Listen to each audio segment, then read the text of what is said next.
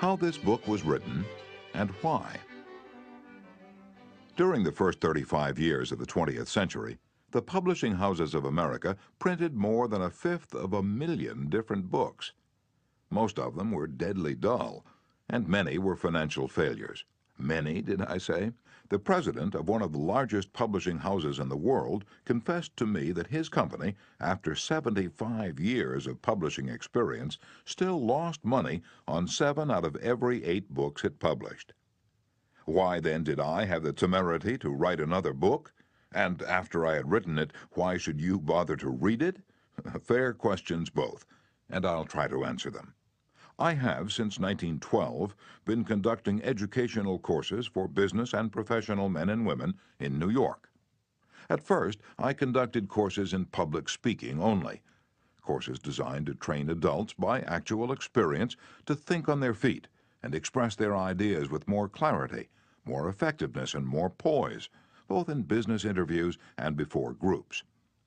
But gradually, as the seasons passed, I realized that as sorely as these adults needed training in effective speaking, they needed still more training in the fine art of getting along with people in everyday business and social contacts. I also gradually realized that I was sorely in need of such training myself. As I look back across the years, I'm appalled at my own frequent lack of finesse and understanding. How I wish a book such as this had been placed in my hands 20 years ago. What a priceless boon it would have been. Dealing with people is probably the biggest problem you face, especially if you're in business. Yes, and that is also true if you are a housewife, architect, or engineer. Research done a few years ago under the auspices of the Carnegie Foundation for the Advancement of Teaching uncovered a most important and significant fact, a fact later confirmed by additional studies made at the Carnegie Institute of Technology. These investigations revealed that even in such technical lines as engineering, about 15% of one's financial success is due to one's technical knowledge, and about 85% is due to skill in human engineering, to personality, and the ability to lead people. For many years, I conducted courses each season at the Engineers Club of Philadelphia, and also courses for the New York chapter of the American Institute of Electrical Engineers.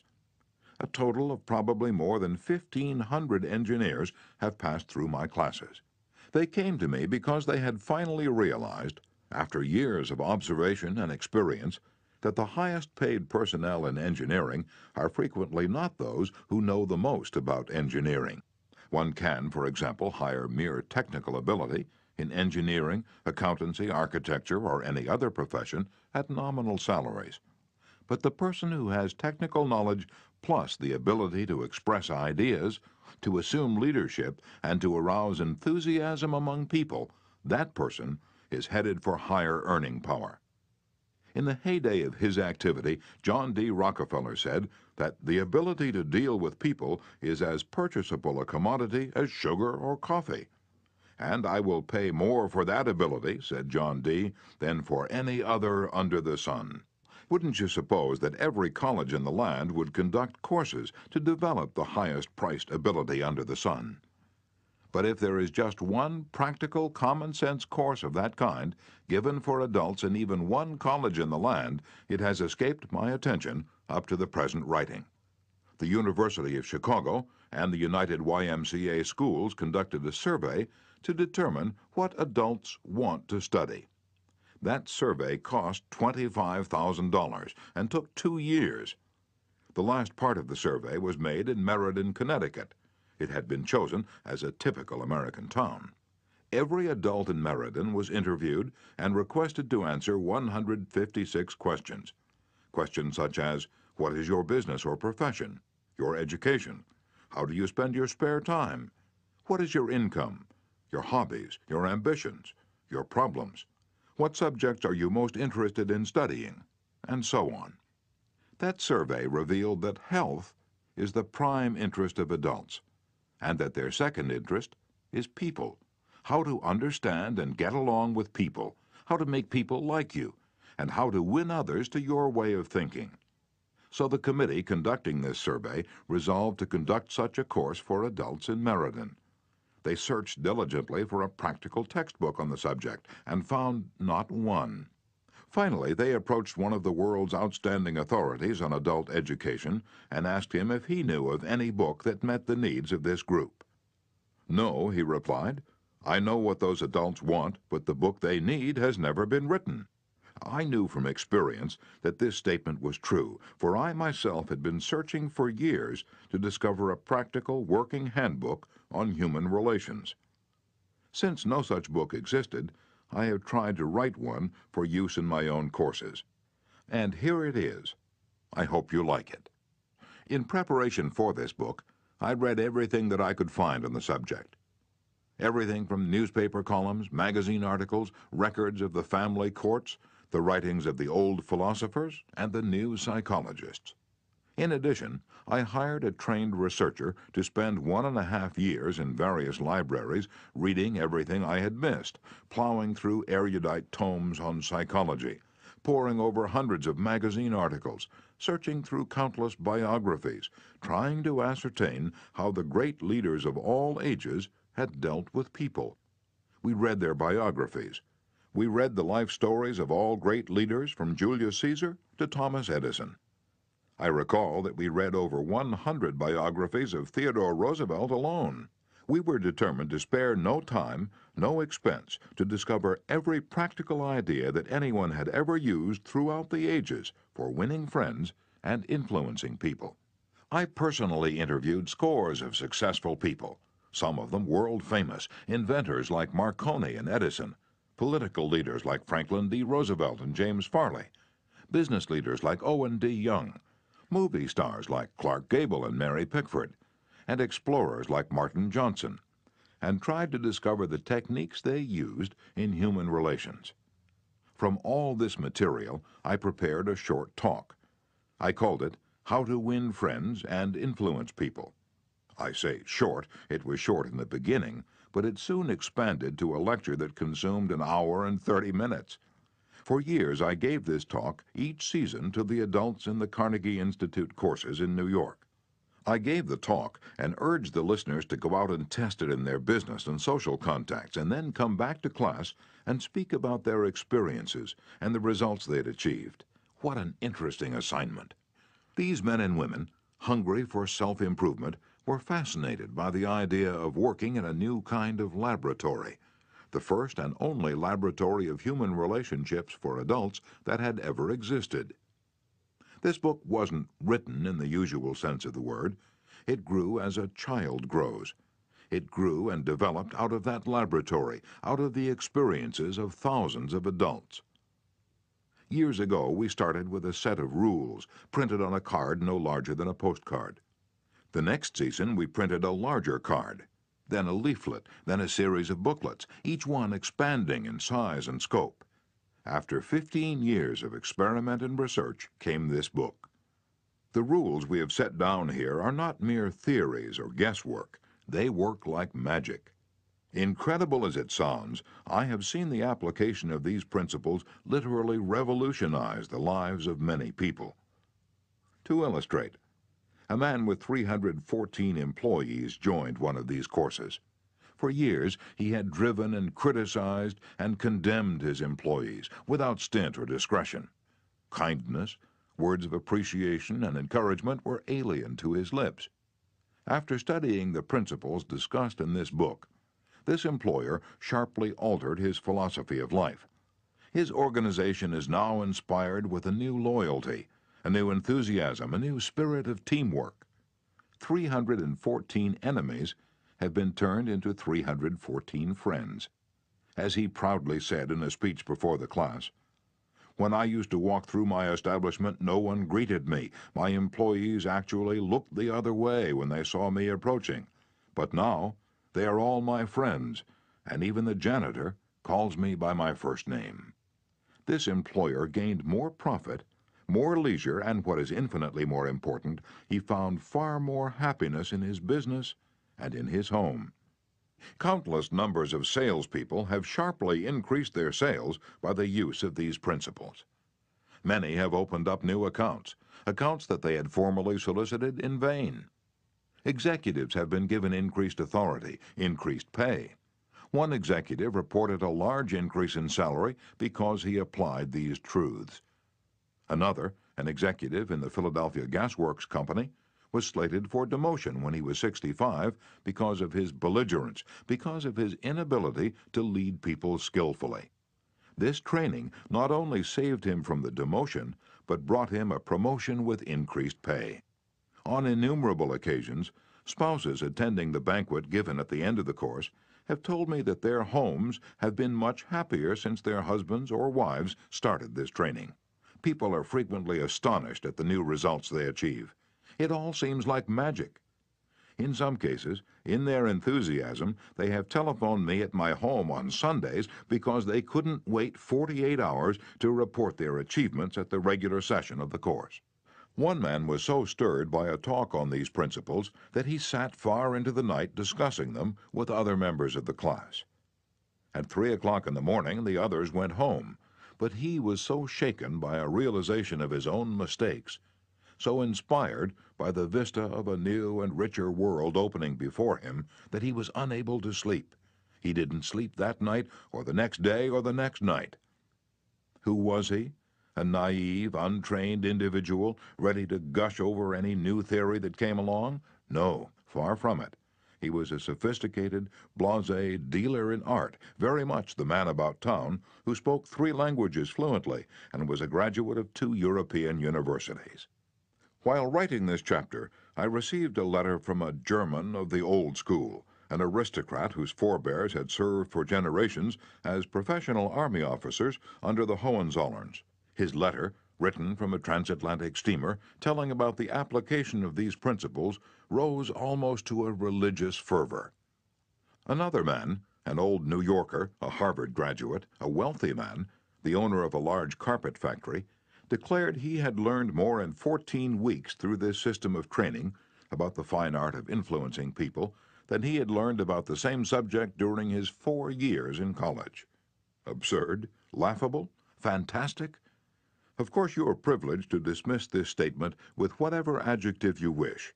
I am merely reporting, without comment, a declaration made by a conservative and eminently successful Harvard graduate in a public address to approximately 600 people at the Yale Club in New York on the evening of Thursday, February 23, 1933. Compared to what we ought to be, said the famous Professor William James of Harvard, compared to what we ought to be, we are only half awake. We are making use of only a small part of our physical and mental resources. Stating the thing broadly, the human individual thus lives far within his limits. He possesses powers of various sorts which he habitually fails to use. Those powers which you habitually fail to use. The sole purpose of this book is to help you discover, develop, and profit by those dormant and unused assets. Education, said Dr. John G. Hibben, former president of Princeton University, is the ability to meet life's situations. If by the time you have finished listening to the first 3 chapters of this book, if you aren't then a little better equipped to meet life's situations, then I shall consider this book to be a total failure so far as you are concerned. For the great aim of education, said Herbert Spencer, is not knowledge, but action. And this is an action book. How to Win Friends and Influence People by Dale Carnegie. Part 1. Fundamental Techniques in Handling People. Chapter 1. If you want to gather honey, don't kick over the beehive. On May 7, 1931, the most sensational manhunt New York City had ever known had come to its climax. After weeks of search, Two-Gun Crowley, the killer, the gunman who didn't smoke or drink, was at bay, trapped in his sweetheart's apartment on West End Avenue. 150 policemen and detectives laid siege to his top-floor hideaway. They chopped holes in the roof. They tried to smoke out Crowley, the cop killer, with tear gas.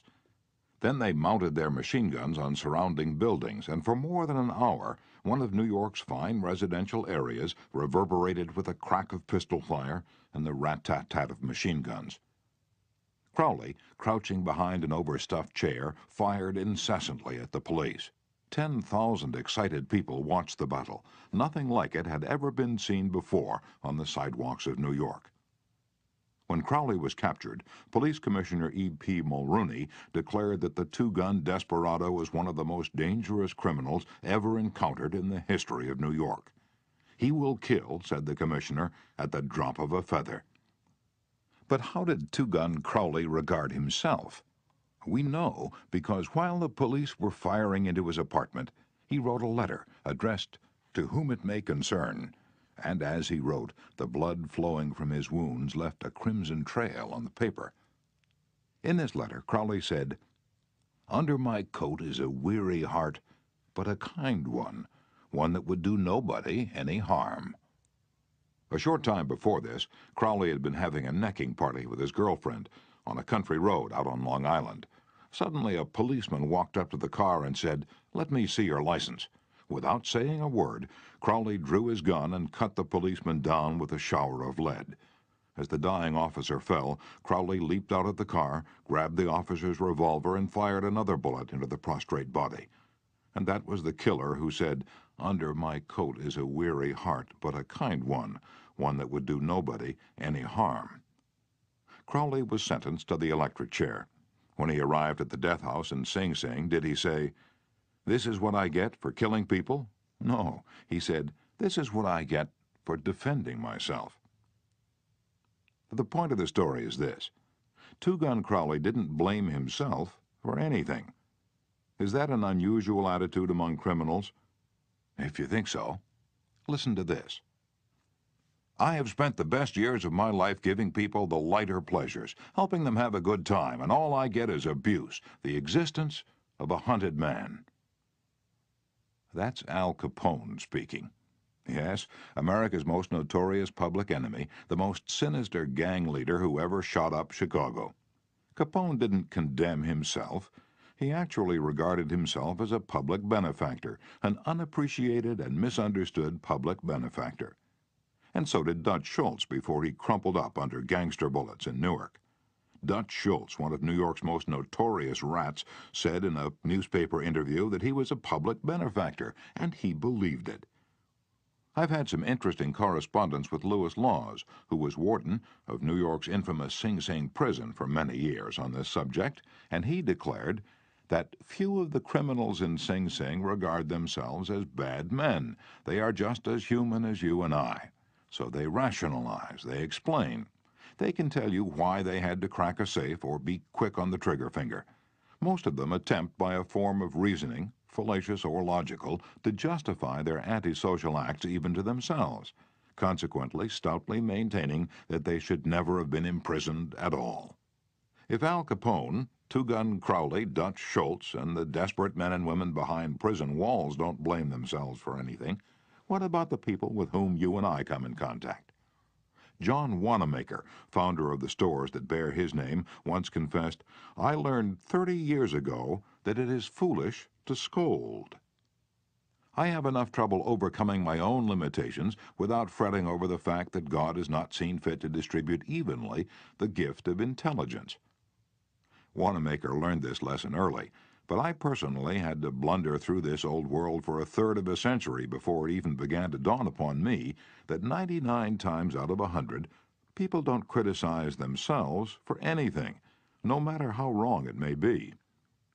Criticism is futile because it puts a person on the defensive and usually makes him strive to justify himself. Criticism is dangerous because it wounds a person's precious pride, hurts his sense of importance, and arouses resentment.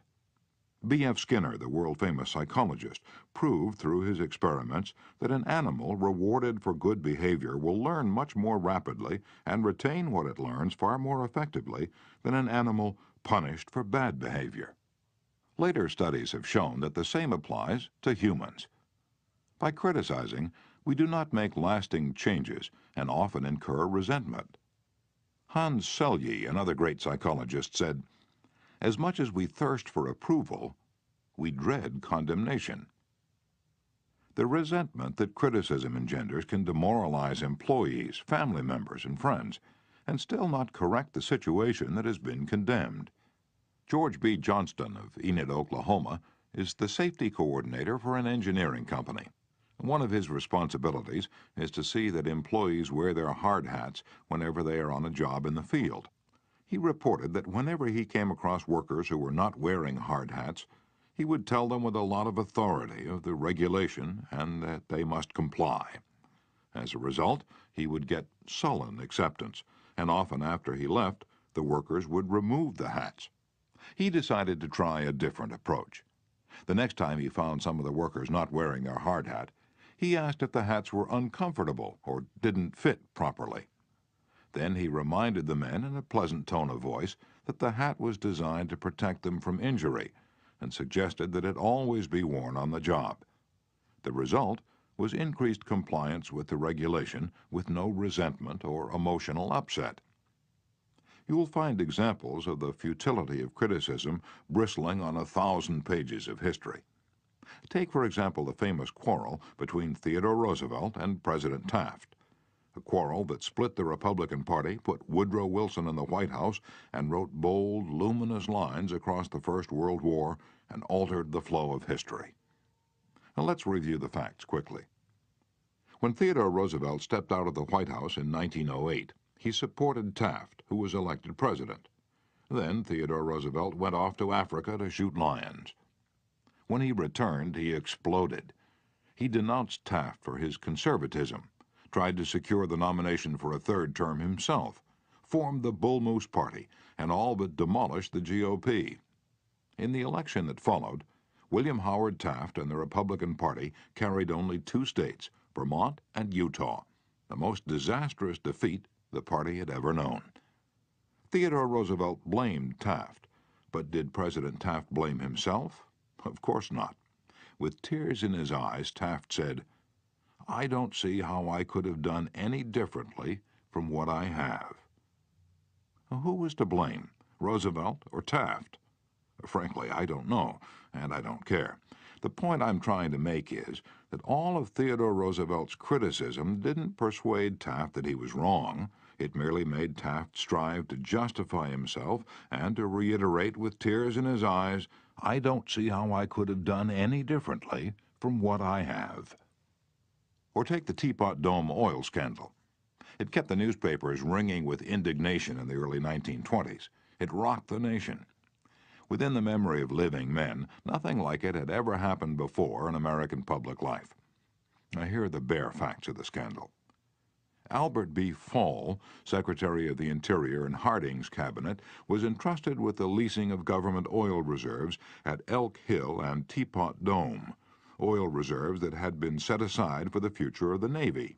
Did Secretary Fall permit competitive bidding? No, sir.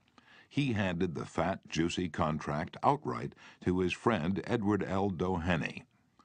What did Doheny do? He gave Secretary Fall what he was pleased to call a loan of $100,000.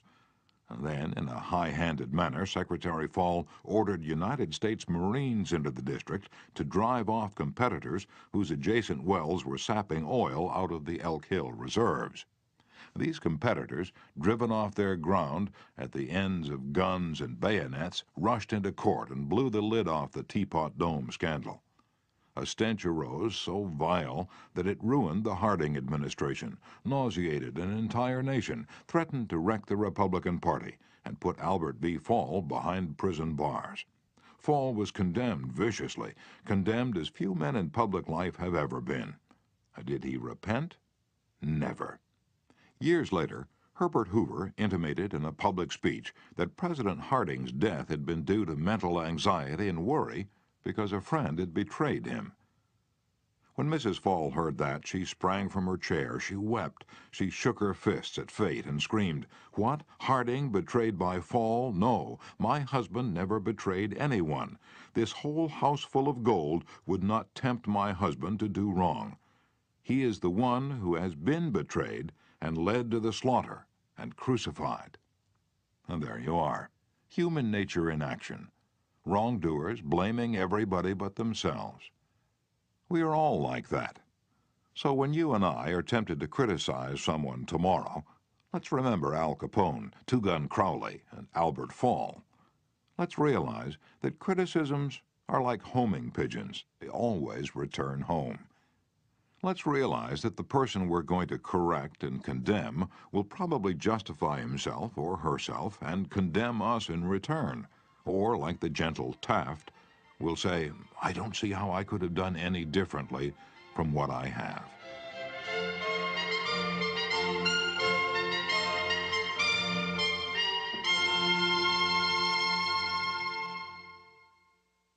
On the morning of April 15th, 1865, Abraham Lincoln lay dying in a hall bedroom of a cheap lodging house directly across the street from Ford's Theater, where John Wilkes Booth had shot him.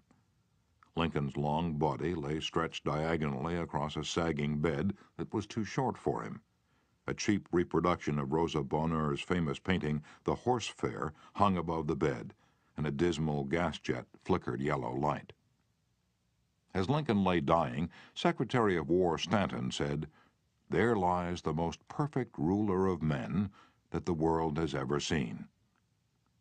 What was the secret of Lincoln's success in dealing with people? I studied the life of Abraham Lincoln for 10 years and devoted all of 3 years to writing and rewriting a book entitled Lincoln the Unknown. I believe I have made as detailed and exhaustive a study of Lincoln's personality and home life as it is possible for any being to make. I made a special study of Lincoln's method of dealing with people. Did he indulge in criticism? Oh, yes. As a young man in the Pigeon Creek Valley of Indiana, he not only criticized, but he wrote letters and poems ridiculing people and dropped these letters on the country roads where they were sure to be found. One of these letters aroused resentments that burned for a lifetime. Even after Lincoln had become a practicing lawyer in Springfield, Illinois, he attacked his opponents openly in letters published in the newspapers.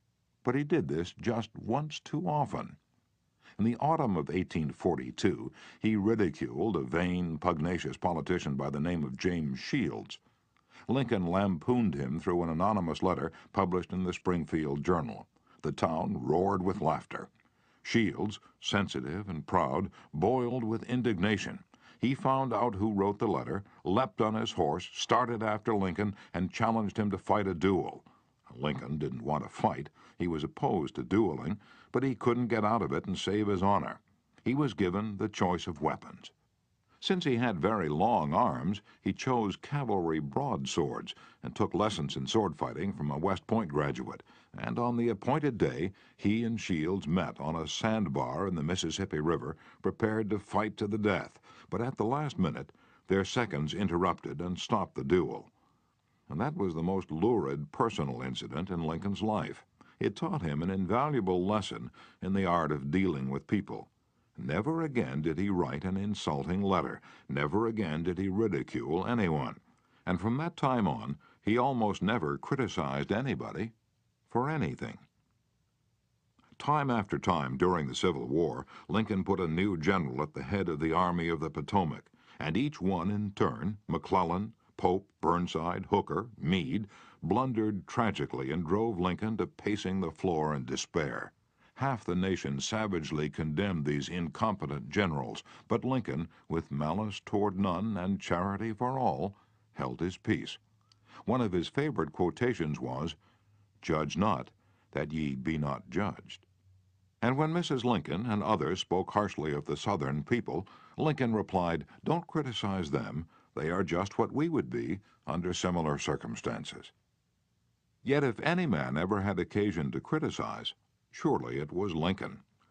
Let's take just one illustration. The Battle of Gettysburg was fought during the first 3 days of July, 1863. During the night of July 4th, Lee began to retreat southward while storm clouds deluged the country with rain. When Lee reached the Potomac with his defeated army, he found a swollen, impassable river in front of him and a victorious Union army behind him. Lee was in a trap. He couldn't escape. Lincoln saw that. Here was a golden, heaven-sent opportunity, the opportunity to capture Lee's army and end the war immediately. So, with a surge of high hope, Lincoln ordered Meade not to call a council of war, but to attack Lee immediately. Lincoln telegraphed his orders and then sent a special messenger to Meade demanding immediate action. And what did General Meade do? He did the very opposite of what he was told to do. He called a council of war in direct violation of Lincoln's orders. He hesitated. He procrastinated. He telegraphed all manner of excuses. He refused point blank to attack Lee. Finally, the waters receded and Lee escaped over the Potomac with his forces. Lincoln was furious. "What does this mean?" Lincoln cried to his son Robert. "Great God, what does this mean? We had them within our grasp, and had only to stretch forth our hands, and they were ours. Yet nothing that I could say or do could make the army move. Under the circumstances, almost any general could have defeated Lee. If I had gone up there, I could have whipped him myself." In bitter disappointment, Lincoln sat down and wrote Meade this letter. And remember, at this period of his life, Lincoln was extremely conservative and restrained in his phraseology, so this letter, coming from Lincoln in 1863, was tantamount to the severest rebuke. My dear General, I do not believe you appreciate the magnitude of the misfortune involved in Lee's escape. He was within our easy grasp, and to have closed upon him would, in connection with our other late successes, have ended the war. As it is, the war will be prolonged indefinitely. If you could not safely attack Lee last Monday, how can you possibly do so south of the river, when you can take with you very few, no more than 2/3 of the force you then had in hand? It would be unreasonable to expect, and I do not expect, that you can now effect much. Your golden opportunity is gone, and I am distressed immeasurably because of it. What do you suppose Meade did when he read the letter? Meade never saw that letter. Lincoln never mailed it. It was found among his papers after his death. My guess is, and this is only a guess, that after writing that letter, Lincoln looked out of the window and said to himself, "Just a minute. Maybe I ought not to be so hasty. It is easy enough for me to sit here in the quiet of the White House and order Meade to attack. But if I had been up at Gettysburg, and if I had seen as much blood as Meade had seen during the last week, and if my ears had been pierced with the screams and the shrieks of the wounded and dying, maybe I wouldn't have been so anxious to attack either. If I had Meade's timid temperament, perhaps I would have done just what he had done. Anyhow, it is water under the bridge now. If I send this letter, it will relieve my feelings, but it will make Meade try to justify himself. It will make him condemn me. It will arouse hard feelings, impair all his further usefulness as a commander, and perhaps force him to resign from the army." So, as I've already said, Lincoln put the letter aside, for he'd learned by bitter experience that sharp criticisms and rebukes almost invariably end in futility. Theodore Roosevelt said that when he, as president, was confronted with a perplexing problem, he used to lean back and look up at a large painting of Lincoln, which hung above his desk in the White House, and ask himself, "What would Lincoln do if he were in my shoes? How would he solve this problem?" The next time we're tempted to admonish somebody, let's pull a $5 bill out of our pocket, look at Lincoln's picture on the bill, and ask, how would Lincoln handle this problem if he had it? Mark Twain lost his temper occasionally and wrote letters that turned the paper brown. For example, he once wrote to a man who'd aroused his ire, "The thing for you is a burial permit. You have only to speak and I will see that you get it." On another occasion, he wrote to an editor about a proofreader's attempts to improve my spelling and punctuation. He ordered, "Set the matter according to my copy hereafter and see that the proofreader retains his suggestions in the mush of his decayed brain." The writing of these stinging letters made Mark Twain feel better. They allowed him to blow off steam, and the letters didn't do any real harm because Mark's wife secretly lifted them out of the mail, and they were never sent. Do you know someone you'd like to change and regulate and improve? Good, that's fine. I'm all in favor of it. But why not begin on yourself? From a purely selfish standpoint, that's a lot more profitable than trying to improve others. Yes, and a lot less dangerous. Don't complain about the snow on your neighbor's roof, said Confucius, when your own doorstep is unclean. When I was still young and trying hard to impress people, I wrote a foolish letter to Richard Harding Davis, an author who once loomed large on the literary horizon of America. I was preparing a magazine article about authors. I asked Davis to tell me about his method of work. A few weeks earlier, I'd received a letter from someone with this notation at the bottom: dictated but not read. I was quite impressed. I felt that the writer must be very big and busy and important. I wasn't the slightest bit busy, but I was eager to make an impression on Richard Harding Davis, so I ended my short note with the words, dictated but not read. He never troubled to answer the letter. He simply returned it to me with this scribbled across the bottom: your bad manners are exceeded only by your bad manners. True, I had blundered, and perhaps I deserved this rebuke, but being human, I resented it. I resented it so sharply that when I read of the death of Richard Harding Davis 10 years later, the one thought that still persisted in my mind, I'm ashamed to admit, was the hurt that he had given me. If you and I want to stir up a resentment tomorrow that may rankle across the decades and endure until death, just let us indulge in a little stinging criticism, no matter how certain we are that it is justified. When dealing with people, let us remember we are not dealing with creatures of logic. We are dealing with creatures of emotion, creatures bristling with prejudices and motivated by pride and vanity. Bitter criticism caused the sensitive Thomas Hardy, one of the finest novelists ever to enrich English literature, to give up forever the writing of fiction. Criticism drove Thomas Chatterton, the English poet, to suicide. Benjamin Franklin, tactless in his youth, became so diplomatic, so adroit at handling people, that he was made American ambassador to France. The secret of his success? I will speak ill of no man, he said, and speak all the good I know of everybody. Any fool can criticize, condemn, and complain, and most fools do. But it takes character and self-control to be understanding and forgiving. A great man shows his greatness, said Carlyle, by the way he treats little men. Bob Hoover, a famous test pilot and frequent performer at air shows, was returning to his home in Los Angeles from an air show in San Diego. As described in the magazine Flight Operations, at 300 feet in the air, both engines suddenly stopped.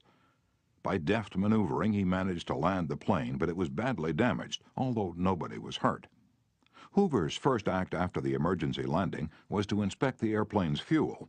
Just as he suspected, the World War II propeller plane he'd been flying had been fueled with jet fuel rather than gasoline. Upon returning to the airport, he asked to see the mechanic who had serviced his airplane. The young man was sick with the agony of his mistake. Tears streamed down his face as Hoover approached. He had just caused the loss of a very expensive plane and could have caused the loss of 3 lives as well. You can imagine Hoover's anger. One could anticipate a tongue-lashing that this proud and precise pilot would unleash for that carelessness. But Hoover didn't scold the mechanic. He didn't even criticize him. Instead, he put his big arm around the man's shoulder and said, "To show you I'm sure that you'll never do this again, I want you to service my F-51 tomorrow." Often parents are tempted to criticize their children. You would expect me to say, don't, but I will not. I am merely going to say, before you criticize them, read one of the classics of American journalism, Father Forgets. It originally appeared as an editorial in the People's Home Journal.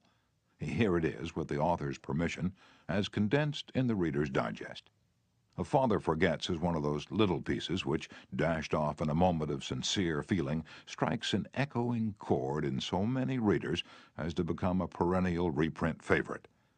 Since its first appearance, Father Forgets has been reproduced, writes the author, W. Livingston Larned, in hundreds of magazines and house organs, and in newspapers all over the country. It has been reprinted almost as extensively in many foreign languages. I have given personal permission to thousands who wish to read it from school, church, and lecture platforms. It has been on the air on countless occasions and programs. Oddly enough, college periodicals have used it, and high school magazines. Sometimes a little piece seems mysteriously to click. This one certainly did. Father Forgets by W. Livingston Larned. Listen, son. I'm saying this as you lie asleep. One little paw curled under your cheek, and the blonde curls stickily wet on your damp forehead. I have stolen into your room alone. Just a few minutes ago, as I sat reading my paper in the library, a stifling wave of remorse swept over me. Guiltily, I came to your bedside. These are the things I was thinking, son.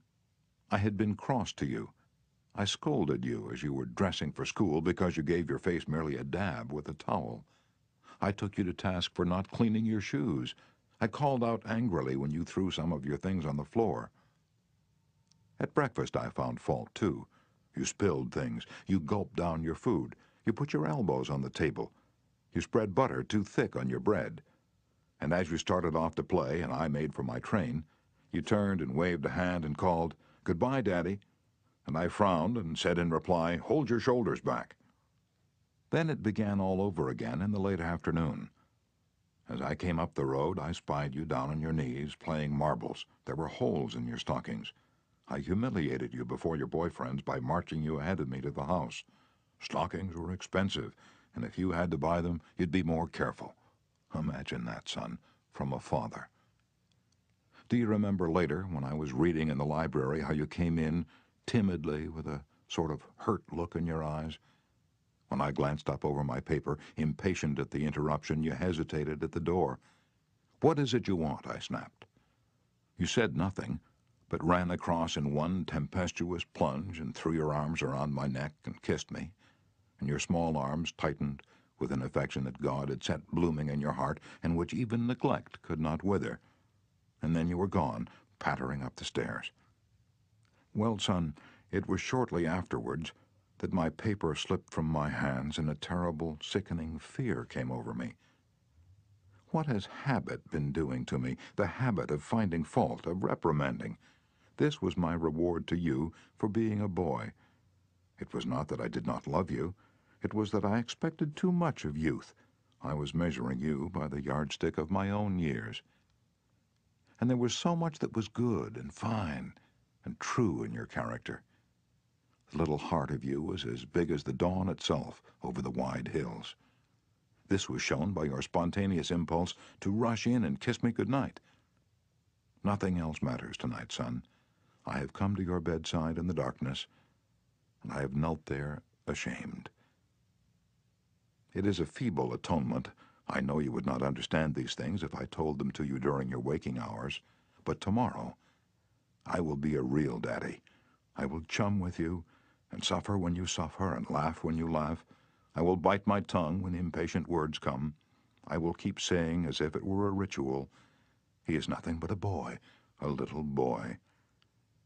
I am afraid I have visualized you as a man, yet as I see you now, son, crumpled and weary in your cot, I see that you are still a baby. Yesterday you were in your mother's arms, your head on her shoulder. I have asked too much. Too much. Instead of condemning people, let's try to understand them. Let's try to figure out why they do what they do. That's a lot more profitable and intriguing than criticism, and it breeds sympathy, tolerance, and kindness. To know all is to forgive all. As Dr. Johnson said, God himself, sir, does not propose to judge man until the end of his days. Why should you and I? Principle 1. Don't criticize, condemn, or complain. Chapter 2. The Big Secret of Dealing with People. There is only one way under high heaven to get anybody to do anything. Did you ever stop to think of that? Yes, just one way. And that is by making the other person want to do it. Remember, there is no other way. Of course, you can make someone want to give you his watch by sticking a revolver in his ribs. You can make your employees give you cooperation until your back is turned by threatening to fire them. You can make a child do what you want it to do by a whip or a threat. But these crude methods have sharply undesirable repercussions. The only way I can get you to do anything is by giving you what you want. What do you want? Sigmund Freud said that everything you and I do springs from two motives: the sex urge and the desire to be great. John Dewey, one of America's most profound philosophers, phrased it a bit differently. Dr. Dewey said that the deepest urge in human nature is the desire to be important. Remember that phrase, the desire to be important. It is significant. You're going to hear a lot about it in this book. And what do you want? Well, not many things, but the few things that you do wish you crave with an insistence that will not be denied. Some of the things most people want include health and the preservation of life, food, sleep, money and the things money will buy, life in the hereafter, sexual gratification, the well-being of our children, a feeling of importance. Almost all of these wants are usually gratified, all except one. But there is one longing, almost as deep, almost as imperious as the desire for food or sleep, which is seldom gratified. It is what Freud calls the desire to be great. It is what Dewey calls the desire to be important. Lincoln once began a letter saying, "Everybody likes a compliment." William James said, "The deepest principle in human nature is the craving to be appreciated." He didn't speak, mind you, of the wish or the desire or the longing to be appreciated. He said the craving to be appreciated.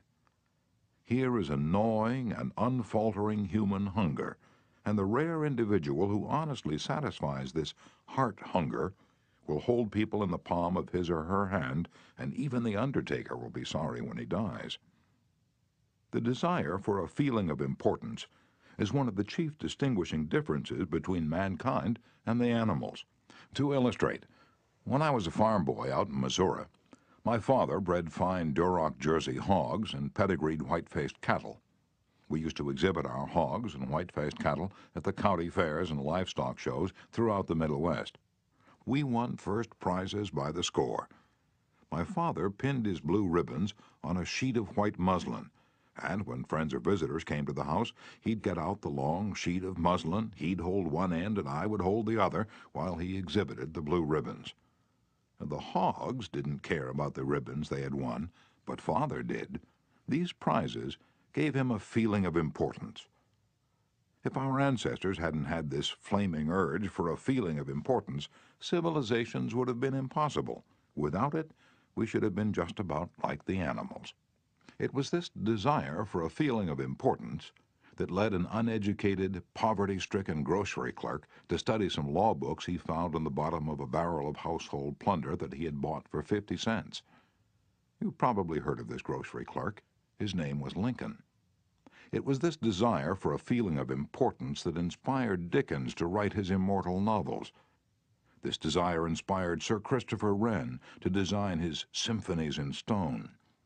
This desire made Rockefeller amass millions that he never spent. And this same desire made the richest family in your town build a house far too large for its requirements.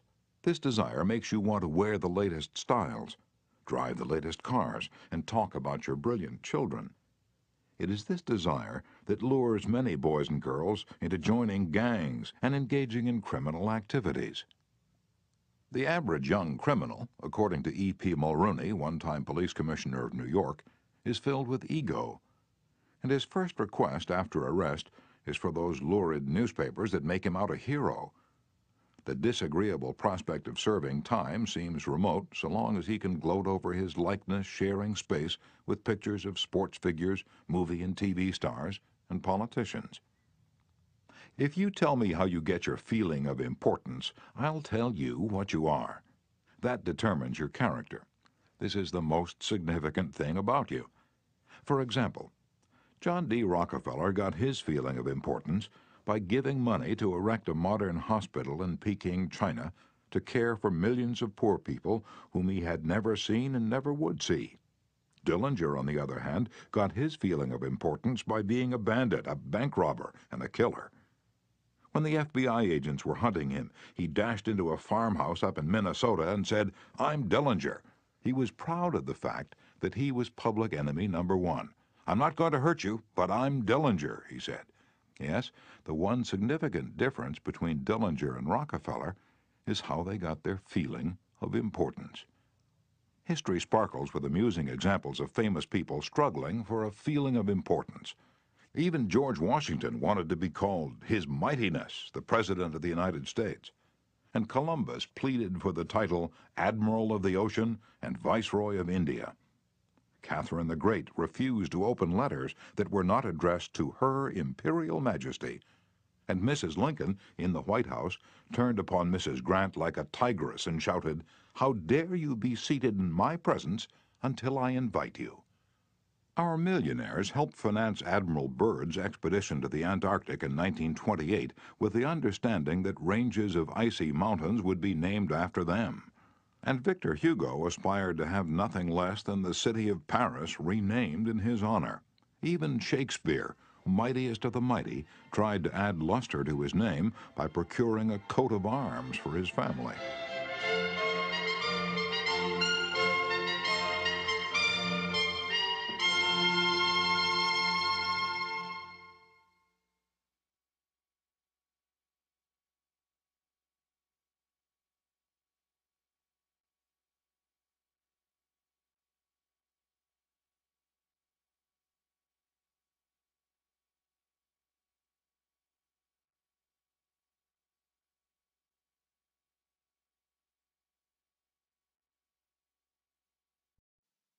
People sometimes become invalids in order to win sympathy and attention and get a feeling of importance. For example, take Mrs. McKinley. She got a feeling of importance by forcing her husband, the President of the United States, to neglect important affairs of state while he reclined on the bed beside her for hours at a time, his arm about her, soothing her to sleep. She fed her gnawing desire for attention by insisting that he remain with her while she was having her teeth fixed, and once created a stormy scene when he had to leave her alone with the dentist while he kept an appointment with John Hay, his Secretary of State. The writer, Mary Roberts Reinhardt, once told me of a bright, vigorous young woman who became an invalid in order to get a feeling of importance. "One day," said Mrs. Reinhardt, "this woman had been obliged to face something, her age, perhaps. The lonely years were stretching ahead, and there was little left for her to anticipate. She took to her bed, and for 10 years her old mother traveled to the 3rd floor and back carrying trays, nursing her. Then one day the old mother, weary with service, lay down and died. For some weeks the invalid languished. Then she got up, put on her clothing, and resumed living again." Some authorities declare that people may actually go insane in order to find, in the dreamland of insanity, the feeling of importance that has been denied them in the harsh world of reality. There are more patients suffering from mental diseases in the United States than from all other diseases combined. What is the cause of insanity? Nobody can answer such a sweeping question, but we know that certain diseases, such as syphilis, break down and destroy the brain cells and result in insanity. In fact, about 1/2 of all mental diseases can be attributed to such physical causes as brain lesions, alcohol, toxins, and injuries. But the other half, and this is the appalling part of the story, the other half of the people who go insane apparently have nothing organically wrong with their brain cells. In post-mortem examinations, when their brain tissues are studied under the highest-powered microscopes, these tissues are found to be apparently just as healthy as yours and mine. Why do these people go insane? I put that question to the head physician at one of our most important psychiatric hospitals. This doctor, who's received the highest honors and the most coveted awards for his knowledge of this subject, told me frankly that he didn't know why people went insane. Nobody knows for sure. But he did say, many people who go insane find in insanity a feeling of importance that they were unable to achieve in the world of reality. And then he told me this story. I have a patient right now whose marriage proved to be a tragedy. She wanted love, sexual gratification, children, social prestige, but life blasted all her hopes. Her husband didn't love her. He refused even to eat with her and forced her to serve his meals in his room upstairs. She had no children, no social standing. She went insane, and in her imagination she divorced her husband and resumed her maiden name. She now believes she had married into English aristocracy, and she insists on being called Lady Smith. And as for children, she imagines that she has a new child every night. Each time I call on her, she says, "Doctor, I had a baby last night." Life once wrecked all her dream ships on the sharp rocks of reality. But in the sunny fantasy isles of insanity, all her barkentines race into port with canvas billowing and winds singing through the masts. Tragic? Oh, I don't know. Her physician said to me, "If I could stretch out my hand and restore her sanity, I wouldn't do it. She's much happier as she is." If some people are so hungry for a feeling of importance that they actually go insane to get it, imagine what miracle you and I can achieve by giving people honest appreciation this side of insanity. One of the first people in American business to be paid a salary of over $1 million a year when there was no income tax and a person earning $50 a week was considered well off was Charles Schwab. He had been picked by Andrew Carnegie to become the first president of the newly formed United States Steel Company in 1921, when Schwab was only 38 years old. Schwab later left U.S. Steel to take over the then-troubled Bethlehem Steel Company, and he rebuilt it into one of the most profitable companies in America. Why did Andrew Carnegie pay $1 million a year, or more than $3,000 a day, to Charles Schwab? Why? Because Schwab was a genius? No. Because he knew more about the manufacture of steel than other people? Nonsense. Charles Schwab told me himself that he had many men working for him who knew more about the manufacture of steel than he did. Schwab says that he was paid this salary largely because of his ability to deal with people. I asked him how he did it. Here is his secret, set down in his own words, words that ought to be cast in eternal bronze and hung in every home and school, every shop and office in the land, words that children ought to memorize, instead of wasting their time memorizing the conjugation of Latin verbs or the amount of annual rainfall in Brazil, words that will all but transform your life and mine if we will only live by them. "I consider my ability to arouse enthusiasm among my people," said Schwab, "the greatest asset that I possess. And the way to develop the best that is in a person is by appreciation and encouragement. There is nothing else that so kills the ambition of a person as criticism from superiors. I never criticize anyone. I believe in giving a person incentive to work.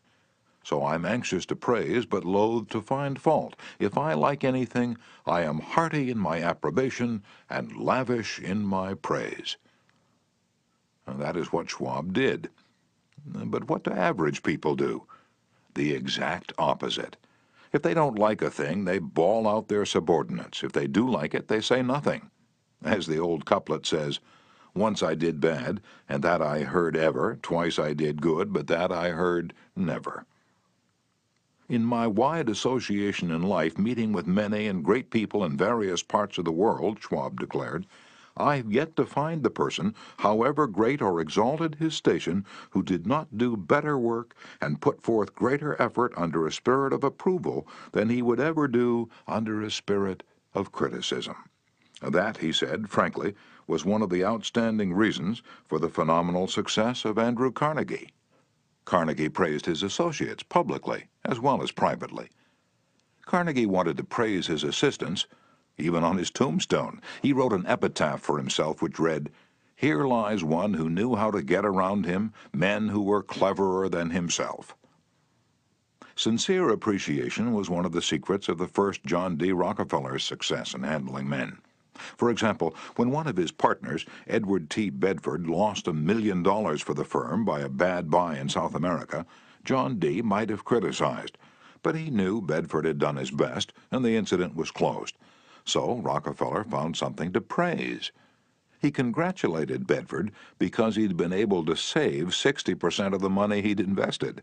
"That's splendid," said Rockefeller. "We don't always do as well as that upstairs." I have among my clippings a story that I know never happened, but it illustrates a truth, so I'll repeat it. According to this silly story, a farm woman at the end of a heavy day's work set before her menfolks a heaping pile of hay. And when they indignantly demanded whether she'd gone crazy, she replied, "Well, how did I know you'd notice? I've been cooking for you men for the last 20 years, and in all that time I ain't heard no word to let me know you wasn't just eating hay." And when a study was made a few years ago on runaway wives, what do you think was discovered to be the main reason wives ran away? It was lack of appreciation. And I'd bet that a similar study made of runaway husbands would come out the same way. We often take our spouses so much for granted that we never let them know we appreciate them. A member of one of our classes told of a request made by his wife. She and a group of other women in her church were involved in a self-improvement program. She asked her husband to help her by listing 6 things he believed she could do to become a better wife. He reported to the class, "I was surprised by such a request. Frankly, it would have been easy for me to list 6 things I would like to change about her. My heavens, she could have listed 1,000 things you'd like to change about me. But I didn't. I said to her, 'Let me think about it and give you an answer in the morning.' The next morning, I got up very early and called the florist and had them send 6 red roses to my wife with a note saying, 'I can't think of 6 things I would like to change about you. I love you the way you are.' When I arrived at home that evening, who do you think greeted me at the door? That's right, my wife. She was almost in tears. Needless to say, I was extremely glad I had not criticized her as she'd requested. The following Sunday at church, after she reported the results of her assignment, several women with whom she'd been studying came up to me and said, 'That was the most considerate thing I've ever heard.' It was then that I realized the power of appreciation." Florin Ziegfeld, the most spectacular producer who ever dazzled Broadway, gained his reputation by his subtle ability to glorify the American girl. Time after time he took drab little creatures that no one ever looked at twice and transformed them on the stage into glamorous visions of mystery and seduction. And knowing the value of appreciation and confidence, he made women feel beautiful by the sheer power of his gallantry and consideration. He was practical. He raised the salary of chorus girls from $30 a week to as high as $175. And he was also chivalrous. On opening night at the Follies, he sent telegrams to the stars in the cast, and he deluged every chorus girl in the show with American Beauty roses. I once succumbed to the fad of fasting and went for 6 days and nights without eating. It wasn't difficult. I was less hungry at the end of the 6th day than I was at the end of the 2nd. Yet I know, as you know, people who would think they'd committed a crime if they let their families or employees go for 6 days without food, but they will let them go for 6 days and 6 weeks and sometimes 60 years without giving them the hearty appreciation that they crave almost as much as they crave food. When Alfred Lunt, one of the great actors of his time, played the leading role in Reunion in Vienna, he said, "There is nothing I need so much as nourishment for my self-esteem." We nourish the bodies of our children and friends and employees, but how seldom do we nourish their self-esteem? We provide them with roast beef and potatoes to build energy, but we neglect to give them kind words of appreciation that would sing in their memories for years, like the music of the morning stars. Paul Harvey, in one of his radio broadcasts, The Rest of the Story, told how showing sincere appreciation can change a person's life. He reported that years ago a teacher in Detroit asked Stevie Morris to help her find a mouse that was lost in the classroom. You see, she appreciated the fact that nature had given Stevie something no one else in the room had. Nature had given Stevie a remarkable pair of ears to compensate for his blind eyes. But this was really the first time Stevie had been shown appreciation for those talented ears. Now, years later, he says that this act of appreciation was the beginning of a new life. You see, from that time on, he developed his gift of hearing and went on to become, under the stage name of Stevie Wonder, one of the great pop singers and songwriters of the 70s. Some of you are saying right now, as you hear these words, "Oh, phooey, flattery, bear oil, I've tried that stuff. It doesn't work, not with intelligent people." Of course, flattery seldom works with discerning people. It is shallow, selfish, and insincere. It ought to fail, and it usually does. True, some people are so hungry, so thirsty for appreciation that they'll swallow anything, just as a starving man will eat grass and fishworms. Even Queen Victoria was susceptible to flattery. Prime Minister Benjamin Disraeli confessed that he put it on thick in dealing with the Queen. To use his exact words, he said, "Spread it on with a trowel." But Disraeli was one of the most polished, deft, and adroit men who ever ruled the far-flung British Empire. He was a genius in his line. What would work for him wouldn't necessarily work for you and me. In the long run, flattery will do you more harm than good. Flattery is counterfeit, and like counterfeit money, it will eventually get you into trouble if you pass it to someone else. The difference between appreciation and flattery, that's simple. One is sincere, the other is insincere. One comes from the heart out, the other from the teeth out. One is unselfish, the other selfish. One is universally admired, the other universally condemned. I recently saw a bust of Mexican hero General Alvaro Obregón in the Chapultepec Palace in Mexico City. Below the bust are carved these wise words from General Obregón's philosophy. "Don't be afraid of enemies who attack you. Be afraid of the friends who flatter you." No, I'm not suggesting flattery. Far from it.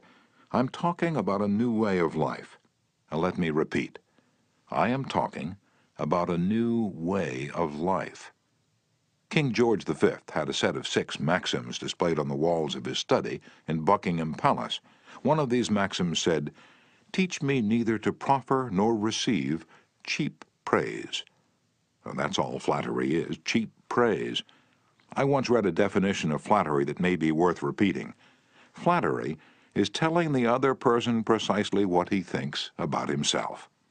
"Use what language you will," said Ralph Waldo Emerson, "you can never say anything but what you are." If all we had to do was flatter, everybody would catch on, and we should all be experts in human relations. When we are not engaged in thinking about some definite problem, we usually spend about 95% of our time thinking about ourselves. Now, if we stop thinking about ourselves for a while and begin to think of the other person's good points, we won't have to resort to flattery so cheap and false that it can be spotted almost before it's out of the mouth. One of the most neglected virtues of our daily existence is appreciation. Somehow we neglect to praise our son or daughter when he or she brings home a good report card, and we fail to encourage our children when they first succeed in baking a cake or building a birdhouse. Nothing pleases children more than this kind of parental interest and approval. And the next time you enjoy filet mignon at the club, send word to the chef that it was excellently prepared. And when a tired salesperson shows you unusual courtesy, please mention it. Every minister, lecturer, and public speaker knows the discouragement of pouring himself or herself out to an audience and not receiving a single ripple of appreciative comment. What applies to professionals applies doubly to workers in offices, shops, and factories, and our families and friends. In our interpersonal relations, we should never forget that all our associates are human beings and hunger for appreciation. It is the legal tender that all souls enjoy. Try leaving a friendly trail of little sparks of gratitude on your daily trips. You will be surprised how they will set small flames of friendship that will be rose beacons on your next visit. Pamela Dunham of New Fairfield, Connecticut, had among her responsibilities on her job the supervision of a janitor who was doing a very poor job. The other employees would jeer at him and litter the hallways to show him what a bad job he was doing. It was so bad, productive time was being lost in the shop. Without success, Pam tried various ways to motivate this person. She noticed that occasionally he did a particularly good piece of work. She made a point to praise him for it in front of the other people. Each day the job he did all around got better. Pretty soon he started doing all his work efficiently. Now he does an excellent job, and other people give him appreciation and recognition. Honest appreciation got results where criticism and ridicule failed. Hurting people not only does not change them, it is never called for. There's an old saying that I have cut out and pasted on my mirror where I cannot help but see it every day. I shall pass this way but once. Any good, therefore, that I can do, or any kindness that I can show to any human being, let me do it now. Let me not defer nor neglect it, for I shall not pass this way again. Emerson said, "Every man I meet is my superior in some way. In that I learn of him." If that was true of Emerson, isn't it likely to be 1,000 times more true of you and me? Let's cease thinking of our accomplishments, our wants. Let's try to figure out the other person's good points. Then forget flattery. Give honest, sincere appreciation. Be hearty in your approbation and lavish in your praise, and people will cherish your words and treasure them and repeat them over a lifetime. Repeat them years after you have forgotten them. Principle 2. Give honest, sincere appreciation. Chapter 3. He who can do this has the whole world with him. He who cannot walks a lonely way. I often went fishing up in Maine during the summer. Personally, I'm very fond of strawberries and cream, but I found that for some strange reason fish prefer worms. So when I went fishing, I didn't think about what I wanted. I thought about what they wanted. I didn't bait the hook with strawberries and cream. Rather, I dangled a worm or a grasshopper in front of the fish and said, "Wouldn't you like to have that?" Why not use the same common sense when fishing for people? That is what Lloyd George, Great Britain's Prime Minister during World War I, did. When someone asked him how he managed to stay in power after the other wartime leaders, Wilson, Orlando, and Clemenceau, had been forgotten, he replied that if his staying on top might be attributed to any one thing, it would be to his having learned that it was necessary to bait the hook to suit the fish. Why talk about what we want? That's childish, absurd. Of course you're interested in what you want. You are eternally interested in it, but no one else is. The rest of us are just like you. We are interested in what we want. So the only way on earth to influence other people is to talk about what they want and show them how to get it. Remember that tomorrow when you're trying to get somebody to do something. If, for example, you don't want your children to smoke, don't preach at them and don't talk about what you want, but show them that cigarettes may keep them from making the basketball team or winning the 100-yard dash. This is a good thing to remember, regardless of whether you're dealing with children or calves or chimpanzees. For example, one day Ralph Waldo Emerson and his son tried to get a calf into the barn. They made the common mistake of thinking only of what they wanted. Emerson pushed and his son pulled, but the calf was doing just what they were doing. He was thinking only of what he wanted, so he stiffened his legs and stubbornly refused to leave the pasture. The Irish housemaid saw their predicament. She couldn't write essays or books, but on this occasion at least she had more horse sense or calf sense than Emerson had. She thought of what the calf wanted. So she put her maternal finger in the calf's mouth and let the calf suck her finger as she gently led him into the barn. Every act you have ever performed since the day you were born was performed because you wanted something. What about the time you gave a large contribution to the Red Cross? Yes, that's no exception to the rule. You gave the Red Cross the donation because you wanted to lend a helping hand. You wanted to do a beautiful, unselfish, divine act. Inasmuch as ye have done it unto one of the least of these, my brethren, ye have done it unto me. If you hadn't wanted that feeling more than you wanted your money, you would not have made the contribution. Of course, you might have made the contribution because you were ashamed to refuse, or because a customer asked you to do it, but one thing is certain. You made the contribution because you wanted something. Harry A. Overstreet, in his illuminating book, Influencing Human Behavior, said, "Action springs out of what we fundamentally desire, And the best piece of advice which can be given to would-be persuaders, whether in business, in the home, in the school, in politics, is first arouse in the other person an eager want.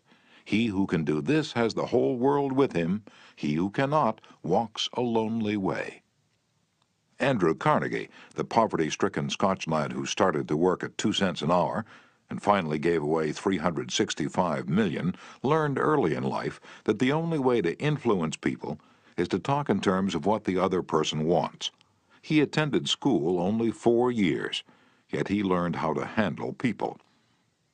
And to illustrate, his sister-in-law was worried sick over her 2 boys. They were at Yale, and they were so busy with their own affairs that they neglected to write home and paid no attention whatever to their mother's frantic letters. Then Carnegie offered to wager $100 that he could get an answer by return mail without even asking for it.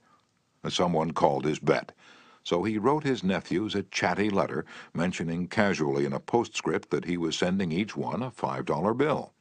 He neglected, however, to enclose the money. Back came replies by return mail, thanking dear Uncle Andrew for his kind note, and, well, you can finish the sentence yourself. Another example of persuading comes from Stan Novak of Cleveland, Ohio, a participant in our course. Stan came home from work one evening to find his youngest son, Tim, kicking and screaming on the living room floor. He was to start kindergarten the next day and was protesting that he would not go. Stan's normal reaction would have been to banish the child to his room and tell him he just better make up his mind to go. He had no choice. But tonight, recognizing that this would not really help Tim start kindergarten in the best frame of mind, Stan sat down and thought, if I were Tim, why would I be excited about going to kindergarten? He and his wife made a list of all the fun things Tim would do, such as finger painting, singing songs, making new friends. Then they put them into action. We all started finger painting on the kitchen table, my wife Lil, my other son Bob, and myself, all having fun. Soon Tim was peeping around the corner. Next he was begging to participate. Oh no, you have to go to kindergarten first to learn how to finger paint. With all the enthusiasm I could muster, I went through the list, talking in terms that he could understand, telling him of all the fun he would have in kindergarten. The next morning, I thought I was the first one up. I went downstairs and found Tim sitting sound asleep in the living room chair. "What are you doing here?" I asked. "I'm waiting to go to kindergarten. I don't want to be late." The enthusiasm of our entire family had aroused in Tim an eager want that no amount of discussion or threat could possibly have accomplished. Tomorrow you may want to persuade somebody to do something. Before you speak, pause and ask yourself, how can I make this person want to do it? That question will stop us from rushing into a situation heedlessly with futile chatter about our desires.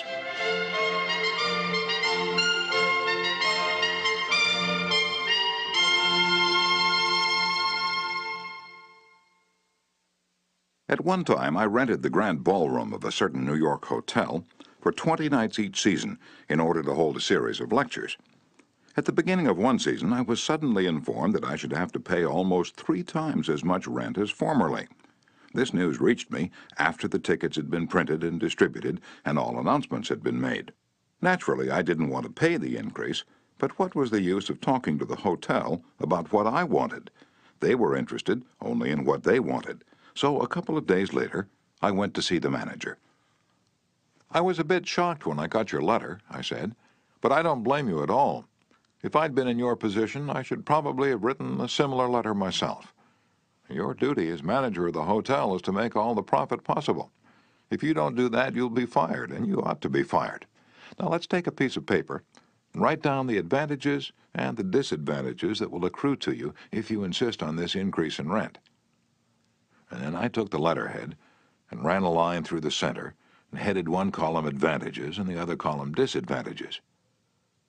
I wrote down under the head advantages these words, "Ballroom free." And then I went on to say, "You'll have the advantage of having the ballroom free to rent for dances and conventions.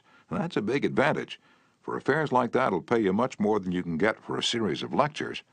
If I tie your ballroom up for 20 nights during the course of the season, it's sure to mean a loss of some very profitable business to you. Now, let's consider the disadvantages. First, instead of increasing your income from me, you're going to decrease it. In fact, you're going to wipe it out because I cannot pay the rent you're asking. I shall be forced to hold these lectures at some other place. There's another disadvantage to you also.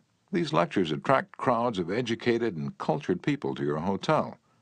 That is good advertising for you, isn't it? In fact, if you spent $5,000 advertising in the newspapers, you couldn't bring as many people to look at your hotel as I can bring by these lectures. That is worth a lot to the hotel, isn't it? As I talked, I wrote these two disadvantages under the proper heading and handed the sheet of paper to the manager, saying, "I wish you'd carefully consider both the advantages and disadvantages that are going to accrue to you, and then give me your final decision."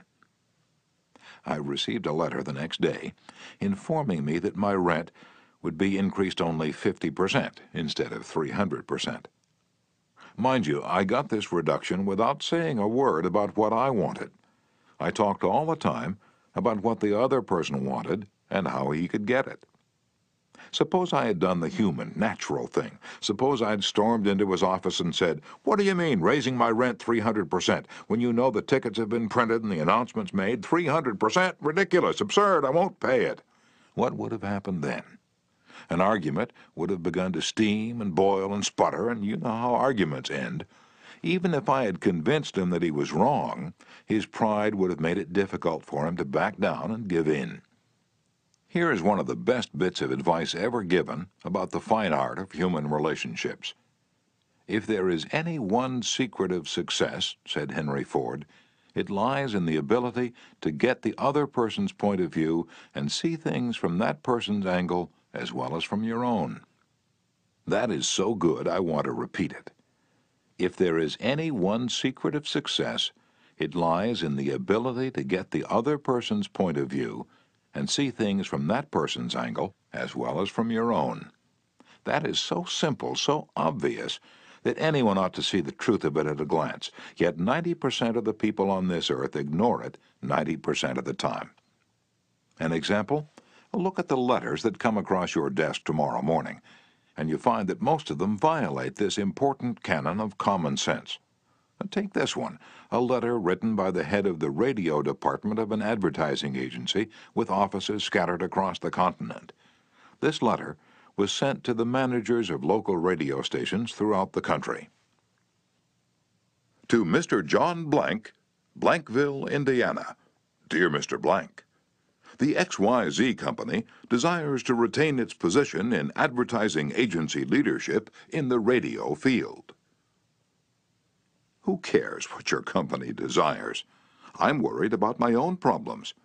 The bank is foreclosing the mortgage on my house. The bugs are destroying the hollyhocks. The stock market tumbled yesterday. I missed the 8:15 this morning. I wasn't invited to the Joneses' dance last night. The doctor tells me I have high blood pressure and neuritis and dandruff. And then what happens? I come down to the office this morning worried, open my mail, and hear some little whippersnapper off in New York yapping about what his company wants. Bah! If he only realized what sort of impression his letter makes, he would get out of the advertising business and start manufacturing sheep dip. This agency's national advertising accounts were the bulwark of the network. Our subsequent clearances of station time have kept us at the top of agencies year after year. You are big and rich and right at the top, are you? So what? I don't give two hoops in Hades if you're as big as General Motors and General Electric and the General Staff of the U.S. Army all combined. If you had as much sense as a half-witted hummingbird, you'd realize that I'm interested in how big I am, not how big you are. All this talk about your enormous success makes me feel small and unimportant. We desire to service our accounts with the last word on radio station information. You desire. You desire.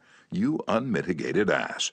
I'm not interested in what you desire or what the President of the United States desires. Let me tell you once and for all that I am interested in what I desire, and you haven't said a word about that yet in this absurd letter of yours. Will you therefore put the XYZ Company on your preferred list for weekly station information, every single detail that will be useful to an agency in intelligently booking time? Preferred list? You have your nerve. You make me feel insignificant by your big talk about your company, and then you ask me to put you on a preferred list, and you don't even say please when you ask it. A prompt acknowledgement of this letter, giving us your latest doings, will be mutually helpful. You fool. You mail me a cheap form letter, a letter scattered far and wide like the autumn leaves, and you have the gall to ask me, when I'm worried about the mortgage and the hollyhocks and my blood pressure, to sit down and dictate a personal note acknowledging your form letter, and you ask me to do it promptly. What do you mean, promptly? Don't you know I'm just as busy as you are, or at least I like to think I am? And while we're on the subject, who gave you the lordly right to order me around? You say it will be mutually helpful. At last, you have begun to see my viewpoint, but you're vague about how it will be to my advantage. Very truly yours, John Doe, Manager, Radio Department. P.S. The enclosed reprint from the Blankville Journal will be of interest to you, and you may want to broadcast it over your station. Finally, down here in the postscript, you mentioned something that may help me solve one of my problems. Why didn't you begin your letter with, oh, what's the use? Any advertising man who's guilty of perpetrating such drivel as you've sent me has something wrong with his medulla oblongata.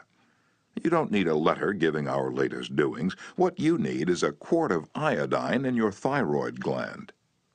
Now, if people who devote their lives to advertising and who pose as experts in the art of influencing people to buy, if they write a letter like that, what can we expect from the butcher and the baker or the auto mechanic?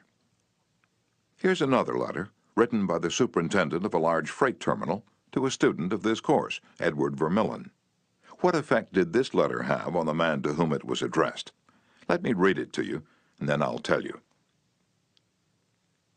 A. Zarega's Sons, Incorporated, 28 Front Street, Brooklyn, New York, 11201. Attention, Mr. Edward Vermillion. Gentlemen, the operations at our outbound rail receiving station are handicapped because a material percentage of the total business is delivered us in the late afternoon. This condition results in congestion, overtime on the part of our forces, delays to trucks, and in some cases delays to freight. On November 10th, we received from your company a lot of 510 pieces, which reached here at 4:20 p.m. We solicit your cooperation toward overcoming the undesirable effects arising from late receipt of freight. May we ask that on days on which you ship the volume which was received on the above date, effort be made either to get the truck here earlier or to deliver us part of the freight during the morning. The advantage that would accrue to you under such an arrangement would be that of more expeditious discharge of your trucks and the assurance that your business would go forward on the date of its receipt. Very truly yours, John Brown, Superintendent.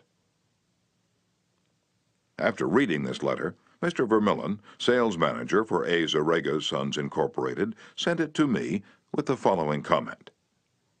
This letter had the reverse effect from that which was intended. The letter begins by describing the terminal's difficulties, in which we're not interested, generally speaking. Our cooperation is then requested without any thought as to whether it would inconvenience us. And then, finally, in the last paragraph, the fact is mentioned that if we do cooperate, it will mean more expeditious discharge of our trucks, with the assurance that our freight will go forward on the date of its receipt.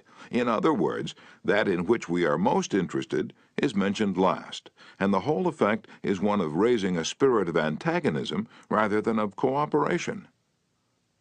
Let's see if we can't rewrite and improve this letter. Let's not waste any time talking about our problems. As Henry Ford admonishes, let's get the other person's point of view and see things from his or her angle as well as from our own. Here's one way of revising the letter. It may not be the best way, but isn't it an improvement? Mr. Edward Vermillion, care of A. Zarega's Sons, Incorporated, 28 Front Street, Brooklyn, New York, 11201. Dear Mr. Vermillion, your company has been one of our good customers for 14 years. Naturally, we're very grateful for your patronage and are eager to give you the speedy, efficient service you deserve. However, we regret to say that it isn't possible for us to do that when your trucks bring us a large shipment late in the afternoon, as they did on November 10th. Why?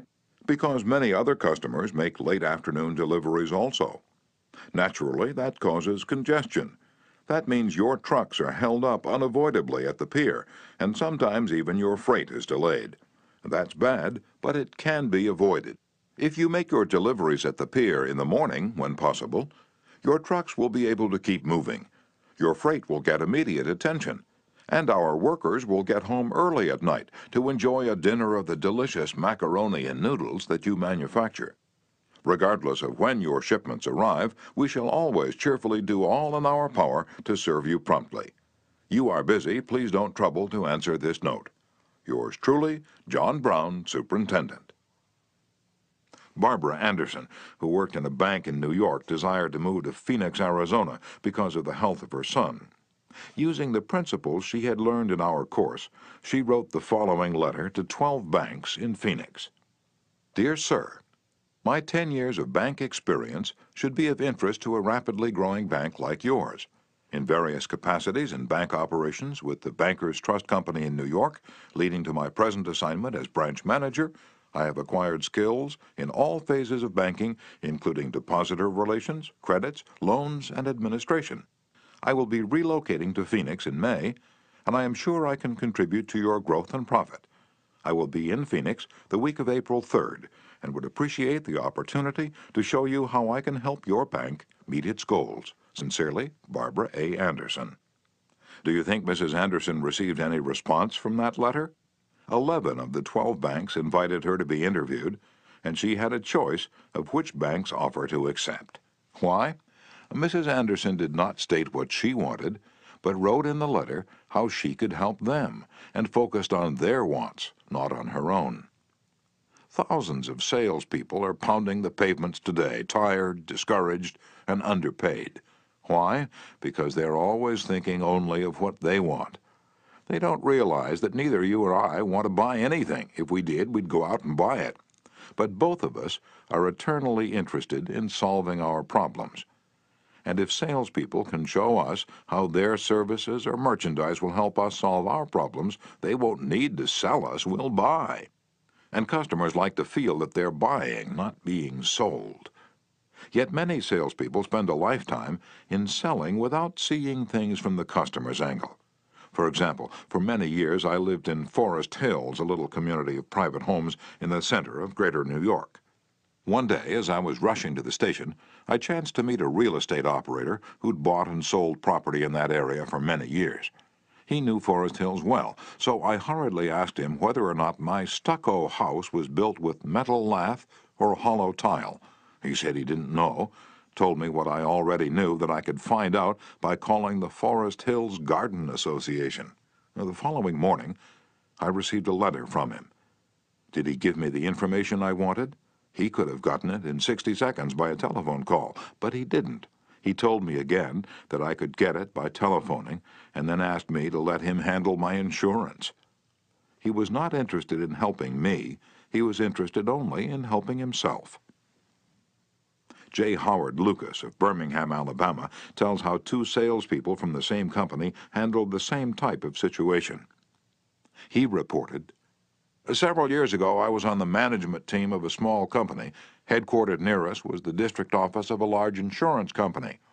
Their agents were assigned territories, and our company was assigned to two agents, whom I shall refer to as Carl and John. One morning, Carl dropped by our office and casually mentioned that his company had just introduced a new life insurance policy for executives and thought we might be interested later on, and he'd get back to us when he had more information on it.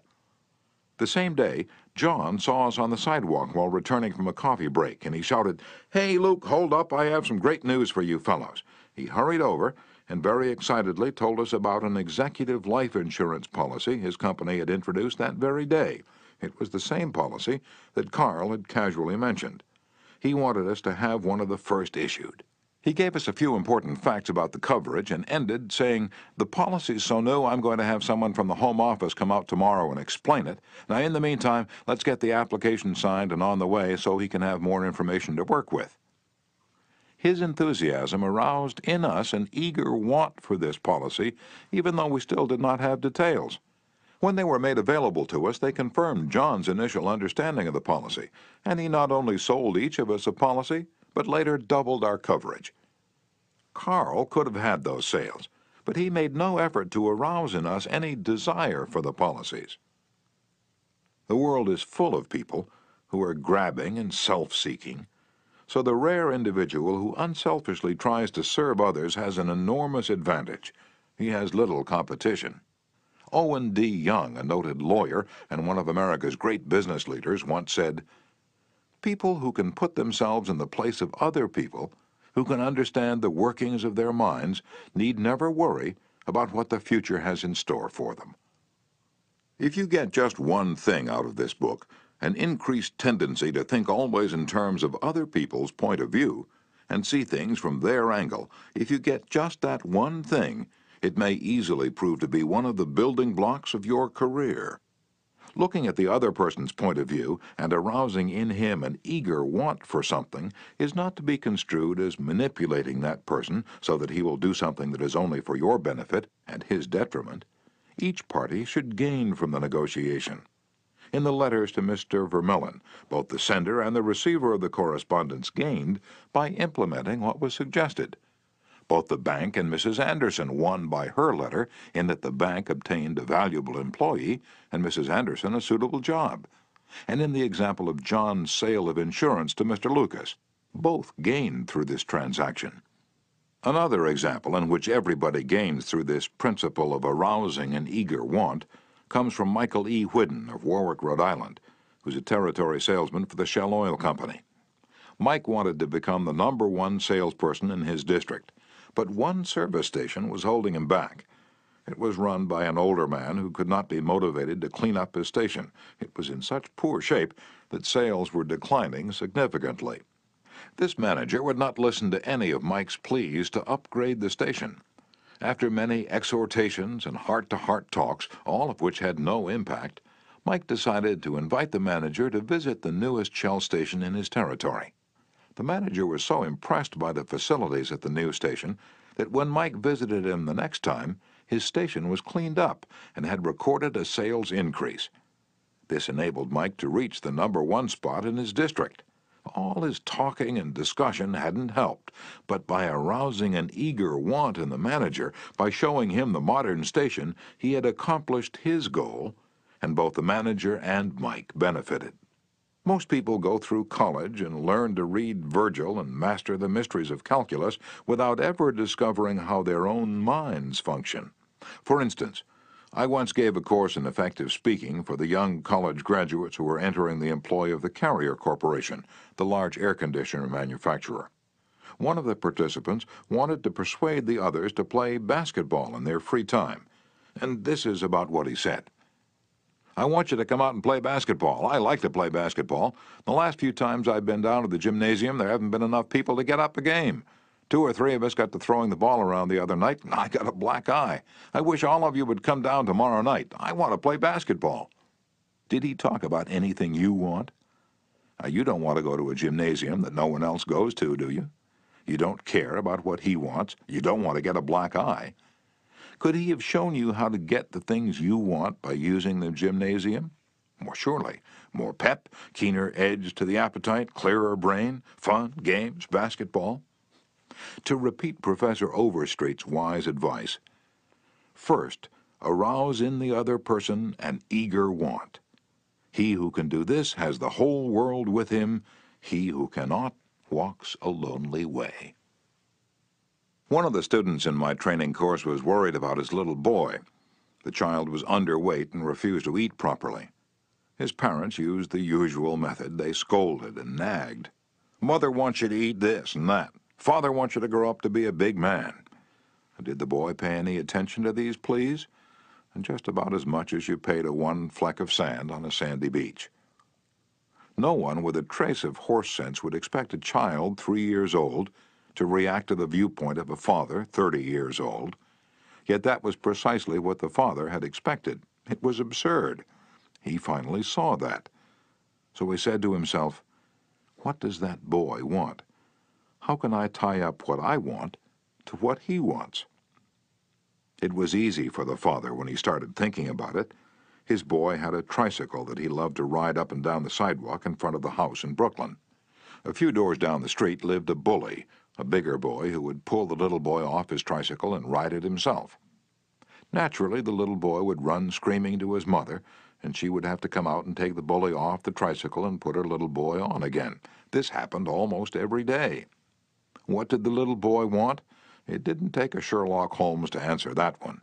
His pride, his anger, his desire for a feeling of importance, all the strongest emotions in his makeup, goaded him to get revenge, to smash the bully in the nose.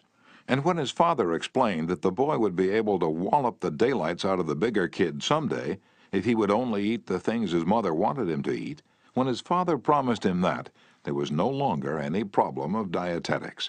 That boy would have eaten spinach, sauerkraut, salt mackerel, anything in order to be big enough to whip the bully who had humiliated him so often.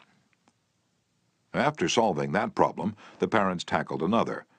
The little boy had the unholy habit of wetting his bed. He slept with his grandmother. In the morning, his grandmother would wake up and feel the sheet and say, "Look, Johnny, you did it again last night." He would say, "Well, no, I didn't do it, you did it." Scolding, spanking, shaming him, reiterating that the parents didn't want him to do it, none of these things kept the bed dry. So the parents asked, how can we make this boy want to stop wetting his bed? What were his wants? Well, first, he wanted to wear pajamas like Daddy instead of wearing a nightgown like Grandmother. Grandmother was getting fed up with his nocturnal iniquities, so she gladly offered to buy him a pair of pajamas if he'd reform. Secondly, he wanted a bed of his own. Grandma didn't object. His mother took him to a department store in Brooklyn, winked at the salesgirl, and said, "Here's a little gentleman who would like to do some shopping." The salesgirl made him feel important by saying, "Young man, what can I show you?"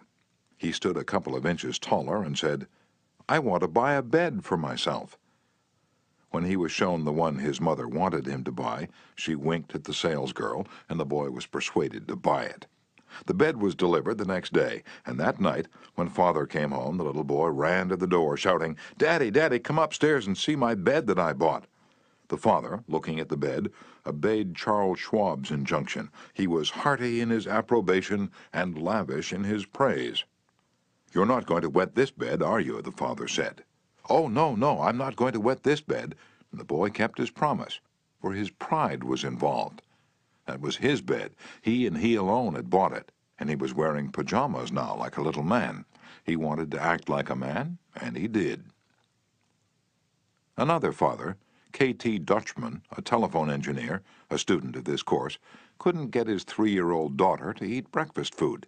The usual scolding, pleading, coaxing methods had all ended in futility. So the parents asked themselves, how can we make her want to do it? The little girl loved to imitate her mother to feel big and grown up, so one morning they put her on a chair and let her make the breakfast food. At just the psychological moment, Father drifted into the kitchen while she was stirring the cereal, and she said, "Oh, look, Daddy, I'm making the cereal this morning." She ate 2 helpings of the cereal without any coaxing because she was interested in it. She had achieved a feeling of importance. She had found, in making the cereal, an avenue of self-expression. William Winter once remarked that self-expression is the dominant necessity of human nature. Why can't we adapt this same psychology to business dealings? When we have a brilliant idea, instead of making others think it is ours, why not let them cook and stir the idea themselves? They will then regard it as their own. They will like it, and maybe eat a couple of helpings of it. Remember, first arouse in the other person an eager want. He who can do this has the whole world with him. He who cannot walks a lonely way. Principle 3. Arouse in the other person an eager want. In a nutshell, Fundamental techniques in handling people. Principle 1. Don't criticize, condemn, or complain. Principle 2. Give honest, sincere appreciation. Principle 3.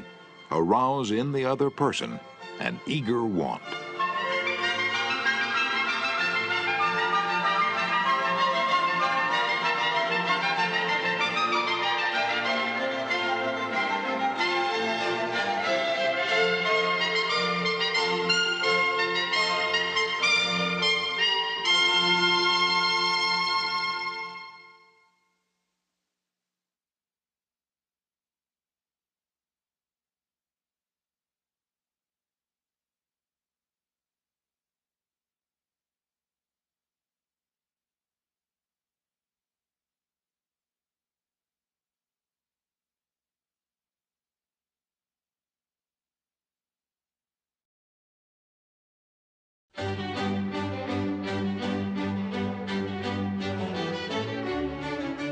Part 2.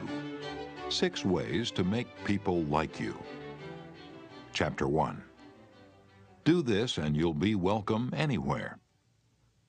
Why read this book to find out how to win friends? Why not study the technique of one of the greatest winner of friends the world has ever known? Who is he? You may meet him tomorrow coming down the street. When you get within 10 feet of him, he will begin to wag his tail. If you stop and pat him, he'll almost jump out of his skin to show you how much he likes you. And you know that behind this show of affection on his part, there are no ulterior motives. He doesn't want to sell you any real estate, and he doesn't want to marry you. Did you ever stop to think that a dog is the only animal that doesn't have to work for a living? A hen has to lay eggs, a cow has to give milk, a canary has to sing, but a dog makes his living by giving you nothing but love. When I was 5 years old, my father bought a little yellow-haired pup for 50 cents. He was the light and joy of my childhood. Every afternoon about 4:30, he would sit in the front yard with his beautiful eyes staring steadfastly at the path, and as soon as he heard my voice or saw me swinging my dinner pail through the buckbrush, he was off like a shot, racing breathlessly up the hill to greet me with leaps of joy and barks of sheer ecstasy. Tippy was my constant companion for 5 years. Then, one tragic night, I shall never forget it, he was killed within 10 feet of my head, killed by lightning. Tippy's death was the tragedy of my boyhood. You never read a book on psychology, Tippy. You didn't need to. You knew by some divine instinct that you can make more friends in 2 months by becoming genuinely interested in other people than you can in 2 years by trying to get other people interested in you. Let me repeat that. You can make more friends in 2 months by becoming interested in other people than you can in 2 years by trying to get other people interested in you. Yet I know, and you know, people who blunder through life trying to wigwag other people into becoming interested in them. Of course, it doesn't work. People are not interested in you. They are not interested in me. They are interested in themselves, morning, noon, and after dinner. The New York Telephone Company made a detailed study of telephone conversations to find out which word is the most frequently used. And you've guessed it. It is the personal pronoun I. I. It was used 3,900 times in 500 telephone conversations. I. When you see a group photograph that you're in, whose picture do you look for first? If we merely try to impress people and get people interested in us, we will never have many true, sincere friends. Friends, real friends, are not made that way. Napoleon tried it, and in his last meeting with Josephine, he said, "Josephine, I have been as fortunate as any man ever was on this earth, and yet at this hour you are the only person in the world on whom I can rely." And historians doubt whether he could rely even on her. Alfred Adler, the famous Viennese psychologist, wrote a book entitled What Life Should Mean to You. In that book, he says, "It is the individual who is not interested in his fellow men who has the greatest difficulties in life and provides the greatest injury to others. It is from among such individuals that all human failures spring." You may read scores of erudite tomes on psychology without coming across a statement more significant for you and me. Adler's statement is so rich with meaning that I'm going to repeat it. It is the individual who is not interested in his fellow men who has the greatest difficulties in life and provides the greatest injury to others. It is from among such individuals that all human failures spring. I once took a course in short story writing at New York University, and during that course, the editor of a leading magazine talked to our class. He said he could pick up any one of the dozens of stories that drifted across his desk every day, and after reading a few paragraphs, he could feel whether or not the author liked people. If the author doesn't like people, he said, people won't like his or her stories. This hard-boiled editor stopped twice in the course of his talk on fiction writing and apologized for preaching a sermon. I am telling you, he said, the same things your preacher would tell you. But remember, you have to be interested in people if you want to be a successful writer of stories. If that is true of writing fiction, you can be sure it is true of dealing with people face to face. I spent an evening in the dressing room of Howard Thurston the last time he appeared on Broadway. Thurston was the acknowledged dean of magicians. For 40 years, he had traveled all over the world, time and again, creating illusions, mystifying audiences, and making people gasp with astonishment. More than 60 million people had paid admission to his show, and he had made almost $2 million in profit. I asked Mr. Thurston to tell me the secret of his success. His schooling certainly had nothing to do with it, for he ran away from home as a small boy, became a hobo, rode in boxcars, slept in haystacks, begged his food from door to door, and learned to read by looking out of boxcars at signs along the railway. Did he have a superior knowledge of magic? No, he told me hundreds of books had been written about legerdemain, and scores of people knew as much about it as he did. But he had two things that the others didn't have. First, he had the ability to put his personality across the footlights. He was a master showman. He knew human nature. Everything he did, every gesture, every intonation of his voice, every lifting of an eyebrow had been carefully rehearsed in advance, and his actions were timed to split seconds. But in addition to that, Thurston had a genuine interest in people. He told me that many magicians would look at the audience and say to themselves, well, there's a bunch of suckers out there, a bunch of hicks. I'll fool them all right. But Thurston's method was totally different. He told me that every time he went on stage, he said to himself, I'm grateful because these people come to see me. They make it possible for me to make my living in a very agreeable way. I'm going to give them the very best I possibly can. He declared he never stepped in front of the footlights without first saying to himself over and over, I love my audience. I love my audience. Ridiculous? Absurd? You're privileged to think anything you like. I am merely passing it on to you without comment as a recipe used by one of the most famous magicians of all time. George Dyke of North Warren, Pennsylvania, was forced to retire from his service station business after 30 years when a new highway was constructed over the site of his station. It wasn't long before the idle days of retirement began to bore him, so he started filling in his time trying to play music on his old fiddle. Soon he was traveling the area to listen to music and talk with many of the accomplished fiddlers. In his humble and friendly way, he became generally interested in learning the background and interests of every musician he met. Although he was not a great fiddler himself, he made many friends in this pursuit. He attended competitions and soon became known to the country music fans in the eastern part of the United States as Uncle George the Fiddle Scraper from Kinzua County. When we heard Uncle George, he was 72 and enjoying every minute of his life. By having a sustained interest in other people, he created a new life for himself at a time when most people consider their productive years over. That, too, was one of the secrets of Theodore Roosevelt's astonishing popularity. Even his servants loved him. His valet, James E. Amos, wrote a book about him entitled Theodore Roosevelt, Hero to His Valet. In that book, Amos relates this illuminating incident. My wife one time asked the president about a Bob White. She'd never seen one, He described it to her fully. Some time later, the telephone at our cottage rang. Amos and his wife lived in a little cottage on the Roosevelt estate at Oyster Bay. My wife answered it, and it was Mr. Roosevelt himself. He'd called her, he said, to tell her that there was a Bob White outside her window, and that if she would look out, she might see it. Little things like that were so characteristic of him.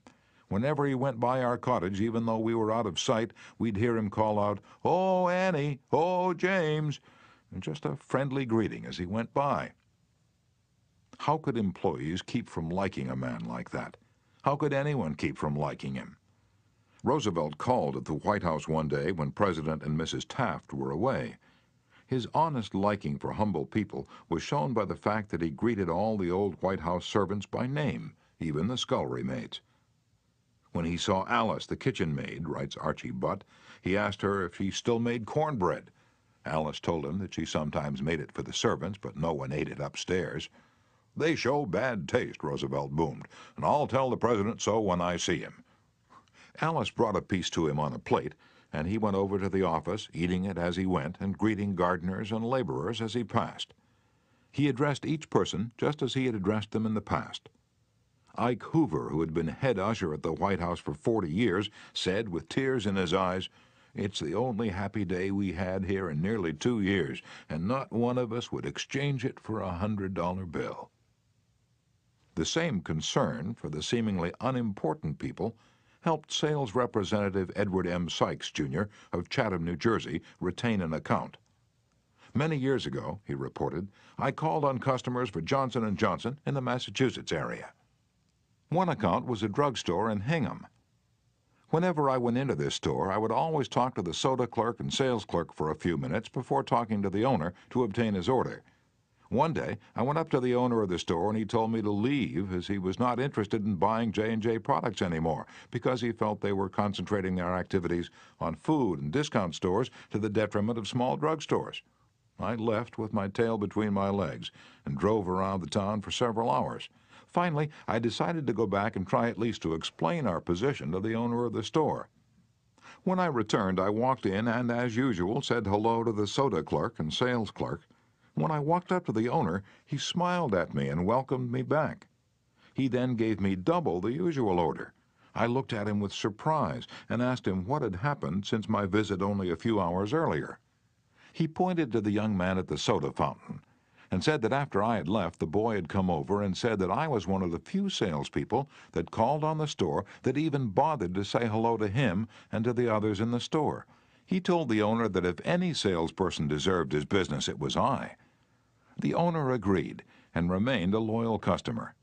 I never forgot that to be genuinely interested in other people is a most important quality for a salesperson to possess, for any person for that matter.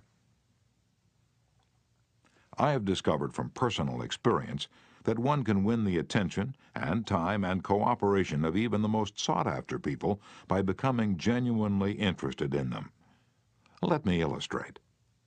Years ago, I conducted a course in fiction writing at the Brooklyn Institute of Arts and Sciences, and we wanted such distinguished and busy authors as Kathleen Norris, Fannie Hurst, Ida Tarbell, Albert Payson Terhune, and Rupert Hughes to come to Brooklyn and give us the benefit of their experiences. So we wrote them, saying we admired their work and were deeply interested in getting their advice and learning the secrets of their success. Each of these letters was signed by about 150 students. We said we realized that these authors were busy, too busy to prepare a lecture, so we enclosed a list of questions for them to answer about themselves and their methods of work. They liked that. Who wouldn't like it? So they left their homes and traveled to Brooklyn to give us a helping hand. By using the same method, I persuaded Leslie M. Shaw, Secretary of the Treasury in Theodore Roosevelt's cabinet, George W. Wickersham, Attorney General in Taft's cabinet, William Jennings Bryan, Franklin D. Roosevelt, and many other prominent men to come to talk to the students of my courses in public speaking. All of us, be we workers in a factory, clerks in an office, or even a king upon his throne, all of us like people who admire us. Take the German Kaiser, for example. At the close of World War I, he was probably the most savagely and universally despised man on this earth. Even his own nation turned against him when he fled over into Holland to save his neck. The hatred against him was so intense that millions of people would have loved to tear him limb from limb or burn him at the stake. In the midst of all this forest fire of fury, one little boy wrote the Kaiser a simple, sincere letter, glowing with kindliness and admiration. This little boy said that no matter what the others thought, he would always love Wilhelm as his emperor. The Kaiser was deeply touched by his letter and invited the little boy to come see him. The boy came, so did his mother, and the Kaiser married her. That little boy didn't need to read a book on how to win friends and influence people. He knew how instinctively. If we want to make friends, let's put ourselves out to do things for other people, things that require time, energy, unselfishness, and thoughtfulness. When the Duke of Windsor was Prince of Wales, he was scheduled to tour South America. And before he started out on that tour, he spent months studying Spanish so that he could make public talks in the language of the country, and the South Americans loved him for it. For years, I made it a point to find out the birthdays of my friends. How? Although I haven't the foggiest bit of faith in astrology, I began by asking the other party whether he believed the date of one's birth had anything to do with character and disposition. I then asked him or her to tell me the month and day of birth. If he or she said November 24th, for example, I kept repeating to myself, November 24th, November 24th. The minute my friend's back was turned, I wrote down the name and birthday, and later would transfer it to a birthday book. At the beginning of each year, I had these birthday dates scheduled in my calendar pad so that they came to my attention automatically. When the natal day arrived, there was my letter or telegram. What a hit it made! I was frequently the only person on earth who remembered. If we want to make friends, let's greet people with animation and enthusiasm. When somebody calls you on the telephone, use the same psychology. Say hello in tones that bespeak how pleased you are to have the other person call. Many companies train their telephone operators to greet all callers in a tone of voice that radiates interest and enthusiasm. The caller feels the company is concerned about them. Let's remember that when we answer the telephone tomorrow. Showing a genuine interest in others not only wins friends for you, but may develop in its customers a loyalty to your company. In an issue of the publication of the National Bank of North America of New York, the following letter from Madeline Rosedale, a depositor, was published. I would like you to know how much I appreciate your staff. Everyone is so courteous, polite, and helpful. What a pleasure it is, after waiting on a long line, to have the teller greet you pleasantly. Last year, my mother was hospitalized for 5 months. Frequently, I went to Marie Petrosello, a teller. She was concerned about my mother and inquired about her progress. Is there any doubt that Mrs. Rosedale will continue to use this bank? Charles R. Walters of one of the large banks in New York City was assigned to prepare a confidential report on a certain corporation. He knew of only one person who possessed the facts he needed so urgently. As Mr. Walters was ushered into the president's office, a young woman stuck her head through a door and told the president that she didn't have any stamps for him that day. I'm collecting stamps for my 12-year-old son, the president explained to Mr. Walters. Mr. Walters stated his mission and began asking questions. The president was vague, general, nebulous. He didn't want to talk, and apparently nothing could persuade him to talk. The interview was brief and barren. Frankly, I didn't know what to do, Mr. Walters said, as he related this story to the class. Then I remembered what his secretary had said to him. Stamps, and 12-year-old son. I also recalled that the foreign department of our bank collected stamps. Stamps taken from letters pouring in from every continent washed by the 7 seas. The next afternoon, I called on this man and sent in word that I had some stamps for his boy. Was I ushered in with enthusiasm? Yes, sir. He couldn't have shaken my hand with more enthusiasm if he'd been running for Congress. He radiated smiles and goodwill. "Oh, my George will love this one," he kept saying as he fondled the stamps. "Look at this. This is a treasure." And we spent half an hour talking stamps and looking at the picture of his boy, and then he devoted more than an hour of his time to giving me every bit of information I wanted without my even suggesting that he do it. He told me all he knew, and then he called in his subordinates and questioned them. He telephoned some of his associates. He loaded me down with facts, figures, reports, and correspondence. In the parlance of newspaper reporters, I had a scoop. Here's another illustration. C.M. Napoli, Jr. of Philadelphia had tried for years to sell fuel to a large chain store organization, but the chain store company continued to purchase its fuel from an out-of-town dealer and haul it right past the door of Napoli's office. Mr. Napoli made a speech one night before one of my classes, pouring out his hot wrath upon chain stores, branding them as a curse to the nation, and still he wondered why he couldn't sell them. I suggested that he try different tactics. To put it briefly, this is what happened. We staged a debate between members of the course on whether the spread of the chain store is doing the country more harm than good. Napoli, at my suggestion, took the negative side. He agreed to defend the chain stores and then went straight to an executive of the chain store organization that he despised and said, "I am not here to try to sell fuel. I've come to ask you to do me a favor." He then told about his debate and said, "I've come to you for help because I can't think of anyone else who would be more capable of giving me the facts I want. I'm anxious to win this debate, and I'll deeply appreciate whatever help you can give me." And here's the rest of the story in Mr. Napoli's own words. "I asked this man for precisely 1 minute of his time. It was with that understanding that he consented to see me. After I'd stated my case, he motioned me to the chair and talked to me for exactly 1 hour and 47 minutes. He called in another executive who'd written a book on chain stores. He wrote to the National Chain Store Association and secured for me a copy of a debate on the subject. He feels that the chain store is rendering a real service to humanity. He's proud of what he's doing for hundreds of communities. His eyes fairly glowed as he talked, and I must confess that he opened my eyes to things I'd never even dreamed of. He changed my whole mental attitude.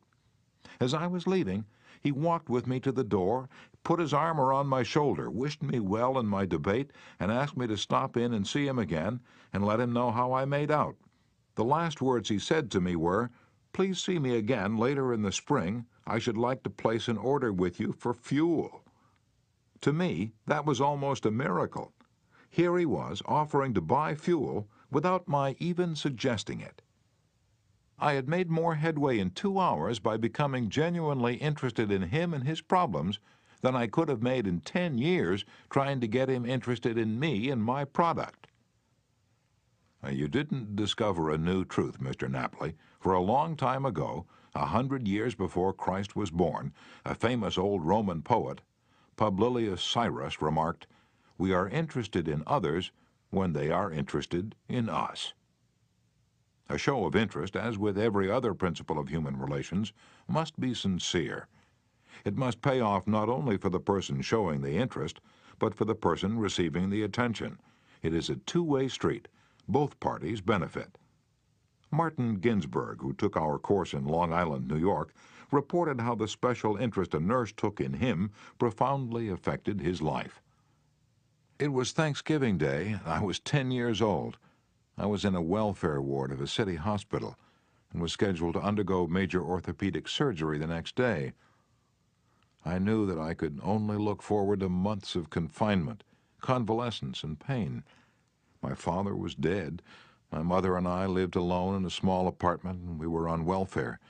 My mother was unable to visit me that day. As the day went on, I became overwhelmed with a feeling of loneliness, despair, fear. I knew my mother was home alone, worrying about me, not having anyone to be with, not having anyone to eat with, not even having enough money to afford a Thanksgiving Day dinner. And the tears welled up in my eyes, and I stuck my head under the pillow and pulled the covers over it. I cried silently, but oh, so bitterly, so much that my body was racked with pain. A young student nurse heard my sobbing and came over to me. She took the covers off my face and started wiping my tears. She told me how lonely she was having to work that day, not being able to be with her family. She asked me whether I'd have dinner with her. She brought 2 trays of food, sliced turkey, mashed potatoes, cranberry sauce, and ice cream for dessert. She talked to me and tried to calm my fears. Even though she was scheduled to go off duty at 4 p.m., she stayed on her own time until almost 11 p.m. She played games with me, talked to me, and stayed with me until I finally fell asleep. Many Thanksgivings have come and gone since I was 10, but one never passes without me remembering that particular one and my feelings of frustration, fear, loneliness, and the warmth and tenderness of the stranger that somehow made it all bearable. If you want others to like you, if you want to develop real friendships, if you want to help others at the same time as you help yourself, keep this principle in mind. Principle 1. Become genuinely interested in other people.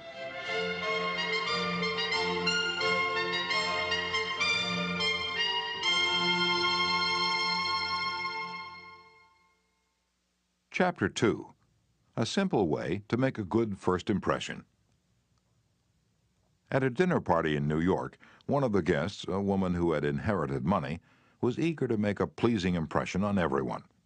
She had squandered a modest fortune on sables, diamonds, and pearls, but she hadn't done anything whatever about her face. It radiated sourness and selfishness. She didn't realize what everyone knows, namely that the expression one wears on one's face is far more important than the clothes one wears on one's back.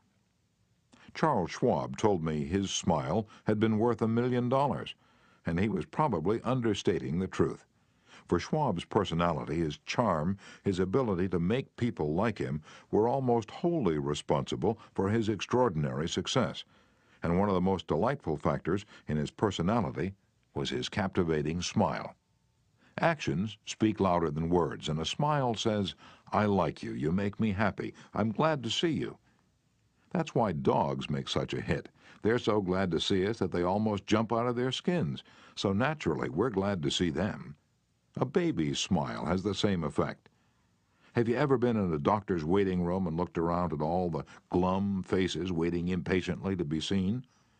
Dr. Stephen K. Spruill, a veterinarian in Raytown, Missouri, told of a typical spring day when his waiting room was full of clients waiting to have their pets inoculated. No one was talking to anyone else, and all were probably thinking of a dozen other things they'd rather be doing than wasting time sitting in that office. He told one of our classes, "There were 6 or 7 clients waiting when a young woman came in with a 9-month-old baby and a kitten. As luck would have it, she sat down next to a gentleman who was more than a little distraught about the long wait for service. The next thing he knew, the baby just looked up at him with that great big smile that's so characteristic of babies. And what did the gentleman do? Well, just what you and I would do, of course. He smiled back at the baby.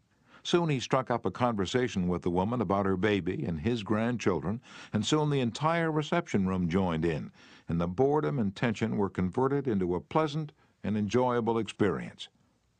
Professor James V. McConnell, a psychologist at the University of Michigan, expressed his feelings about a smile.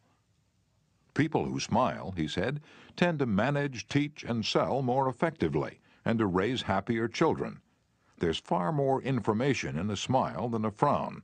That's why encouragement is a much more effective teaching device than punishment." The employment manager of a large New York department store told me she'd rather hire a sales clerk who hadn't finished grade school if he or she has a pleasant smile than to hire a doctor of philosophy with a somber face. The effect of a smile is powerful, even when it's unseen. Telephone companies throughout the United States have a program called Phone Power, which is offered to employees who use the telephone for selling their services or products. In this program, they suggest that you smile when talking on the phone. Your smile comes through in your voice. Robert Cryer, manager of a computer department for a Cincinnati, Ohio company, told me how he had successfully found the right applicant for a hard-to-fill position. "I was desperately trying to recruit a Ph.D. in computer science for my department. I finally located a young man with ideal qualifications who was about to be graduated from Purdue University. After several phone conversations, I learned that he had had several offers from other companies, many of them larger and better known than mine. I was delighted when he accepted my offer. After he started on the job, I asked him why he had chosen us over the others. He paused for a moment, and then he said, "I think it was because managers in the other companies spoke on the phone in a cold, businesslike manner, which made me feel like just another business transaction. Your voice sounded as if you were glad to hear from me, that you really wanted me to be a part of your organization. You can be assured I am still answering my phone with a smile." The chairman of the board of directors of one of the largest rubber companies in the United States told me that, according to his observations, people rarely succeed at anything unless they have fun doing it. This industrial leader doesn't put much faith in the old adage that hard work alone is the magic key that will unlock the door to our desires. "I have known people," he said, "who succeeded because they had a rip-roaring good time conducting their business. Later, I saw those people change as the fun became work. The business had grown dull, they lost all joy in it, and they failed." You must have a good time meeting people if you expect them to have a good time meeting you. I've asked thousands of business people to smile at someone every hour of the day for a week and then come to class and talk about the results. How did it work? Well, let's see. Here's a letter from William B. Steinhardt, a New York stockbroker. His case isn't isolated. In fact, it's typical of hundreds of cases. "I've been married for over 18 years, wrote Mr. Steinhardt. In all that time, I seldom smiled at my wife or spoke 24 words to her from the time I got up until I was ready to leave for business. I was one of the worst grouches who ever walked down Broadway. When you asked me to make a talk about my experience with smiles, I thought I'd try it for a week. So the next morning, while combing my hair, I looked at my glum mug in the mirror and I said to myself, 'Bill, you're going to wipe the scowl off that sourpuss of yours today. You are going to smile. And you are going to begin right now.' As I sat down to breakfast, I greeted my wife with a 'Good morning, my dear,' and smiled as I said it. You warned me that she might be surprised. Well, you underestimated her reaction. She was bewildered. She was shocked. I told her that in the future she could expect this as a regular occurrence, and I kept it up every morning. This changed attitude of mine brought more happiness into our home in 2 months since I started than was there during the last year. As I leave for my office, I greet the elevator operator in the apartment house with a 'good morning' and a smile. I greet the doorman with a smile. I smile at the cashier in the subway booth when I ask for change. As I stand on the floor of the stock exchange, I smile at people who until recently never saw me smile. I soon found that everybody was smiling back at me. I treat those who come to me with complaints or grievances in a cheerful manner. I smile as I listen to them, and I find that adjustments are accomplished much easier. I find that smiles are bringing me dollars, many dollars every day. I share my office with another broker. One of his clerks is a likable young chap. I was so elated about the results I was getting that I told him recently about my new philosophy of human relations. He then confessed that when I first came to share my office with his firm, he thought me a terrible grouch, and only recently changed his mind. He said I was really human when I smiled. I have also eliminated criticism from my system. I give appreciation and praise now instead of condemnation. I have stopped talking about what I want. I'm now trying to see the other person's viewpoint. And these things have literally revolutionized my life. I am a totally different man, a happier man, a richer man, richer in friendships and happiness, the only things that matter much after all." You don't feel like smiling? And then what? 2 things. First, force yourself to smile. If you're alone, force yourself to whistle or hum a tune or sing. Act as if you were already happy, and that will tend to make you happy. Here's the way the psychologist and philosopher William James puts it. Action seems to follow feeling, but really action and feeling go together. And by regulating the action, which is under the more direct control of the will, we can indirectly regulate the feeling, which is not. Thus, the sovereign voluntary path to cheerfulness, if our cheerfulness be lost, is to sit up cheerfully and to act and speak as if cheerfulness were already there. Everybody in the world is seeking happiness, and there's only one sure way to find it. That is, by controlling your thoughts. Happiness doesn't depend on outward conditions, it depends on inner conditions. It isn't what you have or who you are or where you are or what you're doing that makes you happy or unhappy. It is what you think about it. For example, two people may be in the same place doing the same thing. Both may have about an equal amount of money and prestige, and yet one may be miserable and the other happy. Why? Because of a different mental attitude. I have seen just as many happy faces among the poor peasants toiling with their primitive tools in the devastating heat of the tropics as I have seen in air-conditioned offices in New York, Chicago, or Los Angeles. There is nothing either good or bad, said Shakespeare, but thinking makes it so. Abe Lincoln once remarked that most folks are about as happy as they make up their minds to be. He was right. I saw a vivid illustration of that truth as I was walking up the stairs of the Long Island Railroad station in New York. Directly in front of me, 30 or 40 crippled boys on canes and crutches were struggling up the stairs. One boy had to be carried up. I was astonished at their laughter and gaiety. I spoke about it to one of the men in charge of the boys. "Oh, yes," he said, "when a boy realizes that he's going to be a cripple for life, he's shocked at first, but after he gets over the shock, he usually resigns himself to his fate and then becomes as happy as normal boys." I felt like taking my hat off to those boys. They taught me a lesson I hope I shall never forget. Working all by oneself in a closed-off room in an office not only is lonely, but it denies one the opportunity of making friends with other employees in the company. Senora Maria Gonzalez of Guadalajara, Mexico, had such a job. She envied the shared comradeship of other people in the company as she heard their chatter and laughter. As she passed them in the hall during the first weeks of her employment, she shyly looked the other way. After a few weeks, she said to herself, "Maria, you can't expect these women to come to you. You have to go out and meet them."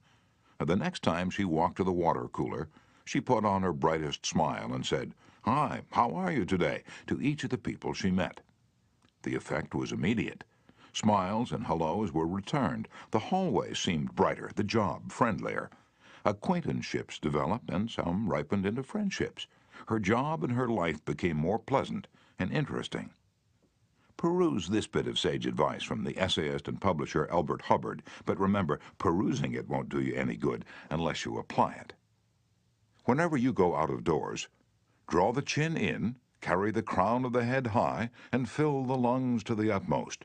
Drink in the sunshine, greet your friends with a smile, and put soul into every handclasp.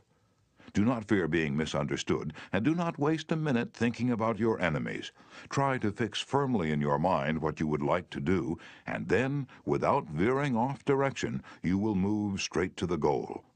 Keep your mind on the great and splendid things you would like to do, and then, as the days go gliding away, you will find yourself unconsciously seizing upon the opportunities that are required for the fulfillment of your desire, just as the coral insect takes from the running tide the element it needs.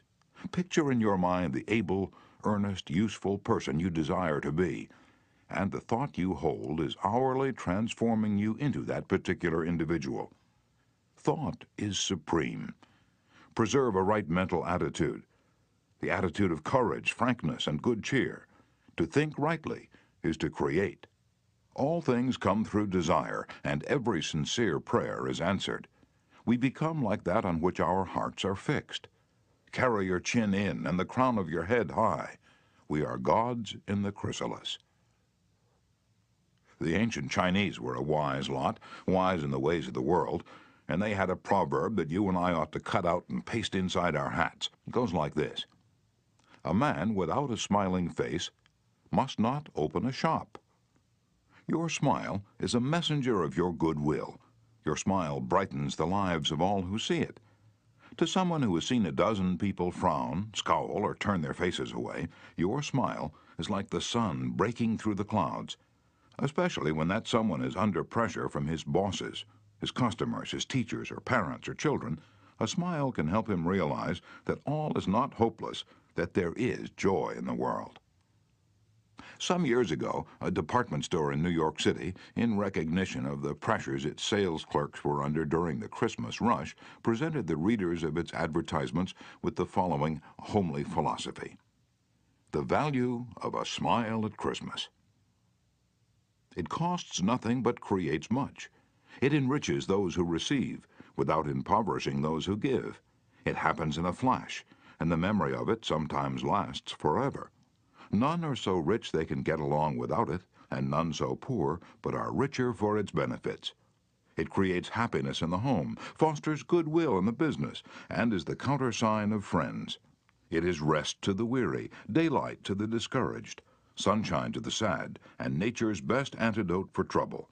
Yet it cannot be bought, begged, borrowed, or stolen, for it is something that is no earthly good to anybody until it is given away. And if in the last-minute rush of Christmas buying, some of our salespeople should be too tired to give you a smile, may we ask you to leave one of yours? For nobody needs a smile so much as those who have none left to give. Principle 2. Smile. Chapter 3. If you don't do this, you are headed for trouble.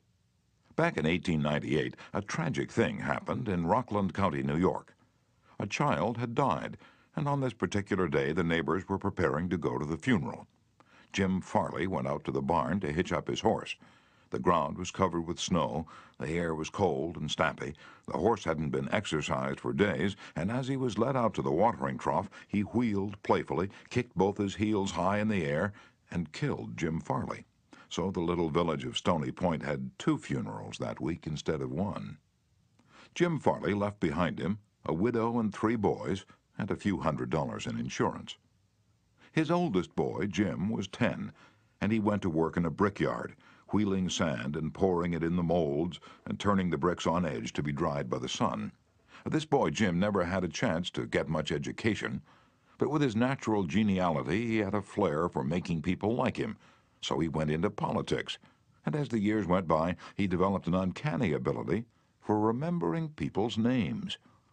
He never saw the inside of a high school, but before he was 46 years of age, 4 colleges had honored him with degrees, and he'd become chairman of the Democratic National Committee and Postmaster General of the United States. I once interviewed Jim Farley and asked him the secret of his success. He said, "Hard work." And I said, "Don't be funny." He then asked me what I thought was the reason for his success. I replied, "I understand you can call 10,000 people by their first names." "No, you're wrong," he said. "I can call 50,000 people by their first names." Now, make no mistake about it, that ability helped Mr. Farley put Franklin D. Roosevelt in the White House when he managed Roosevelt's campaign in 1932. During the years that Jim Farley traveled as a salesman for a gypsum concern, and during the years that he held office as town clerk in Stony Point, he built up a system for remembering names. In the beginning, it was a very simple one. Whenever he met a new acquaintance, he found out his or her complete name and some facts about his or her family, business, and political opinions. He fixed all these facts well in mind as part of the picture, and then the next time he met that person, even if it was a year later, he was able to shake hands, inquire after the family, and ask about the hollyhocks in the backyard. No wonder he developed a following. For months before Roosevelt's campaign for president began, Jim Farley wrote hundreds of letters a day to people all over the western and northwestern states. Then he hopped onto a train and in 19 days covered 20 states and 12,000 miles, traveling by buggy, train, automobile, and boat. He would drop into town, meet his people at lunch or breakfast, tea or dinner, and give them a heart-to-heart talk. Then he'd dash off again on another leg of his journey.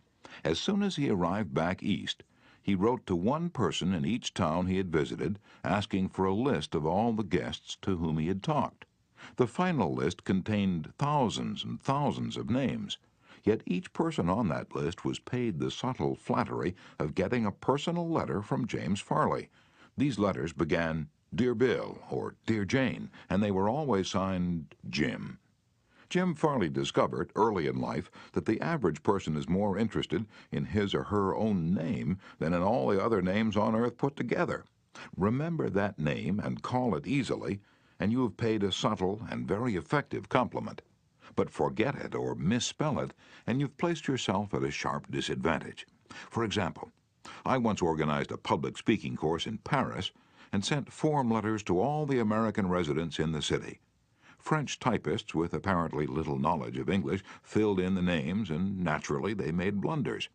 One man, the manager of a large American bank in Paris, wrote me a scathing rebuke because his name had been misspelled. Sometimes it's difficult to remember a name, particularly if it's hard to pronounce. Rather than even try to learn it, many people ignore it or call the person by an easy nickname. Sid Levy once called on a customer for some time whose name was Nicodemus Papadoulis. Most people just called him Nick. Levy told us, "I made a special effort to say his name over several times to myself before I made a call. When I greeted him by his full name, 'Good afternoon, Mr. Nicodemus Papadoulis,' he was shocked. For what seemed like several minutes, there was no reply from him at all. Finally, he said with tears rolling down his cheeks, 'Mr. Levy, in all the 15 years I have been in this country, nobody has ever made the effort to call me by my right name.'" And what was the reason for Andrew Carnegie's success? He was called the Steel King, yet he himself knew little about the manufacture of steel. He had hundreds of people working for him who knew far more about steel than he did. But he knew how to handle people, and that is what made him rich. Early in life, he showed a flair for organization, a genius for leadership. By the time he was 10, he too had discovered the astounding importance people place on their own name. And he used that discovery to win cooperation. To illustrate, when he was a boy back in Scotland, he got a hold of a rabbit, a mother rabbit. Presto, he soon had a whole nest of little rabbits and nothing to feed them. But he had a brilliant idea. He told the boys and girls in the neighborhood that if they would go out and pull enough clover and dandelions to feed the rabbits, he would name the bunnies in their honor. The plan worked like magic, and Carnegie never forgot it. Years later, he made millions by using the same psychology in business. For example, he wanted to sell steel rails to the Pennsylvania Railroad. J. Edgar Thompson was the president of the Pennsylvania Railroad then, so Andrew Carnegie built a huge steel mill in Pittsburgh and called it the Edgar Thompson Steel Works. Now, here's a riddle. See if you can guess it. When the Pennsylvania Railroad needed steel rails, where do you suppose J. Edgar Thompson bought them? From Sears Roebuck? No. No, you're wrong. Guess again.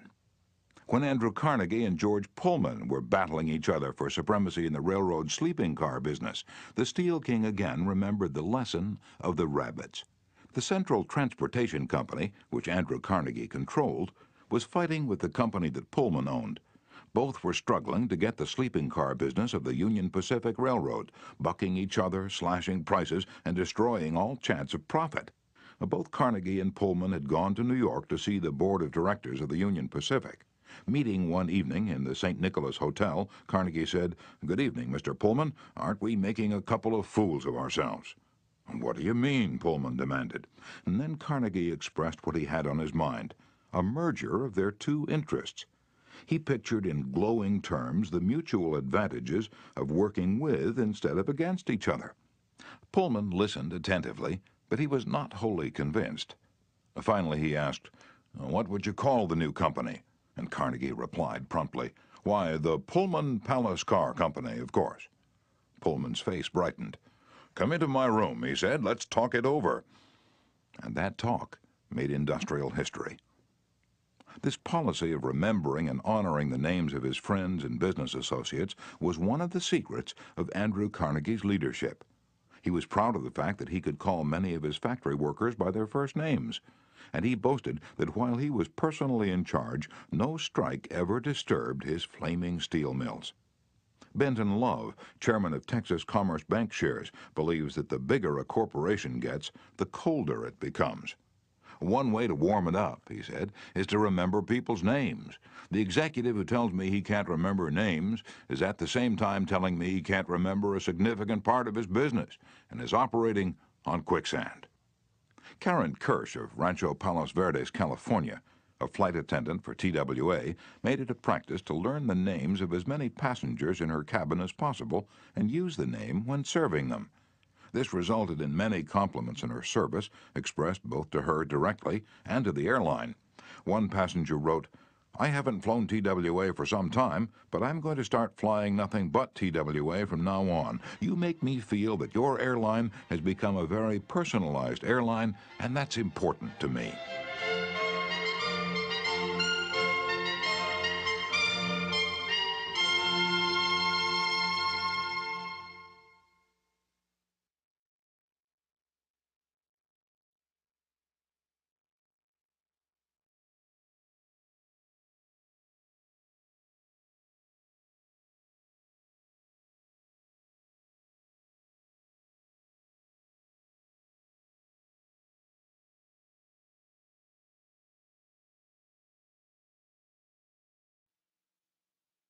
People are so proud of their names that they strive to perpetuate them at any cost. Even blustering, hard-boiled old P.T. Barnum, the greatest showman of his time, disappointed because he had no sons to carry on his name, offered his grandson, C.H. Seeley, $25,000 if he would call himself Barnum Seeley. For many centuries, nobles and magnates supported artists, musicians, and authors so that their creative works would be dedicated to them. Libraries and museums owe their richest collections to people who cannot bear to think that their names might perish from the memory of the race. The New York Public Library has its Astor and Lenox collections. The Metropolitan Museum perpetuates the name of Benjamin Altman and J.P. Morgan. And nearly every church is beautified by stained glass windows commemorating the names of their donors. Many of the buildings on the campuses of most universities bear the names of donors who contributed large sums of money for this honor. Most people don't remember names for the simple reason that they don't take the time and energy necessary to concentrate and repeat and fix names indelibly in their minds. They make excuses for themselves. They're too busy. But they were probably no busier than Franklin D. Roosevelt, and he took time to remember and recall even the names of mechanics with whom he came into contact. To illustrate, the Chrysler organization built a special car for Mr. Roosevelt, who could not use a standard car because his legs were paralyzed.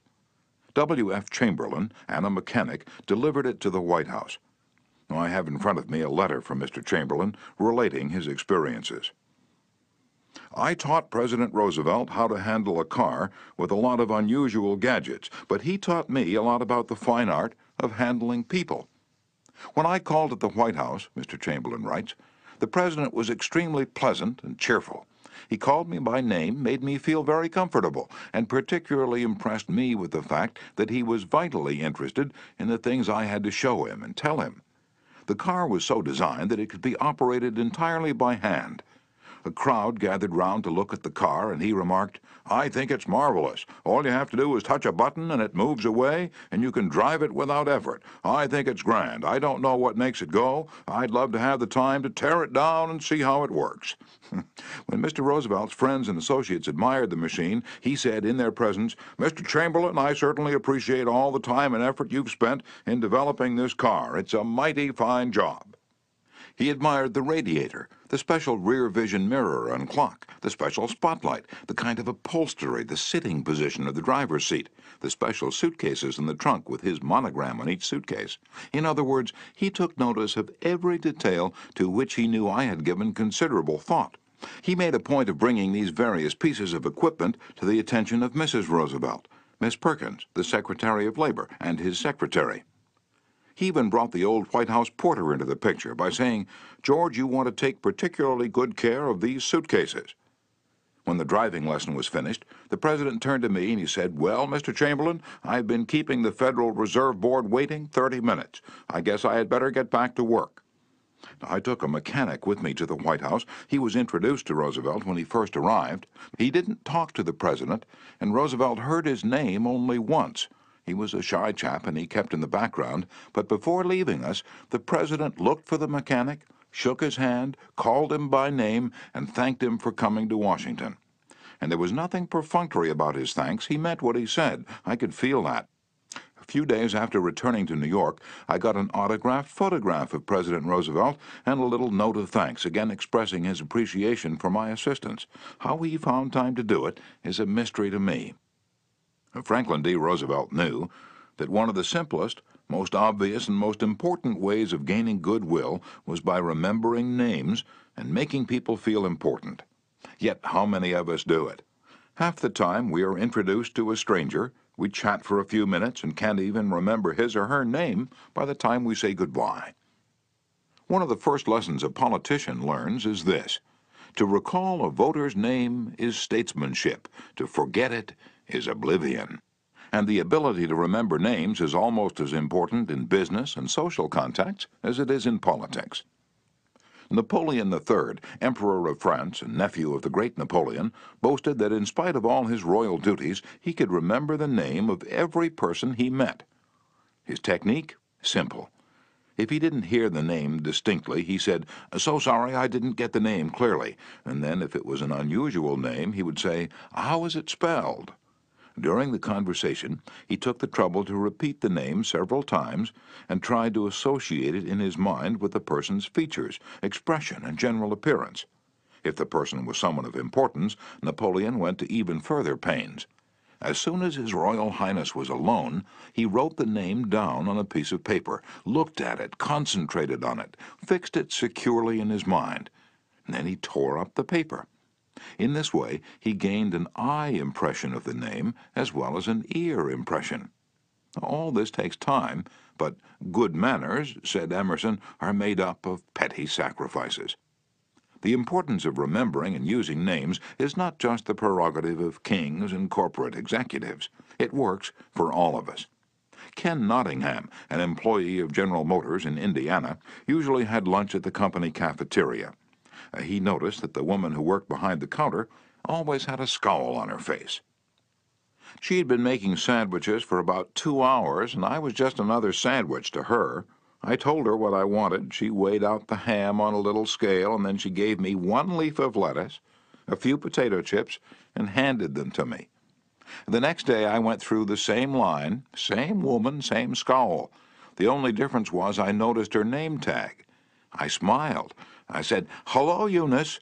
Then I told her what I wanted. Well, she forgot the scale, piled on the ham, gave me 3 leaves of lettuce, and heaped on the potato chips until they fell off the plate. We should be aware of the magic contained in a name and realize this single item is wholly and completely owned by the person with whom we are dealing, and nobody else. The name sets the individual apart. It makes him or her unique among all others. The information we are imparting, or the request we are making, takes on a special importance when we approach the situation with the name of the individual. From the waitress to the senior executive, the name will work magic as we deal with others. Principle 3. Remember that a person's name is to that person the sweetest and most important sound in any language. Chapter 4. An easy way to become a good conversationalist. Some time ago, I attended a bridge party. I don't play bridge, and there was a woman there who didn't play bridge either, and she had discovered that I had once been Lowell Thomas's manager before he went on the radio, and that I'd traveled in Europe a great deal while helping him prepare the illustrated travel talks he was then delivering. So she said, "Oh, Mr. Carnegie, I do want you to tell me about all the wonderful places you've visited and the sights you've seen." As we sat down on the sofa, she remarked that she and her husband had recently returned from a trip to Africa. "Africa?" I exclaimed. "How interesting. I've always wanted to see Africa, but I never got there except for a 24-hour stay once in Algiers. Tell me, did you visit the big game country, yes? How fortunate. I envy you. Do tell me about Africa." And that kept her talking for 45 minutes. She never again asked me where I had been or what I'd seen. She didn't want to hear me talk about my travels. All she wanted was an interested listener, so she could expand her ego and tell about where she had been. Was she unusual? No, many people are like that. For example, I met a distinguished botanist at a dinner party given by a New York book publisher. I'd never talked with a botanist before, and I found him fascinating. I literally sat on the edge of my chair and listened while he spoke of exotic plants and experiments in developing new forms of plant life and indoor gardens, and even told me astonishing facts about the humble potato. I had a small indoor garden of my own, and he was good enough to tell me how to solve some of my problems. As I said, we were at a dinner party. There must have been a dozen other guests, but I violated all of the canons of courtesy, ignored everyone else, and talked for hours to the botanist. Midnight came. I said good night to everyone and departed. The botanist then turned to our host and paid me several flattering compliments. I was most stimulating, I was this and I was that, and he ended by saying I was a most interesting conversationalist. An interesting conversationalist? Why, I had said hardly anything at all. I couldn't have said anything if I'd wanted to without changing the subject, for I didn't know any more about botany than I knew about the anatomy of a penguin. But I had done this. I had listened intently. I had listened because I was genuinely interested, and he felt it. Naturally, that pleased him. That kind of listening is one of the highest compliments we can pay anyone. Few human beings, wrote Jack Woodford in Strangers in Love, few human beings are proof against the implied flattery of rapt attention. I went even further than giving him rapt attention. I was hearty in my approbation and lavish in my praise. I told him that I had been immensely entertained and instructed, and I had. I told him I wished I had his knowledge, and I did. I told him that I should love to wander the fields with him, and I have. I told him I must see him again, and I did. And so I had him thinking of me as a good conversationalist, when in reality I had been merely a good listener, and had encouraged him to talk. What is the secret, the mystery of a successful business interview? Well, according to former Harvard President Charles W. Eliot, there is no mystery about successful business intercourse. Exclusive attention to the person who is speaking to you is very important. Nothing else is so flattering as that. Eliot himself was a past master of the art of listening. Henry James, one of America's first great novelists, recalled, Dr. Eliot's listening was not mere silence, but a form of activity, sitting very erect on the end of his spine, with hands joined in his lap, making no movement except that he revolved his thumbs around each other, faster or slower. He faced his interlocutor and seemed to be hearing with his eyes as well as his ears. He listened with his mind and attentively considered what you had to say while you said it. At the end of an interview, the person who had talked to him felt that he had had his say. Self-evident, isn't it? You don't have to study for 4 years at Harvard to discover that. Yet I know, and you know, department store owners who will rent expensive space, buy their goods economically, dress their windows appealingly, spend thousands of dollars in advertising, and then hire clerks who haven't the sense to be good listeners. Clerks who interrupt customers, contradict them, irritate them, and all but drive them from the store. A department store in Chicago almost lost a regular customer who spent several $1,000s each year in that store because a sales clerk wouldn't listen. Mrs. Henrietta Douglas, who took our course in Chicago, had purchased a coat at a special sale. After she'd brought it home, she noticed that there was a tear in the lining. She came back the next day and asked the sales clerk to exchange it. The clerk refused even to listen to her complaint. You bought this at a special sale, she said. She pointed to a sign on the wall. Read that, she explained. All sales are final. Once you bought it, you have to keep it. Sew up the lining yourself. But this was damaged merchandise, Mrs. Douglas complained. Makes no difference, the clerk interrupted. Final's final. Mrs. Douglas was about to walk out indignantly, swearing never to return to that store ever, when she was greeted by the department manager, who knew her from her many years of patronage. Mrs. Douglas told her what had happened. The manager listened attentively to the whole story, examined the coat, and then said, Special sales are final, so we can dispose of merchandise at the end of the season, but this no-return policy does not apply to damaged goods. We will certainly repair or replace the lining, or if you prefer, give you your money back. What a difference in treatment! If that manager had not come along and listened to the customer, a long-term patron of that store could have been lost forever. Listening is just as important in one's home life as in the world of business. Millie Esposito of Croton-on-Hudson, New York, made it her business to listen carefully when one of her children wanted to speak with her. One evening, she was sitting in the kitchen with her son Robert, and after a brief discussion of something that was on his mind, Robert said, Mom, I know that you love me very much. Mrs. Esposito was touched and said, Of course I love you very much. Did you doubt it? And Robert responded, No, but I really know you love me, because whenever I want to talk to you about something, you stop whatever you're doing and listen to me. The chronic kicker, even the most violent critic, will frequently soften and be subdued in the presence of a patient, sympathetic listener, a listener who will be silent while the irate fault-finder dilates like a king cobra and spews the poison out of his system. To illustrate, the New York Telephone Company discovered a few years ago that it had to deal with one of the most vicious customers who ever cursed a customer service representative. And he did curse. He raved. He threatened to tear the phone out by its roots. He refused to pay certain charges that he declared were false. He wrote letters to the newspapers. He filed innumerable complaints with the Public Service Commission, and he started several suits against the telephone company. At last, one of the company's most skillful troubleshooters was sent to interview this stormy petrel. This troubleshooter listened and let the cantankerous customer enjoy himself, pouring out his tirade. The telephone representative listened and said yes, and sympathized with his grievance. He raved on, and I listened for nearly 3 hours, the troubleshooter said, as he related his experiences before one of my classes. And then I went back and listened some more.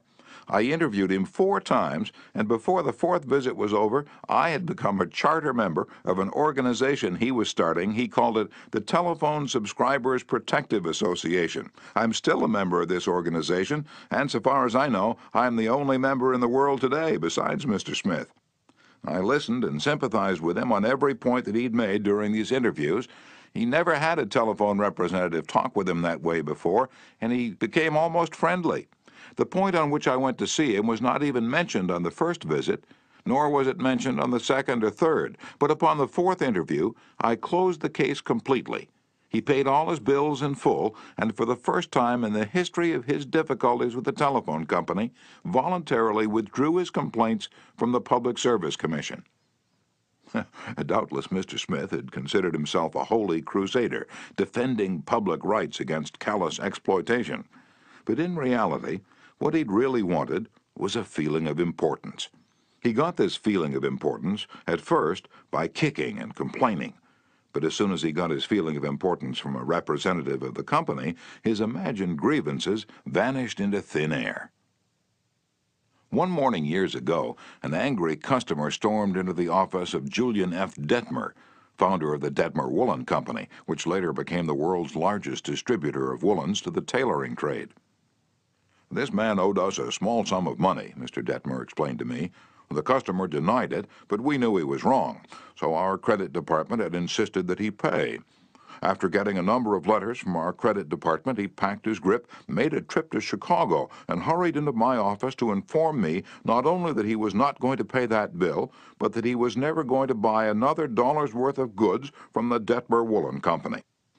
I listened patiently to all he had to say. I was tempted to interrupt, but I realized that would be bad policy, so I let him talk himself out. When he finally simmered down and got in a receptive mood, I said quietly, "I want to thank you for coming to Chicago to tell me about this. You've done me a great favor, for if our credit department has annoyed you, it may annoy other good customers, and that would be just too bad. Believe me, I'm far more eager to hear this than you are to tell it." That was the last thing in the world he expected me to say. I think he was a trifle disappointed, because he'd come to Chicago to tell me a thing or two, and here I was thanking him instead of scrapping with him. I assured him we would wipe the charge off the books and forget it, because he was a very careful man with only one account to look after, while our clerks had to look after thousands. Therefore, he was less likely to be wrong than we were. I told him that I understood exactly how he felt, and if I were in his shoes, I should undoubtedly feel precisely as he did. Since he wasn't going to buy from us anymore, I recommended some other woolen houses. In the past, we'd usually lunched together when he came to Chicago, so I invited him to have lunch with me this day. He accepted reluctantly, but when we came back to the office, he placed a larger order than ever before. He returned home in a softened mood, and, wanting to be just as fair with us as we'd been with him, looked over his bills, found one that had been mislaid, and sent us a check with his apologies. Later, when his wife presented him with a baby boy, he gave his son the middle name of Detmer, and he remained a friend and customer of the house until his death 22 years afterward. Years ago, a poor Dutch immigrant boy washed the windows of a bakery shop after school to help support his family. His people were so poor that in addition he used to go out in the street with a basket every day and collect stray bits of coal that had fallen in the gutter where the coal wagons had delivered fuel. That boy, Edward Bach, never got more than 6 years of schooling in his life, yet eventually he made himself one of the most successful magazine editors in the history of American journalism. How did he do it? That is a long story, but how he got his start can be told briefly. He got his start by using the principles advocated in this chapter. He left school when he was 13 and became an office boy for Western Union, but he didn't for one moment give up the idea of an education. Instead, he started to educate himself. He saved his car fares and went without lunch until he had enough money to buy an encyclopedia of American biography. And then he did an unheard of thing.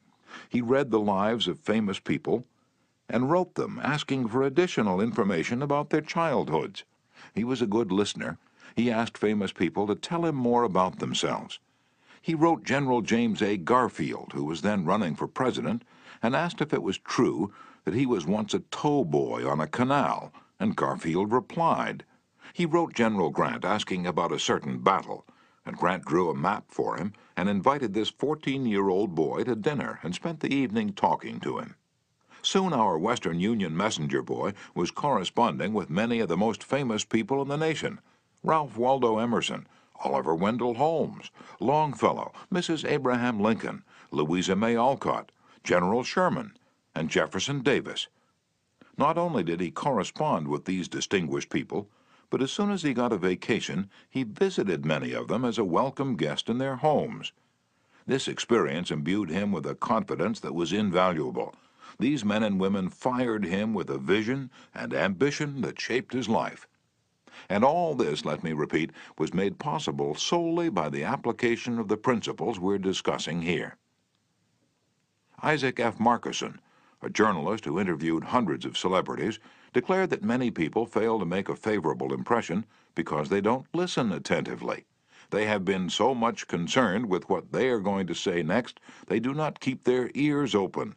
Very important people have told me they prefer good listeners to good talkers, but the ability to listen seems rarer than almost any other good trait. And not only important personages crave a good listener, but ordinary folks do too. As the Reader's Digest once said, many persons call a doctor when all they want is an audience. During the darkest hours of the Civil War, Lincoln wrote to an old friend in Springfield, Illinois, asking him to come to Washington. Lincoln said he had some problems he wanted to discuss with him. The old neighbor called at the White House, and Lincoln talked to him for hours about the advisability of issuing a proclamation freeing the slaves. Lincoln went over all the arguments for and against such a move, and then read letters and newspaper articles, some denouncing him for not freeing the slaves, others denouncing him for fear he was going to free them. After talking for hours, Lincoln shook hands with his old neighbor, said good night, and sent him back to Illinois without even asking for his opinion. Lincoln had done all the talking himself. That seemed to clarify his mind. He seemed to feel easier after that talk, the old friend said. Lincoln hadn't wanted advice. He had wanted merely a friendly, sympathetic listener to whom he could unburden himself. That's what we all want when we're in trouble. That is frequently all the irritated customer wants, and the dissatisfied employee, or the hurt friend. One of the great listeners of modern times was Sigmund Freud. A man who met Freud described his manner of listening. It struck me so forcibly that I shall never forget him. He had qualities which I had never seen in any other man. Never had I seen such concentrated attention. There was none of that piercing, soul-penetrating gaze business. His eyes were mild and genial. His voice was low and kind. His gestures were few, but the attention he gave me, his appreciation of what I said, even when I said it badly, was extraordinary. You have no idea what it meant to be listened to like that. If you want to know how to make people shun you and laugh at you behind your back and even despise you, here's the recipe. Never listen to anyone for long. Talk incessantly about yourself. If you have an idea while the other person is talking, don't wait for him or her to finish. Burst right in and interrupt in the middle of a sentence. Do you know people like that? I do, unfortunately, and the astonishing part of it is that some of them are prominent. Bores, that is all they are. Bores, intoxicated with their own egos, drunk with the sense of their own importance. People who talk only of themselves think only of themselves. And those people who think only of themselves, Dr. Nicholas Murray Butler, longtime president of Columbia University, said, are hopelessly uneducated. They are not educated, said Dr. Butler, no matter how instructed they may be. So, if you aspire to be a good conversationalist, be an attentive listener. To be interesting, be interested. Ask questions that other persons will enjoy answering. Encourage them to talk about themselves and their accomplishments. Remember that the people you're talking to are 100 times more interested in themselves and their wants and problems than they are in you and your problems. A person's toothache means more to that person than a famine in China which kills 1 million people. A boil on one's neck interests one more than 40 earthquakes in Africa. Think of that the next time you start a conversation. Principle 4. Be a good listener. Encourage others to talk about themselves. Chapter 5. How to Interest People. Everyone who was ever a guest of Theodore Roosevelt was astonished at the range and diversity of his knowledge. Whether his visitor was a cowboy or a rough rider, a New York politician or a diplomat, Roosevelt knew what to say. And how was it done? The answer was simple. Whenever Roosevelt expected a visitor, he sat up late the night before, reading up on the subject in which he knew his guest was particularly interested. For Roosevelt knew, as all leaders know, that the royal road to a person's heart is to talk about the things he or she treasures most. The genial William Lyon Phelps, essayist and professor of literature at Yale, learned this lesson early in life.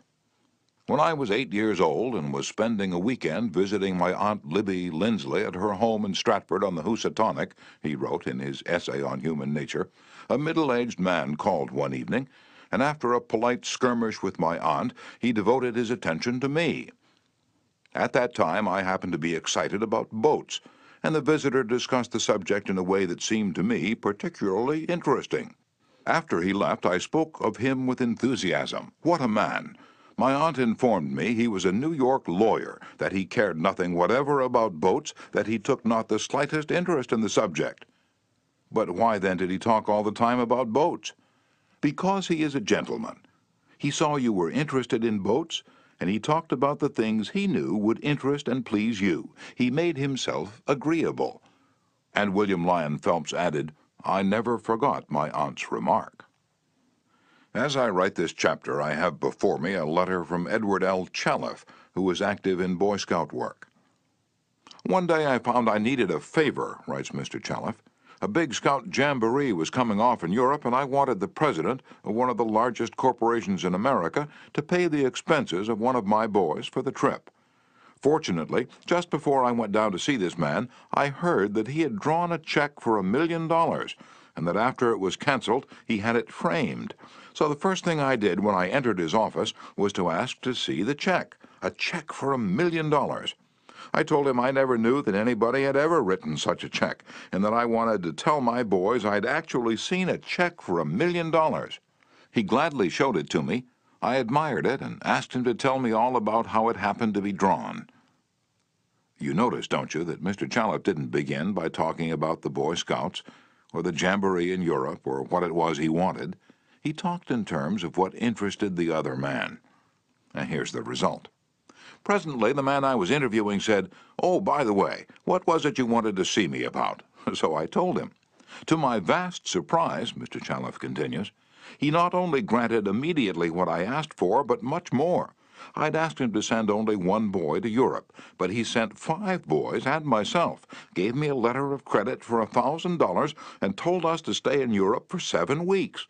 He also gave me letters of introduction to his branch presidents, putting them at our service, and he himself met us in Paris and showed us the town. Since then, he's given jobs to some of the boys whose parents were in want, and he's still active in our group. Yet I know if I hadn't found out what he was interested in and got him warmed up first, I wouldn't have found him 1/10 as easy to approach.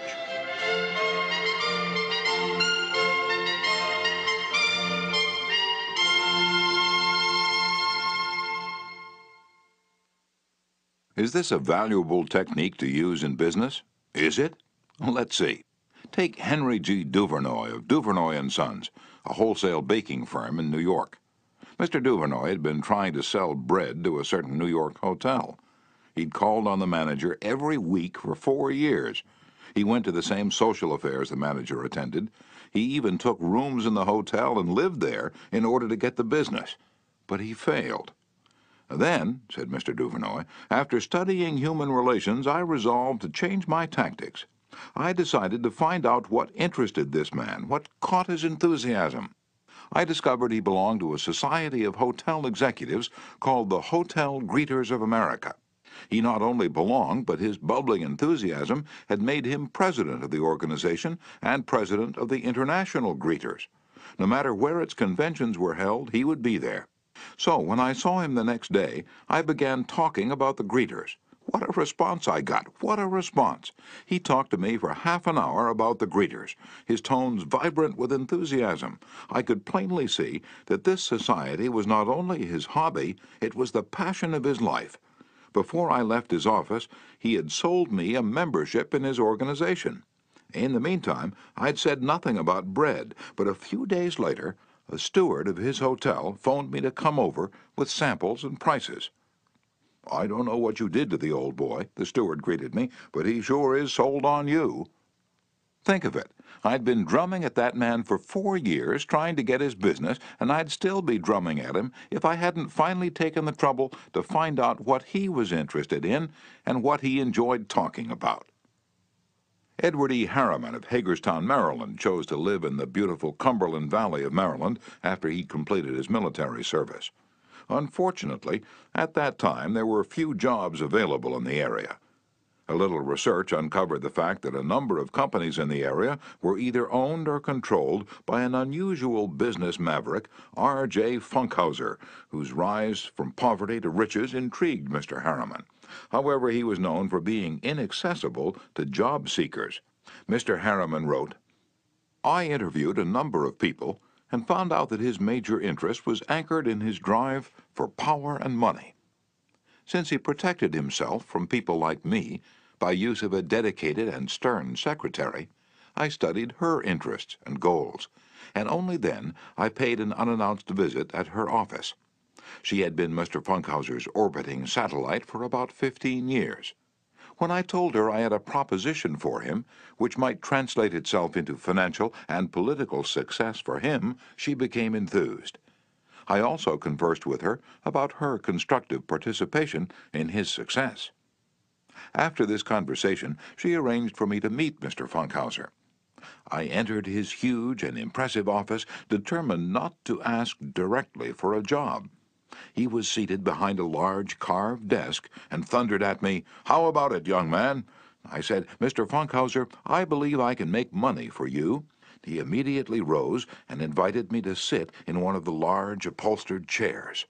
I enumerated my ideas and the qualifications I had to realize these ideas, as well as how they would contribute to his personal success and that of his businesses.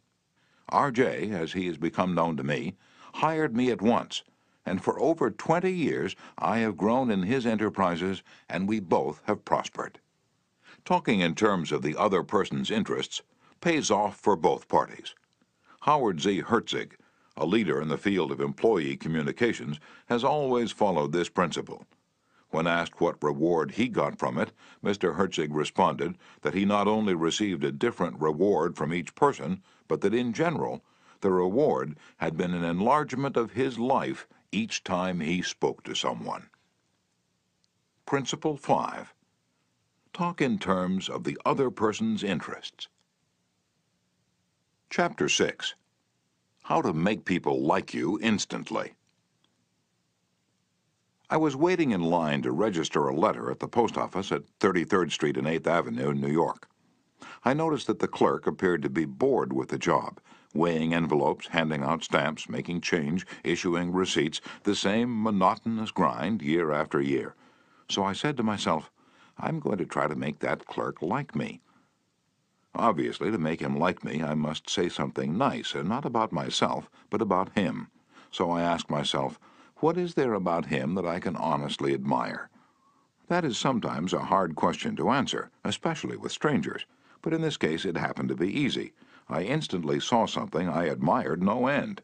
So while he was weighing my envelope, I remarked with enthusiasm, "I certainly wish I had your head of hair."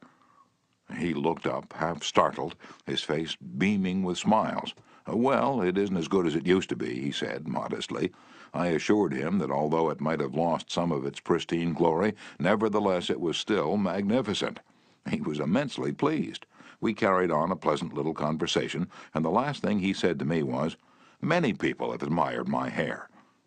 I'll bet that person went out to lunch that day walking on air. I'll bet he went home that night and told his wife about it. I'll bet he looked in the mirror and said, "It is a beautiful head of hair." I told this story once in public, and a man asked me afterward, "What did you want to get out of him?" What was I trying to get out of him? What was I trying to get out of him? If we are so contemptibly selfish that we can't radiate a little happiness and pass on a bit of honest appreciation without trying to get something out of the other person in return, if our souls are no bigger than sour crab apples, we shall meet with the failure we so richly deserve. Oh yes, I did want something out of that chap. I wanted something priceless, and I got it. I got the feeling that I had done something for him without his being able to do anything whatever in return for me. That's a feeling that flows and sings in your memory long after the incident is past. There's one all-important law of human conduct. If we obey that law, we shall almost never get into trouble. In fact, that law, if obeyed, will bring us countless friends and constant happiness. But the very instant we break the law, we shall get into endless trouble. The law is this: always make the other person feel important. John Dewey, as we have already noted, said that the desire to be important is the deepest urge in human nature. And William James said, the deepest principle in human nature is the craving to be appreciated. As I have already pointed out, it is this urge that differentiates us from the animals. It is this urge that has been responsible for civilization itself. Philosophers have been speculating on the rules of human relationships for thousands of years, and out of all that speculation there has evolved only one important precept. It is not new. It is as old as history. Zoroaster taught it to his followers in Persia 2,500 years ago. Confucius preached it in China 24 centuries ago. Lao Tse, the founder of Taoism, taught it to his disciples in the valley of the Han. Buddha preached it on the bank of the holy Ganges 500 years before Christ. The sacred books of Hinduism taught it 1,000 years before that. Jesus taught it among the stony hills of Judea 19 centuries ago. Jesus summed it up in one thought, probably the most important rule in the world. Do unto others as you would have others do unto you. You want the approval of those with whom you come in contact. You want recognition of your true worth. You want a feeling that you are important in your little world. You don't want to listen to cheap, insincere flattery, but you do crave sincere appreciation. You want your friends and associates to be, as Charles Schwab put it, hearty in their approbation and lavish in their praise. All of us want that. So let's obey the golden rule and give unto others what we would have others give unto us. How? When? Where? Well, the answer is all the time, everywhere. David G. Smith of Eau Claire, Wisconsin, told one of our classes how he handled a delicate situation when he was asked to take charge of the refreshment booth at a charity concert. The night of the concert, I arrived at the park and found two elderly ladies in a very bad humor standing next to the refreshment stand. Apparently, each thought that she was in charge of this project. As I stood there pondering what to do, one of the members of the sponsoring committee appeared and handed me a cash box and thanked me for taking over the project. She introduced Rose and Jane as my helpers and then ran off. A great silence ensued. Realizing that the cash box was a symbol of authority of sorts, I gave the box to Rose and explained that I might not be able to keep the money straight and that if she took care of it, I'd feel better. I then suggested to Jane that she show two teenagers who'd been assigned to refreshments how to operate the soda machine, and I asked her to be responsible for that part of the project. The evening was very enjoyable, with Rose happily counting the money, Jane supervising the teenagers, and me enjoying the concert. You don't have to wait until you're ambassador to France or chairman of the clambake committee of your lodge before you use this philosophy of appreciation. You can work magic with it almost every day. If, for example, the waitress brings us mashed potatoes when we have ordered French fries, let's say, "I'm sorry to trouble you, but I prefer French fried." She'll probably reply, "No trouble at all," and will be glad to change the potatoes because we have shown respect for her. Little phrases such as, "I'm sorry to trouble you," "Would you be so kind?" "Won't you please?" "Would you mind?" "Thank you." Little courtesies like these oil the cogs of the monotonous grind of everyday life, and incidentally, they're the hallmarks of good breeding. Let's take another illustration. Hall Caine's novels, The Christian, The Deemster, The Manxman among them, were all bestsellers in the early part of this century. Millions of people read his novels, countless millions. He was the son of a blacksmith. He never had more than 8 years of schooling in his life, yet when he died, he was the richest literary man of his time. The story goes like this. Hall Caine loved sonnets and ballads, so he devoured all of Dante Gabriel Rossetti's poetry. He even wrote a lecture chanting the praises of Rossetti's artistic achievement and sent a copy to Rossetti himself. Rossetti was delighted. "Any young man who has such an exalted opinion of my ability," Rossetti probably said to himself, "must be brilliant." So Rossetti invited this blacksmith's son to come to London and act as his secretary. That was the turning point in Hall Caine's life, for in his new position he met the literary artists of the day. Profiting by their advice and inspired by their encouragement, he launched upon a career that emblazoned his name across the sky. His home, Greba Castle on the Isle of Man, became a mecca for tourists from the far corners of the world, and he left a multi-million-dollar estate. Yet who knows, he might have died poor and unknown had he not written an essay expressing his admiration for a famous man. Such is the power, the stupendous power, of sincere, heartfelt appreciation. Rossetti considered himself important. That is not strange. Almost everyone considers himself important, very important. The life of many a person could probably be changed if only someone would make him feel important. Ronald J. Rowland, who is one of the instructors of our course in California, is also a teacher of arts and crafts. He wrote to us about a student named Chris in his beginning crafts class. Chris was a very quiet, shy boy, lacking in self-confidence, the kind of student that often does not receive the attention he deserves. I also teach an advanced class that had grown to be somewhat of a status symbol and a privilege for a student to have earned the right to be in it. On Wednesday, Chris was diligently working at his desk. I really felt there was a hidden fire deep inside him. I asked Chris if he'd like to be in the advanced class. How I wish I could express the look in Chris's face, the emotions in that shy 14-year-old boy trying to hold back his tears.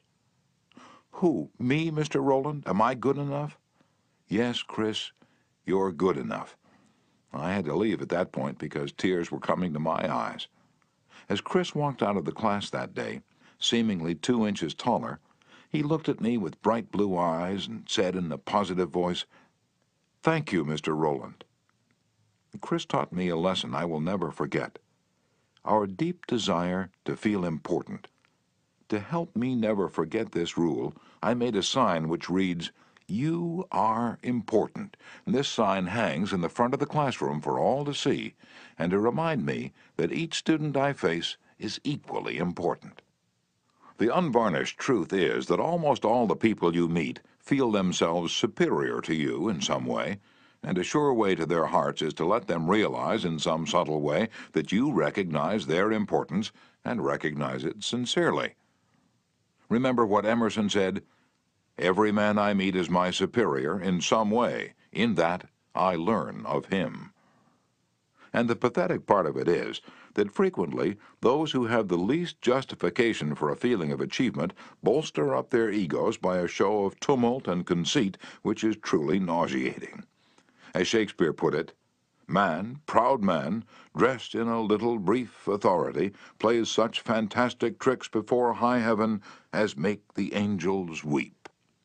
I'm going to tell you how business people in my own courses have applied these principles with remarkable results. Let's take the case of a Connecticut attorney. Because of his relatives, he prefers not to have his name mentioned. Shortly after joining the course, Mr. R. drove to Long Island with his wife to visit some of her relatives. She left him to chat with an old aunt of hers, and then rushed off by herself to visit some of the younger relatives. Since he soon had to give a speech professionally on how he applied the principles of appreciation, he thought he would gain some worthwhile experience talking with the elderly lady. So he looked around the house to see what he could honestly admire. "This house was built about 1890, wasn't it?" he inquired. "Yes," she replied. "That's precisely the year it was built." "It reminds me of the house I was born in," he said. "It's beautiful, well built, roomy. You know, they don't build houses like this anymore." "You're right," the old lady agreed. "The young folks nowadays don't care for beautiful homes. All they want is a small apartment, and then they go off gadding about in their automobiles. This is a dream house," she said, in a voice vibrating with tender memories. "This house was built with love. My husband and I dreamed about it for years before we built it. We didn't have an architect. We planned it all ourselves." She showed Mr. R. about the house, and he expressed his hearty admiration for the beautiful treasures she'd picked up in her travels and cherished over a lifetime. Paisley shawls, an old English tea set, Wedgwood china, French beds and chairs, Italian paintings, and silk draperies that had once hung in a French chateau. After showing Mr. R. through the house, she took him out to the garage. There, jacked up on blocks, was a Packard car in mint condition. "My husband bought that car for me shortly before he passed on," she said softly. "I have never ridden in it since his death. You appreciate nice things, and I'm going to give this car to you."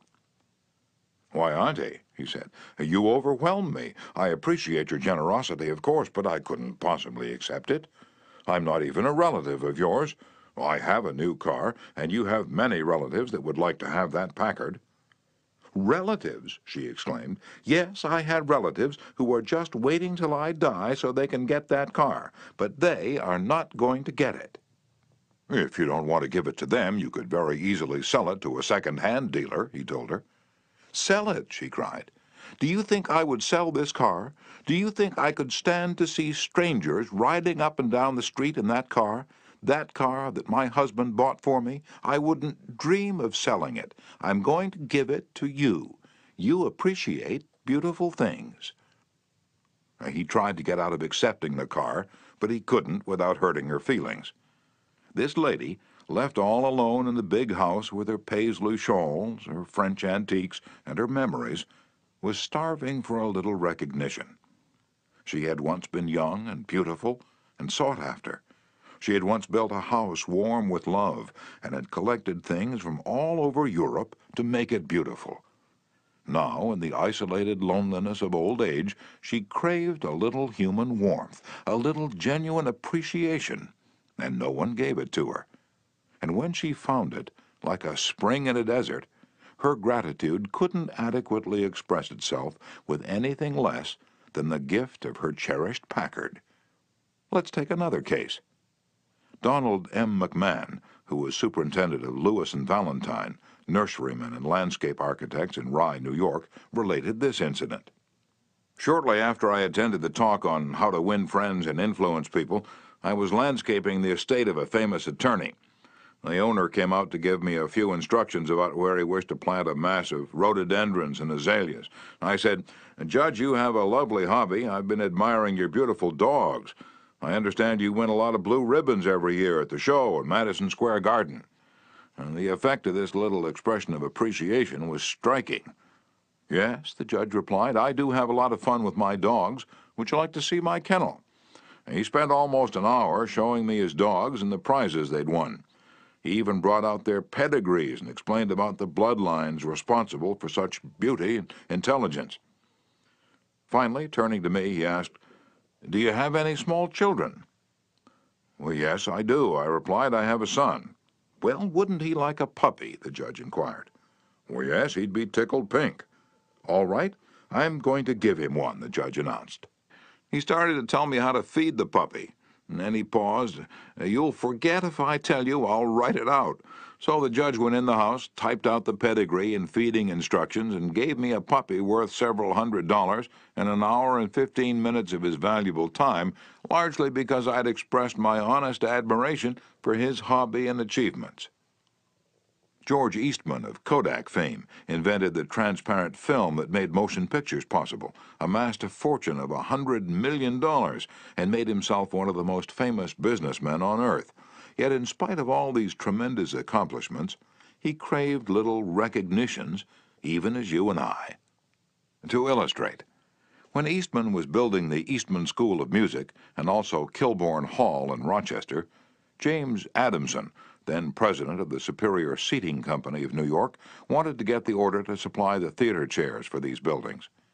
Phoning the architect, Mr. Adamson made an appointment to see Mr. Eastman in Rochester.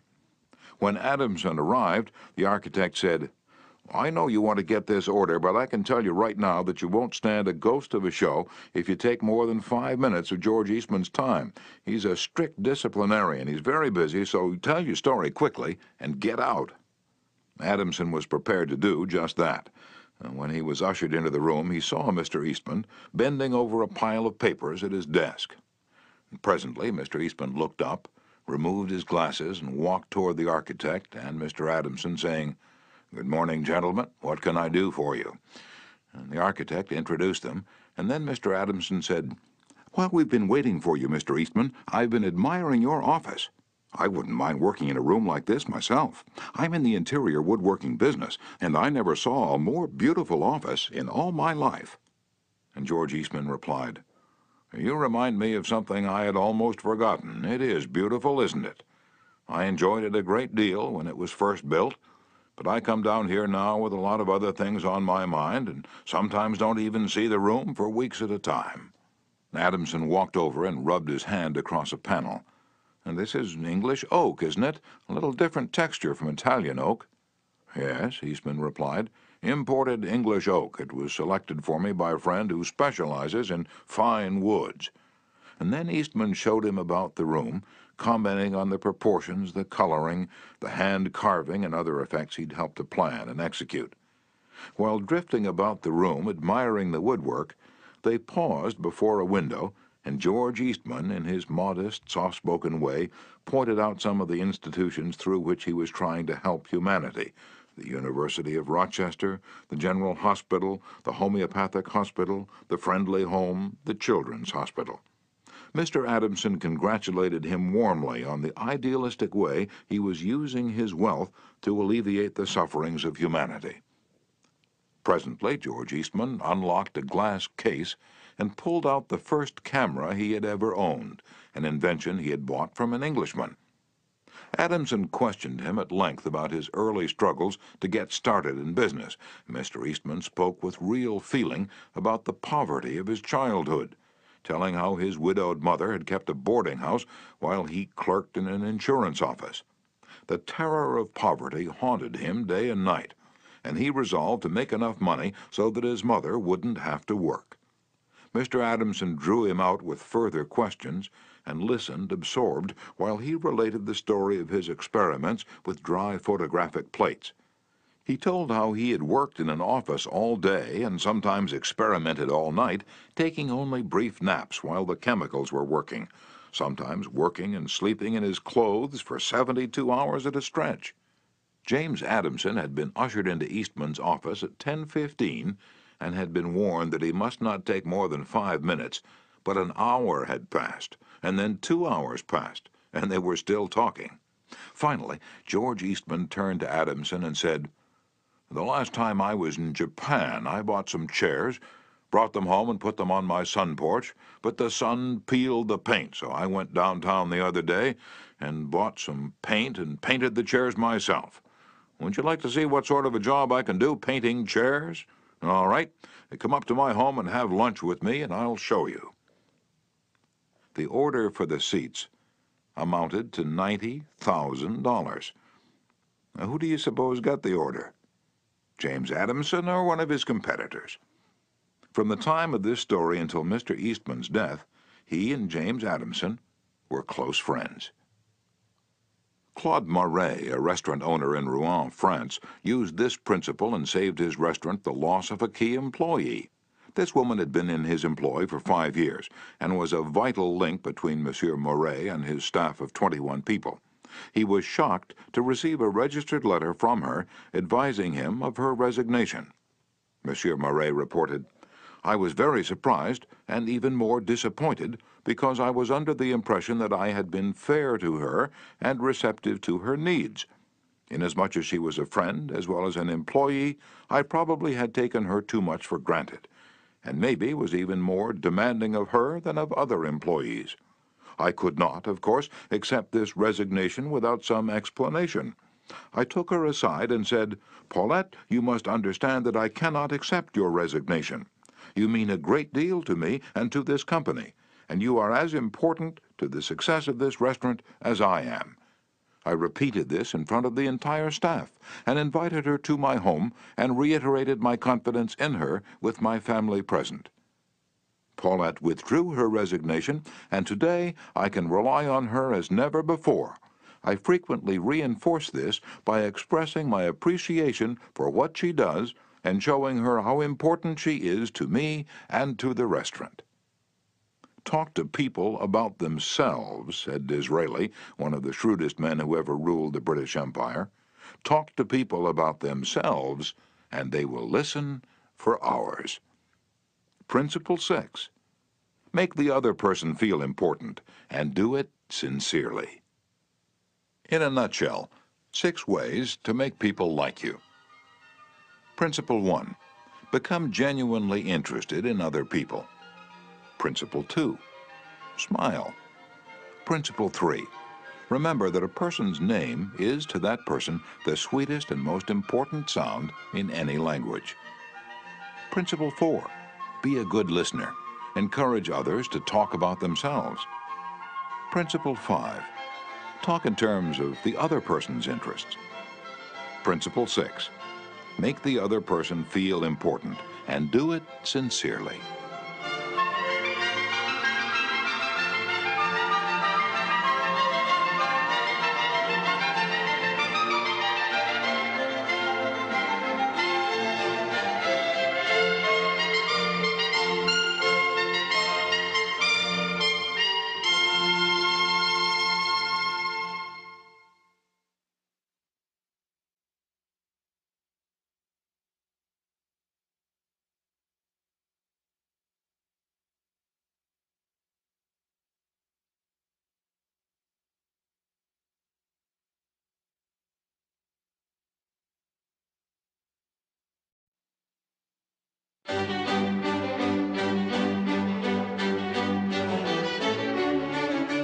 Part 3.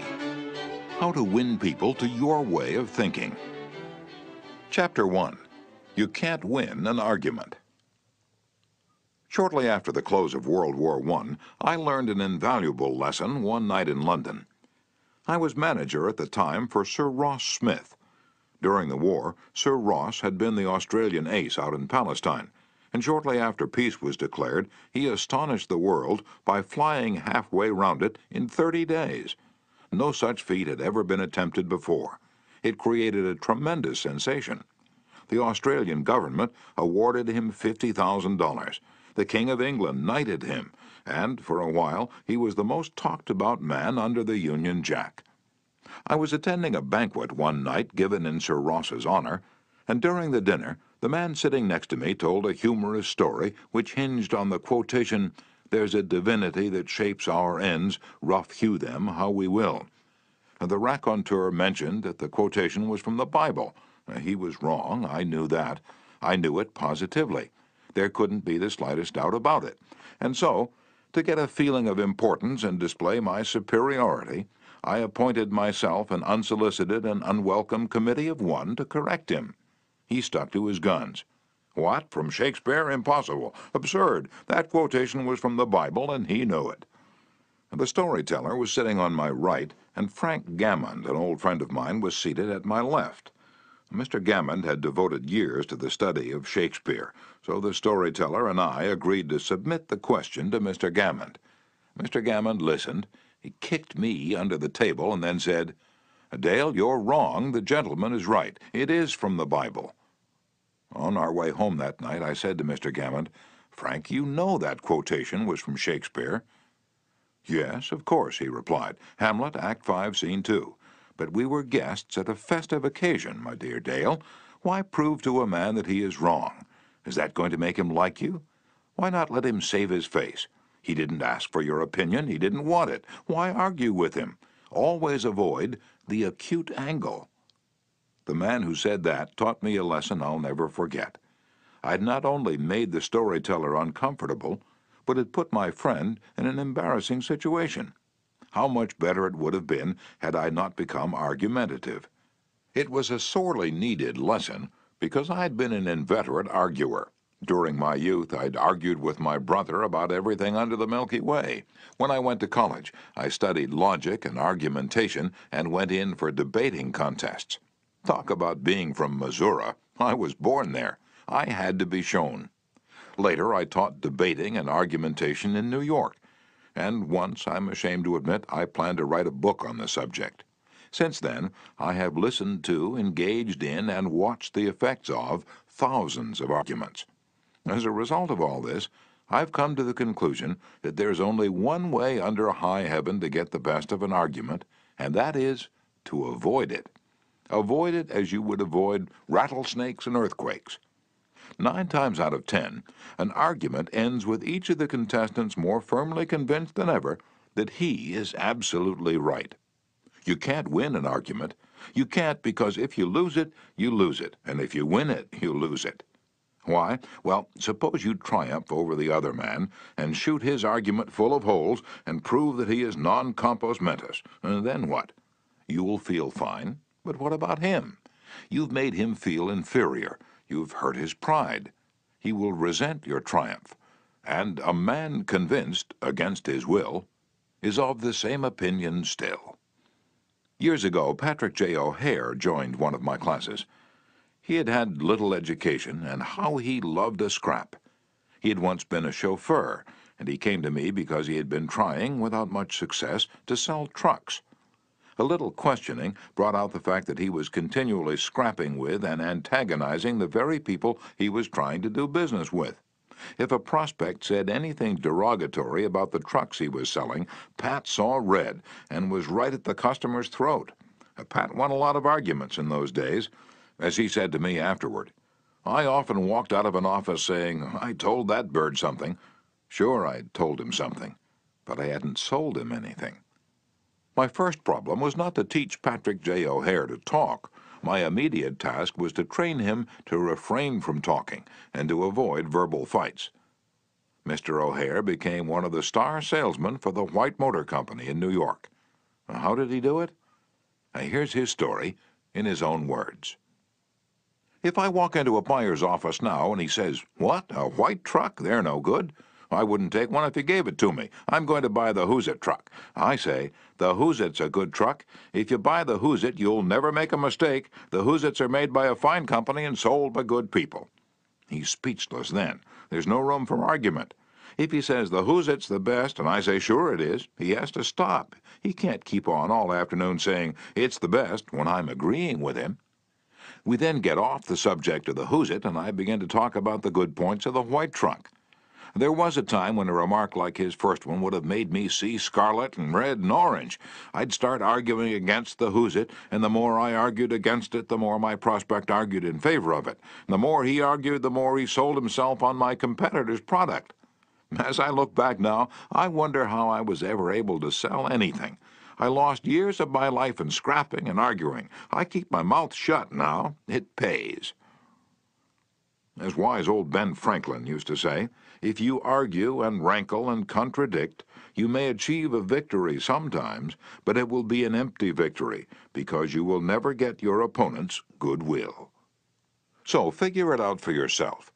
Which would you rather have, an academic, theatrical victory or a person's goodwill? You can seldom have both. The Boston Transcript once printed this bit of significant doggerel. Here lies the body of William J., who died maintaining his right-of-way. He was right, dead right, as he sped along, but he's just as dead as if he were wrong. You may be right, dead right, as you speed along in your argument, but as far as changing another's mind is concerned, you will probably be just as futile as if you were wrong. Frederick S. Parsons, an income tax consultant, had been disputing and wrangling for an hour with a government tax inspector. An item of $9,000 was at stake. Mr. Parsons claimed that this $9,000 was in reality a bad debt, that it would never be collected, that it ought not to be taxed. "Bad debt, my eye," retorted the inspector. "It must be taxed." This inspector was cold, arrogant, and stubborn, Mr. Parsons said as he told the story of the class. Reason was wasted, and so were facts. The longer we argued, the more stubborn he became, so I decided to avoid argument, change the subject, and give him appreciation. I said, "I suppose this is a very petty matter in comparison with the really important and difficult decisions you're required to make. I've made a study of taxation myself, but I've had to get my knowledge from books. You're getting yours from the firing line of experience. I sometimes wish I had a job like yours. It would teach me a lot." I meant every word I said. Well, the inspector straightened up in his chair, leaned back, and talked for a long time about his work, telling me of the clever frauds he had uncovered. His tone gradually became friendly, and presently he was telling me about his children. As he left, he advised me that he would consider my problem further and give me his decision in a few days. He called at my office 3 days later and informed me that he had decided to leave the tax return exactly as it was filed. Now, this tax inspector was demonstrating one of the most common of human frailties. He wanted a feeling of importance. And as long as Mr. Parsons argued with him, he got his feeling of importance by loudly asserting his authority. But as soon as his importance was admitted, and the argument stopped, and he was permitted to expand his ego, he became a sympathetic and kindly human being. Buddha said, "Hatred is never ended by hatred, but by love. And a misunderstanding is never ended by an argument, but by tact, diplomacy, conciliation, and a sympathetic desire to see the other person's viewpoint." Lincoln once reprimanded a young Army officer for indulging in a violent controversy with an associate. "No man who is resolved to make the most of himself," said Lincoln, "can spare time for personal contention. Still less can he afford to take the consequences, including the vitiation of his temper and the loss of self-control. Yield larger things to which you show no more than equal rights, and yield lesser ones, though clearly your own. Better give our path to a dog than be bitten by him in contesting for the right. Even killing the dog would not cure the bite." In an article in Bits and Pieces, some suggestions are made on how to keep a disagreement from becoming an argument. Welcome the disagreement. Remember the slogan, "When two partners always agree, one of them is not necessary." If there's some point you haven't thought about, be thankful if it is brought to your attention. Perhaps this disagreement is your opportunity to be corrected before you make a serious mistake. Distrust your first instinctive impression. Our first natural reaction in a disagreeable situation is to be defensive. Be careful. Keep calm and watch out for your first reaction. It may be you at your worst, not your best. Control your temper. Remember, you can measure the size of a person by what makes him or her angry. Listen first. Give your opponents a chance to talk. Let them finish. Do not resist, defend, or debate. This only raises barriers. Try to build bridges of understanding. Don't build higher barriers of misunderstanding. Look for areas of agreement. When you have heard your opponents out, dwell first on the points and areas on which you agree.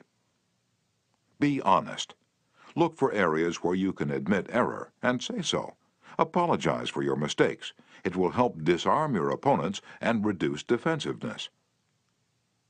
Promise to think over your opponent's ideas and study them carefully, and mean it.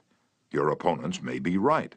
It is a lot easier at this stage to agree to think about their points than to move rapidly ahead and find yourself in a position where your opponents can say, "We tried to tell you, but you wouldn't listen." Thank your opponents sincerely for their interest. Anyone who takes the time to disagree with you is interested in the same things you are. Think of them as people who really want to help you, and you may turn your opponents into friends. Postpone action to give both sides time to think through the problem. Suggest that a new meeting be held later that day or the next day when all the facts may be brought to bear. In preparation for this meeting, ask yourself some hard questions. Could my opponents be right? Partly right? Is there truth or merit in their position or argument? Is my reaction one that will relieve the problem, or will it just relieve any frustration? Will my reaction drive my opponents further away or draw them closer to me? Will my reaction elevate the estimation good people have of me? Will I win or lose? What price will I have to pay if I win? If I am quiet about it, will the disagreement blow over? Is this difficult situation an opportunity for me? Opera tenor Jan Pierce, after he was married nearly 50 years, once said, "My wife and I made a pact a long time ago, and we've kept it no matter how angry we've grown with each other. When one yells, the other should listen, because when two people yell, there is no communication, just noise and bad vibrations." Principle 1. The only way to get the best of an argument is to avoid it. Chapter 2. A sure way of making enemies and how to avoid it. When Theodore Roosevelt was in the White House, he confessed that if he could be right 75% of the time, he would reach the highest measure of his expectation. If that was the highest rating that one of the most distinguished men of the 20th century could hope to obtain, what about you and me? If you can be sure of being right only 55% of the time, you can go down to Wall Street and make $1 million a day. If you can't be sure of being right even 55% of the time, why should you tell other people they are wrong? You can tell people they are wrong by a look or an intonation or a gesture, just as eloquently as you can in words. And if you tell them they are wrong, do you make them want to agree with you? Never. For you've struck a direct blow at their intelligence, judgment, pride, and self-respect. That will make them want to strike back, but it will never make them want to change their minds. You may hurl at them all the logic of a Plato or an Immanuel Kant, but you will not alter their opinions, for you have hurt their feelings. Never begin by announcing, "I am going to prove so-and-so to you." Now, that's bad. That's tantamount to saying, "I'm smarter than you are. I'm going to tell you a thing or two and make you change your mind." That is a challenge. It arouses opposition and makes the listener want to battle with you before you even start. It is difficult, under even the most benign conditions, to change people's minds, so why make it harder? Why handicap yourself? If you're going to prove anything, don't let anybody know it. Do it so subtly, so adroitly, that no one will feel that you are doing it. This was expressed succinctly by Alexander Pope. Men must be taught as if you taught them not, and things unknown proposed as things forgot. Over 300 years ago, Galileo said, "You cannot teach a man anything. You can only help him to find it within himself." As Lord Chesterfield said to his son, "Be wiser than other people if you can, but do not tell them so." Socrates said repeatedly to his followers in Athens, "One thing only I know, and that is that I know nothing." Well, I can't hope to be any smarter than Socrates, so I have quit telling people they are wrong, and I find that it pays. If a person makes a statement that you think is wrong, yes, even that you know is wrong, isn't it better to begin by saying, "Well, now, look, I thought otherwise, but I may be wrong. I frequently am. And if I am wrong, I want to be put right. Let's examine the facts." There's magic, positive magic in such phrases as, "I may be wrong, I frequently am, let's examine the facts." Nobody in the heavens above, or on the earth beneath, or in the waters under the earth will ever object to your saying, "I may be wrong, let's examine the facts." One of our class members who used this approach in dealing with customers was Harold Ranke, a Dodge dealer in Billings, Montana. He reported that because of the pressures of the automobile business, he was often hard-boiled and callous when dealing with customers' complaints. This caused flared tempers, loss of business, and general unpleasantness. He told his class, "Recognizing that this was getting me nowhere fast, I tried a new tack. I'd say something like this. Our dealership has made so many mistakes that I'm frequently ashamed. We may have erred in your case, so tell me about it." This approach becomes quite disarming, and by the time the customer releases his feelings, he's usually much more reasonable when it comes to settling the matter. In fact, several customers have thanked me for having such an understanding attitude, and two of them have even brought in friends to buy new cars. In this highly competitive market, we need more of this type of customer, and I believe that showing respect for all customers' opinions and treating them diplomatically and courteously will help beat the competition. You will never get into trouble by admitting that you may be wrong. That will stop all argument and inspire your opponent to be just as fair and open and broad-minded as you are. It will make him want to admit that he, too, may be wrong. If you know positively that a person is wrong, and you bluntly tell him or her so, what happens? Let me illustrate. Mr. S., a young New York attorney, once argued a rather important case before the United States Supreme Court. Lunchgarden versus Fleet Corporation, 280 U.S. 320. The case involved a considerable sum of money and an important question of law.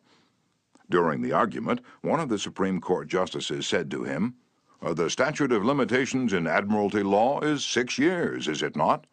Mr. S. stopped, stared at the justice for a moment, and then he said bluntly, "Your Honor, there is no statute of limitations in admiralty." A hush fell on the court, said Mr. S., as he related his experience to one of my classes, and the temperature in the room seemed to drop to 0. I was right, the justice was wrong, and I had told him so. But did that make him friendly? No. I still believe that I had the law on my side, and I know that I spoke better than I ever spoke before, but I didn't persuade. I made the enormous blunder of telling a very learned and famous man that he was wrong. A few people are logical. Most of us are prejudiced and biased. Most of us are blighted with preconceived notions, with jealousy, suspicion, fear, envy, and pride. And most citizens don't want to change their minds about their religion, or their haircut, or communism, or their favorite movie star. So if you're inclined to tell people they're wrong, please review the following paragraph every morning before breakfast. It's from James Harvey Robinson's enlightening book, The Mind in the Making. We sometimes find ourselves changing our minds without any resistance or heavy emotion. But if we are told we are wrong, we resent the imputation and harden our hearts. We are incredibly heedless in the formation of our beliefs, but find ourselves filled with an illicit passion for them when anyone proposes to rob us of their companionship. It is obviously not the ideas themselves that are dear to us, but our self-esteem which is threatened. The little word "my" is the most important one in human affairs, and properly to reckon with, it is the beginning of wisdom. It has the same force whether it is my dinner, my dog, and my house, or my father, my country, and my God. We not only resent the imputation that our watch is wrong, or our car shabby, but that our conception of the canals of Mars, of the pronunciation of Epictetus, of the medicinal value of salicin, or of the date of Sargon I is subject to revision. We like to continue to believe what we have been accustomed to accept as true, and the resentment aroused when doubt is cast upon any of our assumptions leads us to seek every manner of excuse for clinging to it. The result is that most of our so-called reasoning consists in finding arguments for going on believing as we already do. Carl Rogers, the eminent psychologist, wrote in his book, On Becoming a Person, "I have found it of enormous value when I can permit myself to understand the other person. The way in which I have worded this statement may seem strange to you. Is it necessary to permit oneself to understand another? I think it is. Our first reaction to most of the statements which we hear from other people is an evaluation or judgment rather than an understanding of it. When someone expresses some feeling, attitude, or belief, our tendency is almost immediately to feel, that's right, or that's stupid, that's abnormal, that's unreasonable, that's incorrect, that's not nice. Very rarely do we permit ourselves to understand precisely what the meaning of the statement is to the other person. I once employed an interior decorator to make some draperies for my home. When the bill arrived, I was dismayed. A few days later, a friend dropped in and looked at the draperies. The price was mentioned, and she exclaimed with a note of triumph, "What? That's awful! I'm afraid he put one over on you." True, yes, she told the truth. But few people like to listen to truths that reflect on their judgment. So, being human, I tried to defend myself. I pointed out that the best is eventually the cheapest, that one can't expect to get quality and artistic taste at bargain basement prices, and so on. The next day, another friend dropped in, admired the draperies, bubbled over with enthusiasm, and expressed a wish that she could afford such exquisite creations for her home. My reaction was totally different. "Well, to tell you the truth," I said, "I can't afford them myself. I paid too much. I'm sorry I ordered them." When we're wrong, we may admit it to ourselves, and if we're handled gently and tactfully, we may admit it to others, and even take pride in our frankness and broad-mindedness. But not if someone else is trying to ram the unpalatable fact down our esophagus. Horace Greeley, the most famous editor in America during the time of the Civil War, disagreed violently with Lincoln's policies. He believed that he could drive Lincoln into agreeing with him by a campaign of argument, ridicule, and abuse. He waged this bitter campaign month after month, year after year. In fact, he wrote a brutal, bitter, sarcastic, and personal attack on President Lincoln the night Booth shot him. But did all this bitterness make Lincoln agree with Greeley? Not at all. Ridicule and abuse never do.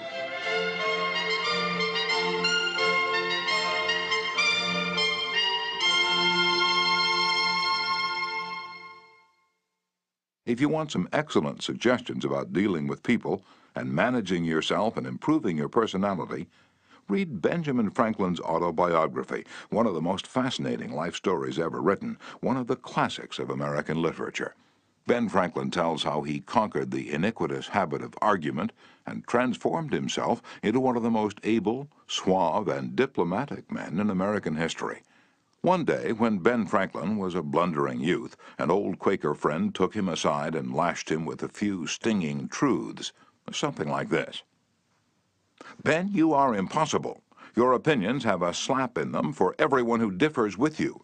They have become so offensive that nobody cares for them. Your friends find they enjoy themselves better when you are not around. You know so much that no man can tell you anything. Indeed, no man is going to try, for the effort would lead only to discomfort and hard work. So you are not likely ever to know any more than you do now, which is very little." One of the finest things I know about Ben Franklin is the way he accepted that smarting rebuke. He was big enough and wise enough to realize that it was true, to sense that he was headed for failure and social disaster. So he made a right-about face. He began immediately to change his insolent, opinionated ways. "I made it a rule," said Franklin, "to forbear all direct contradiction to the sentiment of others, and all positive assertion of my own. I even forbade myself the use of every word or expression in the language that imported a fixed opinion, such as certainly, undoubtedly, etc., and I adopted instead of them, I conceive, I apprehend, or I imagine a thing to be so, or it so appears to me at present. When another asserted something that I thought an error, I denied myself the pleasure of contradicting him abruptly, and of showing immediately some absurdity in his proposition, and in answering I began by observing that in certain cases of circumstances his opinion would be right, but in the present case there appeared or seemed to me some difference, etc. I soon found the advantage of this change in my manner. The conversations I engaged in went on more pleasantly. The modest way in which I proposed my opinions procured them a readier reception and less contradiction. I had less mortification when I was found to be in the wrong, and I more easily prevailed with others to give up their mistakes and join with me when I happened to be in the right.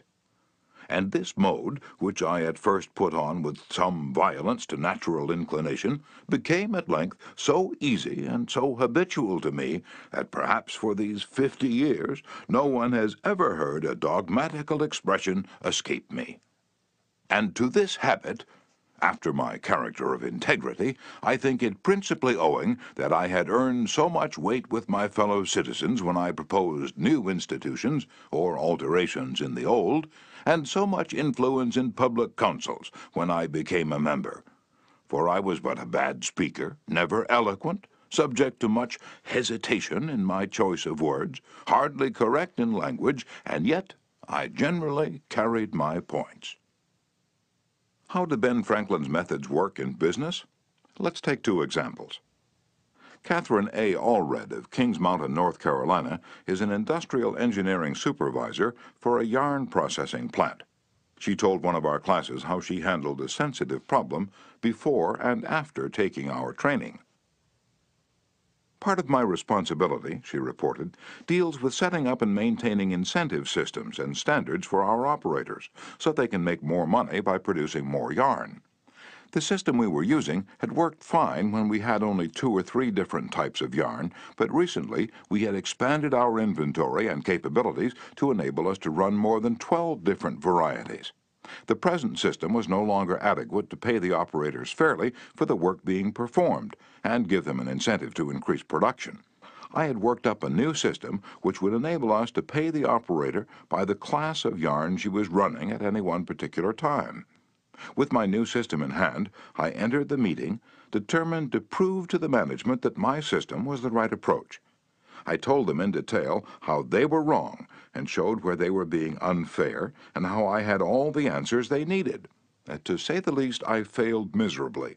I had become so busy defending my position on the new system that I had left them no opening to graciously admit their problems on the old one. The issue was dead. After several sessions of this course, I realized all too well where I had made my mistakes. I called another meeting, and this time I asked where they felt their problems were. We discussed each point, and I asked them their opinion on which was the best way to proceed. With a few low-keyed suggestions at proper intervals, I let them develop my system by themselves. At the end of the meeting, when I actually presented my system, they enthusiastically accepted it. I'm convinced now that nothing good is accomplished and a lot of damage can be done if you tell a person straight out that he or she is wrong. You only succeed in stripping that person of self-dignity and making yourself an unwelcome part of any discussion. Let's take another example, and remember, these cases I'm citing are typical of the experiences of thousands of other people. R.V. Crowley was a salesman for a lumber company in New York. Crowley admitted that he had been telling hard-boiled lumber inspectors for years that they were wrong, and he'd won the arguments too, but it hadn't done any good. For these lumber inspectors, said Mr. Crowley, are like baseball umpires. Once they make a decision, they never change it. Mr. Crowley saw that his firm was losing thousands of dollars through the arguments he won. So while taking my course, he resolved to change tactics and abandon arguments. With what results? Here's the story as he told it to fellow members of his class. One morning the phone rang in my office.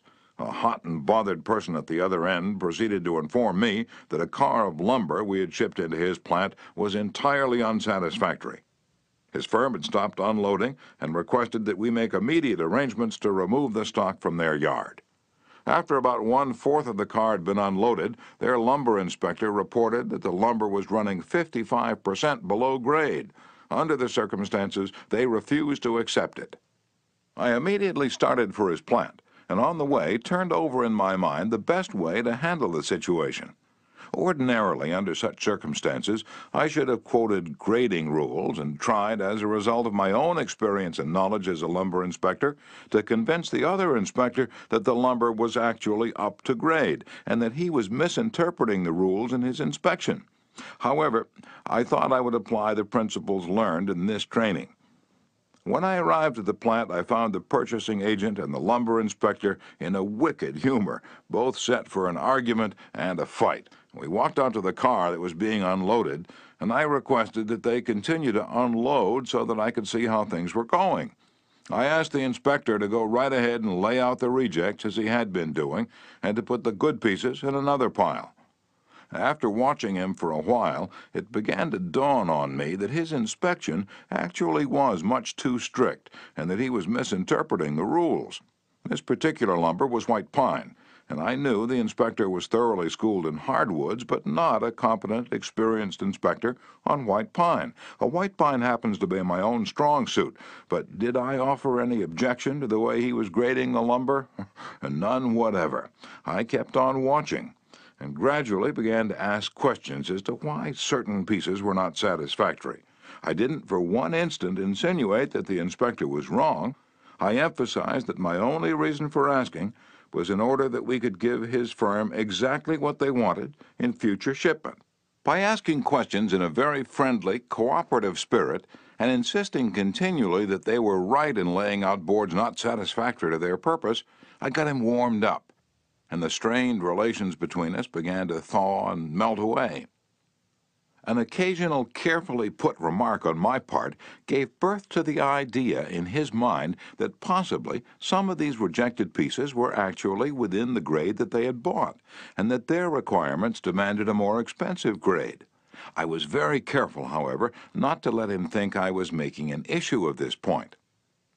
Gradually, his whole attitude changed. He finally admitted to me that he was not experienced on white pine, and began to ask me questions about each piece as it came out of the car.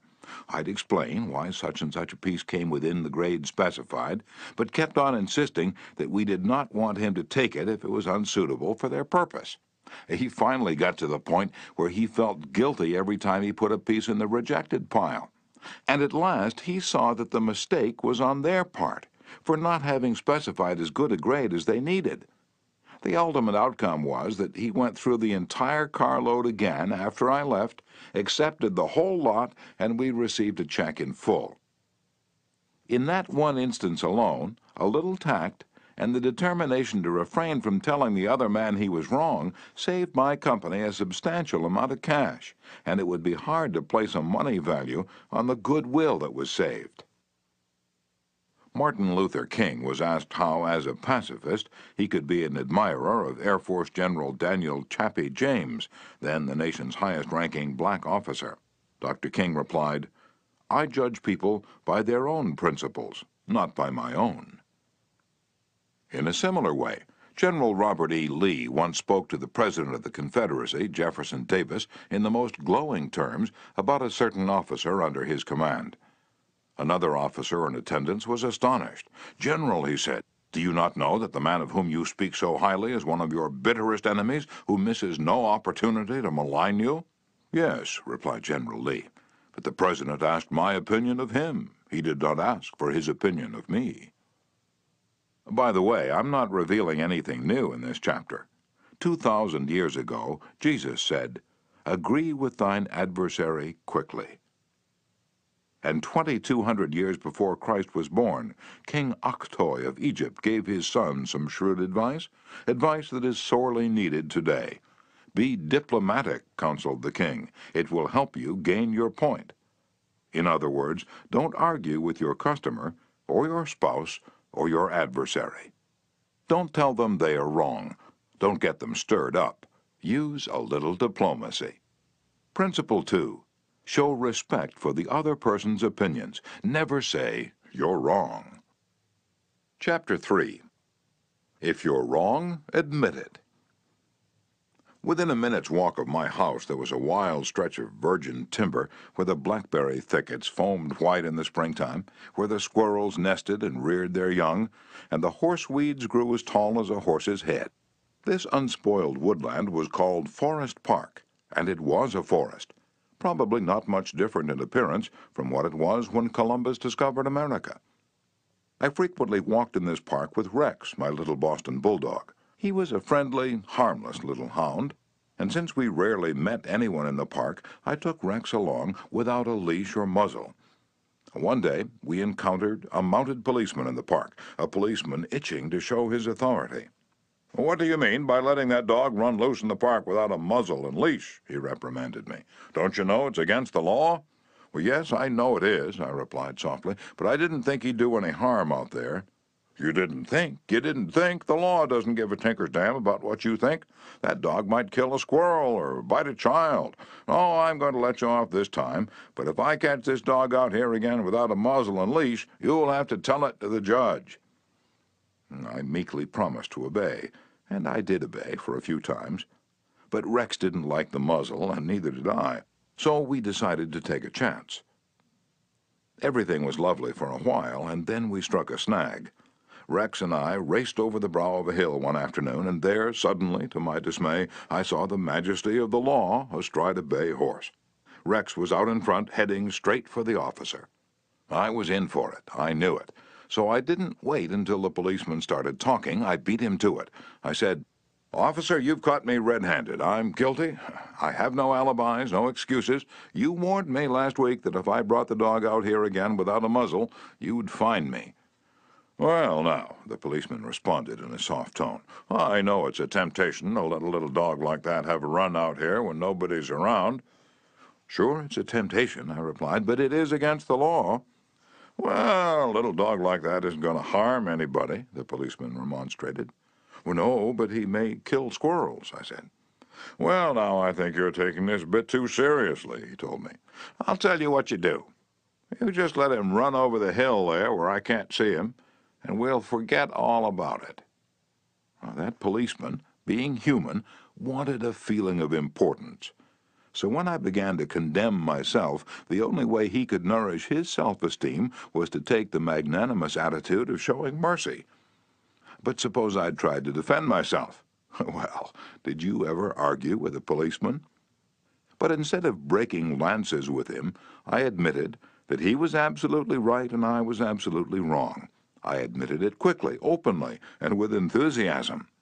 The affair terminated graciously in my taking his side and his taking my side. Lord Chesterfield himself could hardly have been more gracious than this mounted policeman who only a week previously had threatened to have the law on me. If we know we are going to be rebuked anyhow, isn't it far better to beat the other person to it and do it ourselves? Isn't it much easier to listen to self-criticism than to bear condemnation from alien lips? Say about yourself all the derogatory things you know the other person is thinking, or wants to say, or intends to say, and say them before that person has a chance to say them. The chances are 100 to 1 that a generous, forgiving attitude will be taken, and your mistakes will be minimized, just as the mounted policeman did with me and Rex. Ferdinand E. Warren, a commercial artist, used this technique to win the goodwill of a petulant, scolding buyer of art. It is important in making drawings for advertising and publishing purposes to be precise and very exact, Mr. Warren said as he told the story. Some art editors demand that their commissions be executed immediately, and in these cases some slight error is liable to occur. I knew one art director in particular who was always delighted to find fault with some little thing. I have often left his office in disgust, not because of the criticism, but because of his method of attack. Recently I delivered a rush job to this editor, and he phoned me to call at his office immediately. He said something was wrong. When I arrived, I found just what I had anticipated and dreaded. He was hostile, gloating over his chance to criticize. He demanded with heat why I had done so-and-so. My opportunity had come to apply the self-criticism I'd been studying about, so I said, "Mr. So-and-so, if what you say is true, I am at fault, and there is absolutely no excuse for my blunder. I have been doing drawings for you long enough to know better. I am ashamed of myself." Immediately, he started to defend me. Yes, you're right, but after all, this isn't a serious mistake. It's only, and I interrupted him, any mistake, I said, may be costly, and they're all irritating. He started to break in, but I wouldn't let him. I was having a grand time. For the first time in my life, I was criticizing myself, and I loved it. I should have been more careful, I continued. You give me a lot of work, and you deserve the best, so I'm going to do this drawing all over. No, no, he protested, I wouldn't think of putting you to all that trouble. He praised my work, assured me he wanted only a minor change, and that my slight error hadn't cost his firm any money, and after all, it was a mere detail not worth worrying about. My eagerness to criticize myself took all the fight out of him. He ended up by taking me to lunch, and before we parted, he gave me a check and another commission. There's a certain degree of satisfaction in having the courage to admit one's errors. It not only clears the air of guilt and defensiveness, but often helps solve the problem created by the error. Bruce Harvey of Albuquerque, New Mexico, had incorrectly authorized payment of full wages to an employee on sick leave. When he discovered his error, he brought it to the attention of the employee and explained that to correct the mistake, he would have to reduce his next paycheck by the entire amount of the overpayment. The employee pleaded that as that would cause him a serious financial problem, could the money be repaid over a period of time? In order to do this, Harvey explained, he would have to obtain his supervisor's approval. And this, I knew, reported Harvey, would result in a boss-type explosion. While trying to decide how to handle the situation better, I realized that the whole mess was my fault, and I would have to admit it to my boss. I walked into his office, told him that I had made a mistake, and then informed him of the complete facts. He replied, in an explosive manner, that it was the fault of their personnel department. I repeated that it was my fault. He exploded again about carelessness in the accounting department. Again, I explained it was my fault. He blamed two other people in the office, but each time I reiterated that it was my fault. Finally, he looked at me and said, "Okay, it was your fault. Now straighten it out." The error was corrected, and nobody got into trouble. I felt great because I was able to handle a tense situation and had the courage not to seek alibis. My boss has had more respect for me ever since. Any fool can try to defend his or her mistakes, and most fools do. But it raises one above the herd and gives one a feeling of nobility and exultation to admit one's mistakes.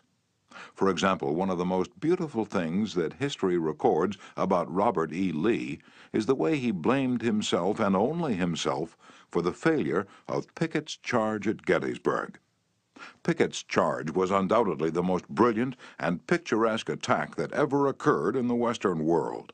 General George E. Pickett himself was picturesque. He wore his hair so long that his auburn locks almost touched his shoulders, and, like Napoleon in his Italian campaigns, he wrote ardent love letters almost daily while on the battlefield. His devoted troops cheered him that tragic July afternoon as he rode off jauntily toward the Union lines, his cap set at a rakish angle over his right ear. They cheered, and they followed him, man touching man, rank pressing rank, with banners flying and bayonets gleaming in the sun. It was a gallant sight, daring, magnificent. A murmur of admiration ran through the Union lines as they beheld it. Pickett's troops swept forward at an easy trot, through orchard and cornfield, across a meadow and over a ravine. All the time, the enemy's cannon was tearing ghastly holes in their ranks, but on they pressed, grim, irresistible. Suddenly, the Union infantry rose from behind the stone wall on Cemetery Ridge, where they had been hiding, and fired volley after volley into Pickett's onrushing troops. The crest of the hill was a sheet of flame, a slaughterhouse, a blazing volcano. In a few minutes, all of Pickett's brigade commanders except one were down, and 4/5 of his 5,000 men had fallen. General Lewis A. Armistead, leading the troops in the final plunge, ran forward, vaulted over the stone wall, and waving his cap on top of his sword, shouted, "Give 'em steel, boys!" They did. They leaped over the wall, bayoneted their enemies, smashed skulls with clubbed muskets, and planted the battle flags of the South on Cemetery Ridge.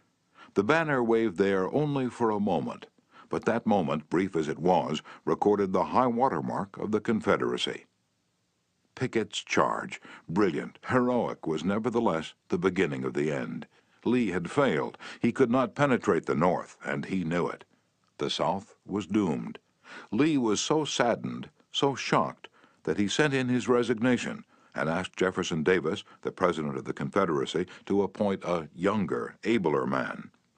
If Lee had wanted to blame the disastrous failure of Pickett's charge on someone else, he could have found a score of alibis. Some of his division commanders had failed him. The cavalry hadn't arrived in time to support the infantry attack.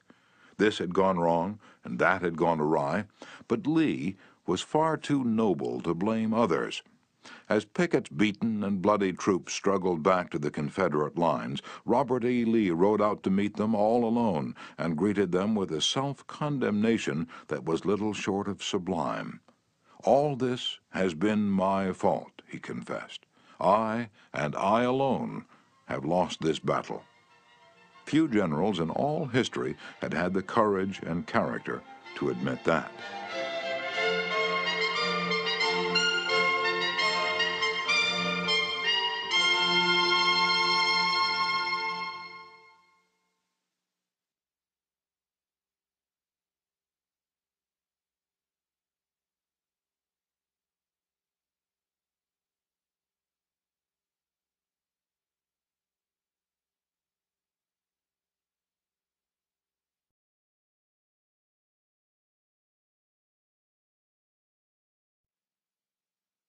Michael Chong, who teaches our course in Hong Kong, told of how the Chinese culture presents some special problems and how sometimes it is necessary to recognize that the benefits of applying a principle may be more advantageous than maintaining an old tradition.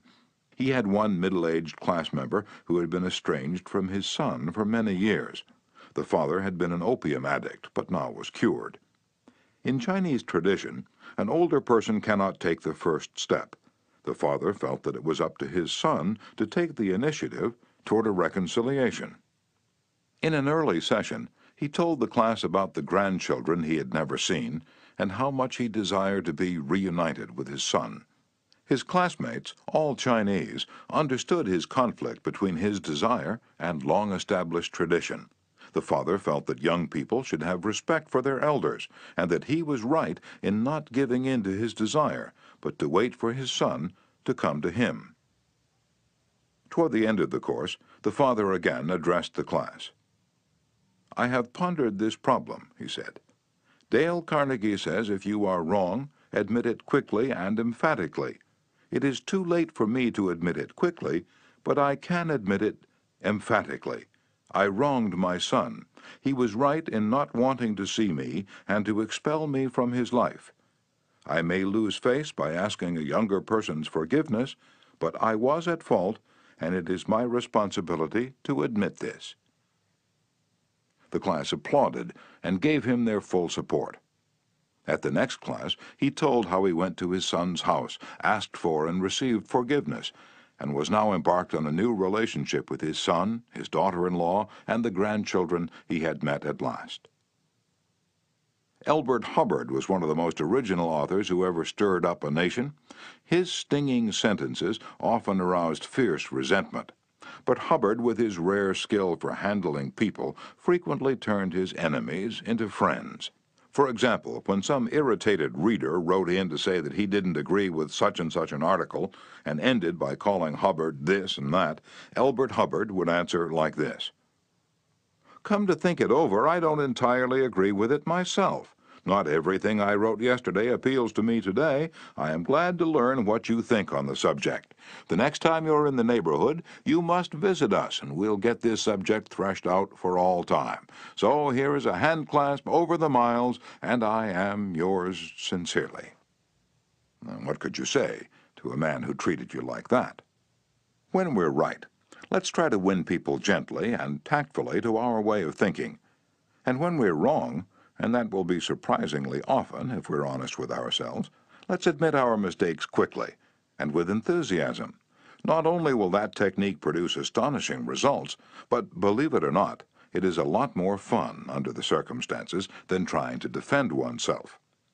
Remember the old proverb, by fighting you never get enough, but by yielding you get more than you expected. Principle 3. If you're wrong, admit it quickly and emphatically. Chapter 4. A Drop of Honey. If your temper is aroused, and you tell him a thing or two, you'll have a fine time unloading your feelings. But what about the other person? Will he share your pleasure? Will your belligerent tones, your hostile attitude, make it easy for him to agree with you? "If you come at me with your fists doubled," said Woodrow Wilson, "I think I can promise you that mine will double as fast as yours. But if you come to me and say, 'Let us sit down and take counsel together, and if we differ from each other, understand why it is that we differ, just what the points at issue are,' we will presently find that we are not so far apart after all, that the points on which we differ are few, and the points on which we agree are many, and that if we only have the patience and the candor and the desire to get together, we will get together." Nobody appreciated the truth of Woodrow Wilson's statement more than John D. Rockefeller, Jr. Back in 1915, Rockefeller was the most fiercely despised man in Colorado. One of the bloodiest strikes in the history of American industry had been shocking the state for 2 terrible years. Irate, belligerent miners were demanding higher wages from the Colorado Fuel and Iron Company. Rockefeller controlled that company. Property had been destroyed, troops had been called out, blood had been shed. Strikers had been shot, their bodies riddled with bullets. At a time like that, with the air seething with hatred, Rockefeller wanted to win the strikers to his way of thinking. And he did it. How? Here's the story. After weeks spent in making friends, Rockefeller addressed the representatives of the strikers. This speech, in its entirety, is a masterpiece. It produced astonishing results. It calmed the tempestuous waves of hate that threatened to engulf Rockefeller. It won him a host of admirers. It presented facts in such a friendly manner that the strikers went back to work without saying another word about the increase in wages for which they had fought so violently. The opening of that remarkable speech follows. Note how it fairly glows with friendliness. Rockefeller, remember, was talking to men who, a few days previously, had wanted to hang him by the neck to a sour apple tree. Yet he couldn't have been more gracious, more friendly, if he had addressed a group of medical missionaries. His speech was radiant with such phrases as, "I am proud to be here, having visited in your homes, met many of your wives and children. We meet here not as strangers, but as friends. Spirit of mutual friendship, our common interests. It is only by your courtesy that I am here." "This is a red-letter day in my life," Rockefeller began.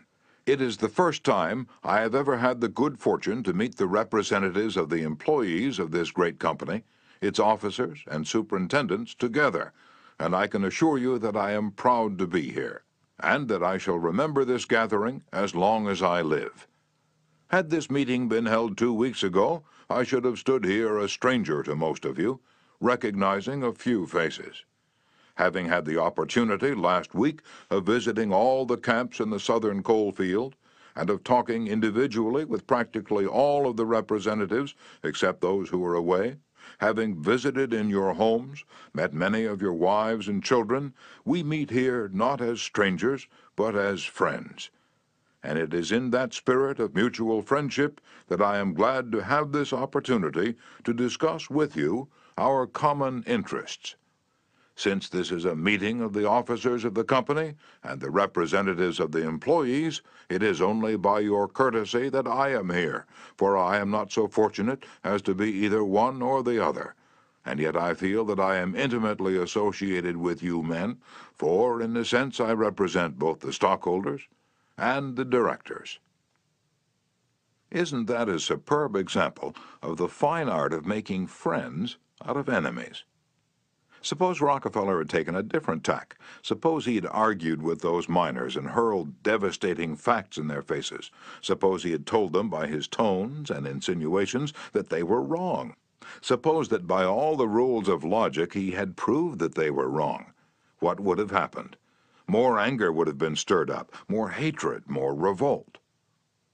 If a man's heart is rankling with discord and ill feeling toward you, you can't win him to your way of thinking with all the logic in Christendom. Scolding parents and domineering bosses and husbands and nagging wives ought to realize that people don't want to change their minds. They can't be forced or driven to agree with you or me, but they may possibly be led to, if we are gentle and friendly, ever so gentle and ever so friendly. Lincoln said that, in effect, over 100 years ago. Here are his words. It is an old and true maxim that a drop of honey catches more flies than a gallon of gall. So with men, if you would win a man to your cause, first convince him that you are his sincere friend. Therein is a drop of honey that catches his heart, which, say what you will, is the great high road to his reason. Business executives have learned that it pays to be friendly to strikers. For example, when 2,500 employees in the White Motor Company's plant struck for higher wages and a union shop, Robert F. Black, then president of the company, didn't lose his temper and condemn and threaten and talk of tyranny and communists. He actually praised the strikers. He published an advertisement in the Cleveland papers, complimenting them on the peaceful way in which they laid down their tools. Finding the strike pickets idle, he bought them a couple of dozen baseball bats and gloves and invited them to play ball on vacant lots. For those who preferred bowling, he rented a bowling alley. This friendliness on Mr. Black's part did what friendliness always does. It begot friendliness. So the strikers borrowed brooms, shovels, and rubbish carts and began picking up matches, papers, cigarette stubs, and cigar butts around the factory. Imagine it. Imagine strikers tidying up the factory grounds while battling for higher wages and recognition of the union. Such an event had never been heard of before in the long, tempestuous history of American labor wars. That strike ended with a compromise settlement within a week, ended without any ill feeling or rancor. Daniel Webster, who looked like a god and talked like Jehovah, was one of the most successful advocates who ever pleaded a case. Yet he ushered in his most powerful arguments with such friendly remarks as, "It will be for the jury to consider. This may perhaps be worth thinking of. Here are some facts that I trust you will not lose sight of." Or, "You, with your knowledge of human nature, will easily see the significance of these facts." No bulldozing, no high-pressure methods, no attempt to force his opinions on others. Webster used the soft-spoken, quiet, friendly approach, and it helped to make him famous. You may never be called on to settle a strike or address a jury, but you may want to get your rent reduced. Will the friendly approach help you then? Let's see.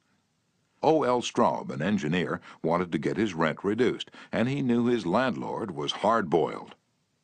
"I wrote him," Mr. Straub said in a speech before the class, "notifying him that I was vacating my apartment as soon as my lease expired. The truth was, I didn't want to move. I wanted to stay if I could get my rent reduced, but the situation seemed hopeless. Other tenants had tried and failed.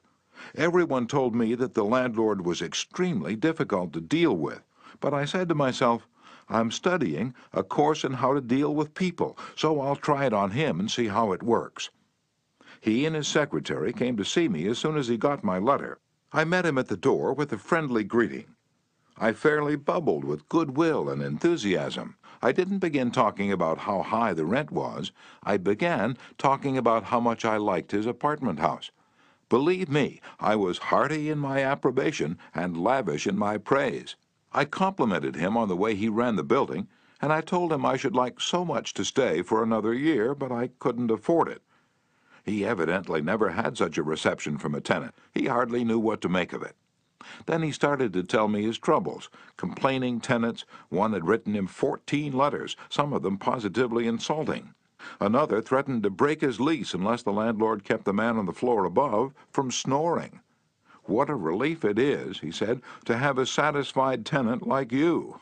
and then, without my even asking him to do it, he offered to reduce my rent a little. I wanted more, so I named the figure I could afford to pay, and he accepted without a word. As he was leaving, he turned to me and asked, "What decorating can I do for you?" If I'd tried to get the rent reduced by the methods the other tenants were using, I am positive I would have met with the same failure they encountered. It was the friendly, sympathetic, appreciative approach that won. Dean Woodcock of Pittsburgh, Pennsylvania, is the superintendent of a department of the local electric company. His staff was called upon to repair some equipment on top of a pole. This type of work had formerly been performed by a different department and had only recently been transferred to Woodcock's section. Although his people had been trained in the work, this was the first time they ever actually had been called upon to do it. Everybody in the organization was interested in seeing if and how they could handle it. Mr. Woodcock, several of his subordinate managers, and members of the other departments of the utility went to see the operation. Many cars and trucks were there, and a number of people were standing around watching the two lone men on top of the pole. Glancing around, Woodcock noticed a man up the street getting out of his car with a camera. He began taking pictures of the scene. Utility people are extremely conscious of public relations, and suddenly Woodcock realized what this setup looked like to the man with the camera. Overkill, dozens of people being called out to do a two-person job. He strolled up the street to the photographer. "I see you're interested in our operation." "Yes, and my mother will be more than interested. She owns stock in your company. This will be an eye-opener for her. She may even decide her investment was unwise. I've been telling her for years that there's a lot of waste motion in companies like yours. This proves it. The newspapers might like these pictures, too." "Well, it does look like it, doesn't it? I'd think the same thing in your position, but this is a unique situation." And Dean Woodcock went on to explain how this was the first job of this type for his department, and how everybody, from executives down, was interested. He assured the man that under normal conditions, two people could handle the job. The photographer put away his camera, shook Woodcock's hand, and thanked him for taking the time to explain the situation to him. Dean Woodcock's friendly approach saved his company much embarrassment and bad publicity. Another member of one of our classes, Gerald H. Wynn of Littleton, New Hampshire, reported how, by using a friendly approach, he obtained a very satisfactory settlement on a damage claim. "Early in the spring," he reported, "before the ground had thawed from the winter freezing, there was an unusually heavy rainstorm, and the water, which normally would have run off to nearby ditches and storm drains along the road, took a new course onto a building lot where I just built a new home. Not being able to run off, the water pressure built up around the foundation of the house. The water forced itself under the concrete basement floor, causing it to explode, and the basement filled with water. This ruined the furnace and the hot water heater. The cost to repair this damage was in excess of $2,000. I had no insurance to cover this type of damage. However, I soon found out that the owner of the subdivision had neglected to put in a storm drain near the house, which could have prevented this problem. I made an appointment to see him. During the 25-mile trip to his office, I carefully reviewed the situation, and remembering the principles I learned in this course, I decided that showing my anger would not serve any worthwhile purpose. When I arrived, I kept very calm and started by talking about his recent vacation to the West Indies. And then, when I felt the timing was right, I mentioned the little problem of water damage. He quickly agreed to do his share in helping to correct the problem.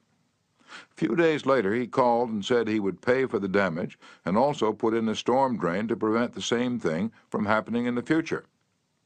Even though it was the fault of the owner of the subdivision, if I'd not begun in a friendly way, there would have been a great deal of difficulty in getting him to agree to the total liability. Years ago, when I was a barefoot boy walking through the woods to a country school out in northwest Missouri, I read a fable about the sun and the wind. They quarreled about which was the stronger, and the wind said, "I'll prove I am. See the old man down there with the coat? I can get that coat off him quicker than you can." So the sun went behind a cloud, and the wind blew until it was almost a tornado. But the harder it blew, the tighter the old man clutched his coat to him. Finally, the wind calmed down and gave up, and then the sun came out from behind the clouds and smiled kindly on the old man. Presently he mopped his brow and pulled off his coat. The sun then told the wind that gentleness and friendliness were always stronger than fury and force. The use of gentleness and friendliness is demonstrated day after day by people who have learned that a drop of honey catches more flies than a gallon of gall. F. Gale Connor of Lutherville, Maryland, proved this when he had to take his 4-month-old car to the service department of the car dealer for the 3rd time. He told our class, "It was apparent that talking to, reasoning with, or shouting at the service manager was not going to lead to a satisfactory resolution of my problems. I walked over to the showroom and asked to see the agency owner, Mr. White. After a short wait, I was ushered into Mr. White's office. I introduced myself and explained to him that I had bought my car from his dealership because of the recommendation of friends who had had previous dealings with him.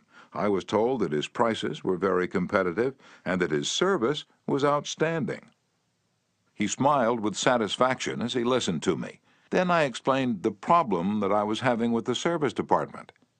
"I thought you might want to be aware of any situation that might tarnish your fine reputation," I added. He thanked me for calling this to his attention and assured me that my problem would be taken care of.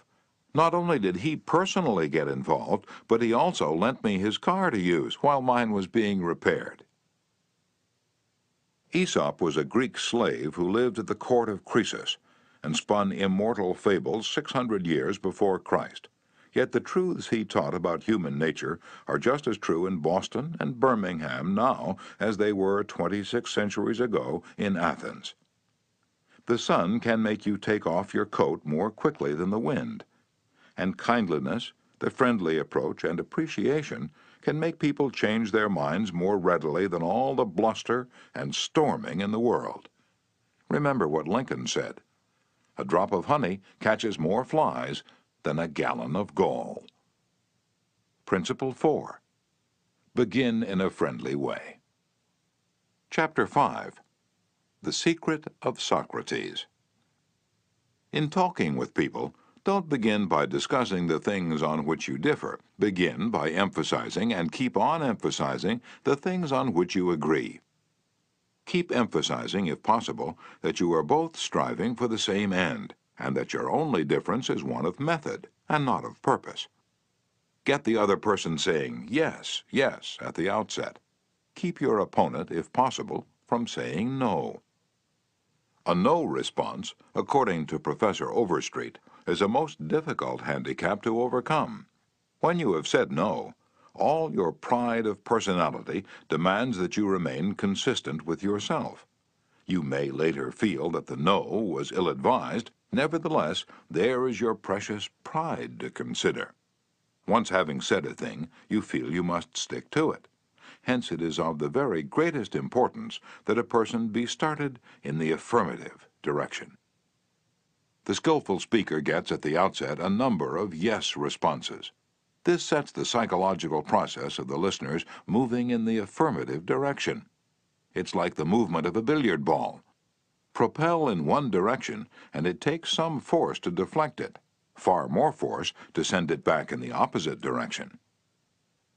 The psychological patterns here are quite clear. When a person says no and really means it, he or she is doing far more than saying a word of 2 letters. The entire organism, glandular, nervous, muscular, gathers itself together into a condition of rejection. There is, usually in minutes, but sometimes in observable degree, a physical withdrawal or readiness for withdrawal. The whole neuromuscular system, in short, sets itself on guard against acceptance. When, to the contrary, a person says yes, none of the withdrawal activities takes place. The organism is in a forward-moving, accepting, open attitude. Hence, the more yeses we can at the very outset induce, the more likely we are to succeed in capturing the attention for our ultimate proposal. It is a very simple technique, this yes response. and yet how much it is neglected. It often seems as if people get a sense of their own importance by antagonizing others at the outset. Get a student to say no at the beginning, or a customer, child, husband, or wife, and it takes the wisdom and the patience of angels to transform that bristling negative into an affirmative. The use of this yes, yes technique enabled James Eberson, who was a teller at the Greenwich Savings Bank in New York City, to secure a prospective customer who might otherwise have been lost. "This man came in to open an account," said Mr. Eberson, "and I gave him our usual form to fill out. Some of the questions he answered willingly, but there were others he flatly refused to answer. Before I began the study of human relations, I would have told this prospective depositor that if he refused to give the bank this information, we should have to refuse to accept this account. I'm ashamed that I've been guilty of doing that very thing in the past. Naturally, an ultimatum like that made me feel good. I had shown who was boss, that the bank's rules and regulations couldn't be flouted. But that sort of attitude certainly didn't give a feeling of welcome and importance to the man who'd walked in to give us his patronage. I resolved this morning to use a little horse sense. I resolved not to talk about what the bank wanted, but about what the customer wanted. And above all else, I was determined to get him saying yes, yes from the very start. So I agreed with him. I told him the information he refused to give was not absolutely necessary. "However," I said, "suppose you have money in this bank at your death. Wouldn't you like to have the bank transfer it to your next of kin, who's entitled to it according to law?" "Yes, of course," he replied. "Don't you think," I continued, "that it would be a good idea to give us the name of your next of kin, so that in the event of your death we could carry out your wishes without error or delay?" Again he said yes. The young man's attitude softened and changed when he realized that we weren't asking for this information for our sake, but for his sake. Before leaving the bank, this young man not only gave me complete information about himself, but he opened, at my suggestion, a trust account, naming his mother as the beneficiary for his account, and he gladly answered all the questions concerning his mother also. I found that by getting him to say yes, yes from the outset, he forgot the issue at stake and was happy to do all the things that I suggested. Joseph Allison, a sales representative for Westinghouse Electric Company, had this story to tell. "There was a man in my territory that our company was most eager to sell to. My predecessor had called on him for 10 years without selling anything. When I took over the territory, I called steadily for 3 years without getting an order. Finally, after 13 years of calls and sales talk, we sold him a few motors. If these proved to be all right, an order for several hundred more would follow. Such was my expectation. Right? I knew they'd be all right. So when I called 3 weeks later, I was in high spirits. The chief engineer greeted me with this shocking announcement. 'Allison, I can't buy the remainder of the motors from you.' 'Why?' I asked in amazement. 'Why?' 'Because your motors are too hot. I can't put my hand on them.' I knew it wouldn't do any good to argue. I'd tried that sort of thing too long. So I thought of getting the yes, yes response.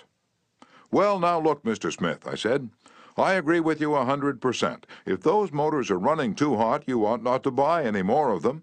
You must have motors that won't run any hotter than standards set by the National Electrical Manufacturers Association. Isn't that so?' He agreed it was. I'd gotten my first yes. The Electrical Manufacturers Association regulations say that a properly designed motor may have a temperature of 72 degrees Fahrenheit above room temperature. Is that correct?" "Yes," he agreed, "that's quite correct. But your motors are much hotter." I didn't argue with him. I merely asked, "How hot is the mill room?" "Oh," he said, "about 75 degrees Fahrenheit." "Well," I replied, "if the mill room is 75 degrees, and you add 72 to that, that makes a total of 147 degrees Fahrenheit. Wouldn't you scald your hand if you held it under a spigot of hot water at a temperature of 147 degrees Fahrenheit?" Again, he had to say yes. "Well," I suggested, "wouldn't it be a good idea to keep your hands off those motors?" "Oh, well, I guess you're right," he admitted. We continued to chat for a while, Then he called his secretary and lined up approximately $35,000 worth of business for the ensuing month. It took me years and cost me countless thousands of dollars in lost business before I finally learned that it doesn't pay to argue, that it is much more profitable and much more interesting to look at things from the other person's viewpoint and to try to get that person saying yes, yes.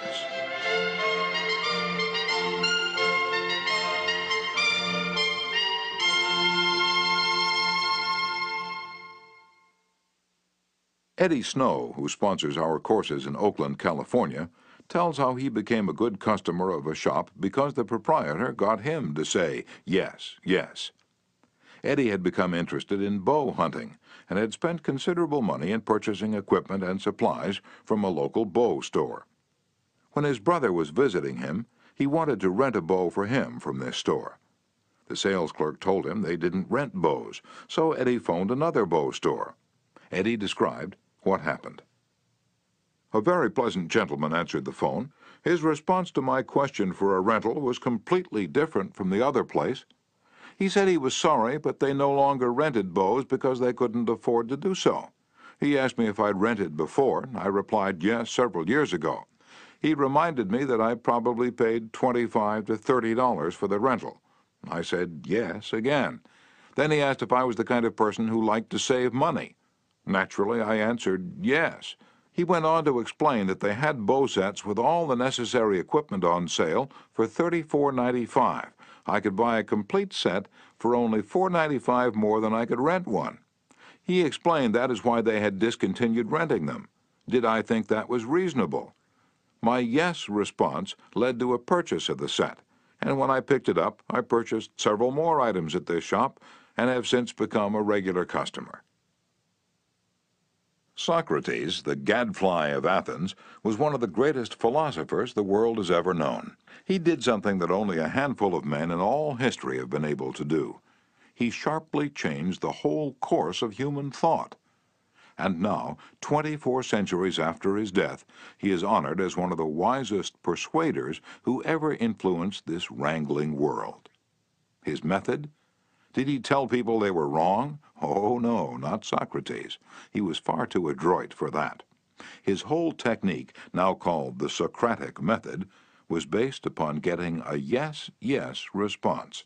He asked questions with which his opponent would have to agree. He kept on winning one admission after another until he had an armful of yeses.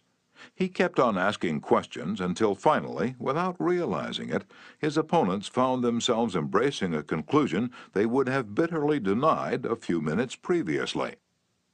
The next time we're tempted to tell someone he or she is wrong, let's remember old Socrates and ask a gentle question, a question that will get the yes, yes response. The Chinese have a proverb pregnant with the age-old wisdom of the Orient. He who treads softly goes far. They have spent 5,000 years studying human nature, those cultured Chinese, and they have garnered a lot of perspicacity. He who treads softly goes far. Principle 5. Get the other person saying yes, yes, immediately. Chapter 6. The safety valve in handling complaints. Most people trying to win others to their way of thinking do too much talking themselves. Let the other people talk themselves out. They know more about their business and problems than you do, so ask them questions.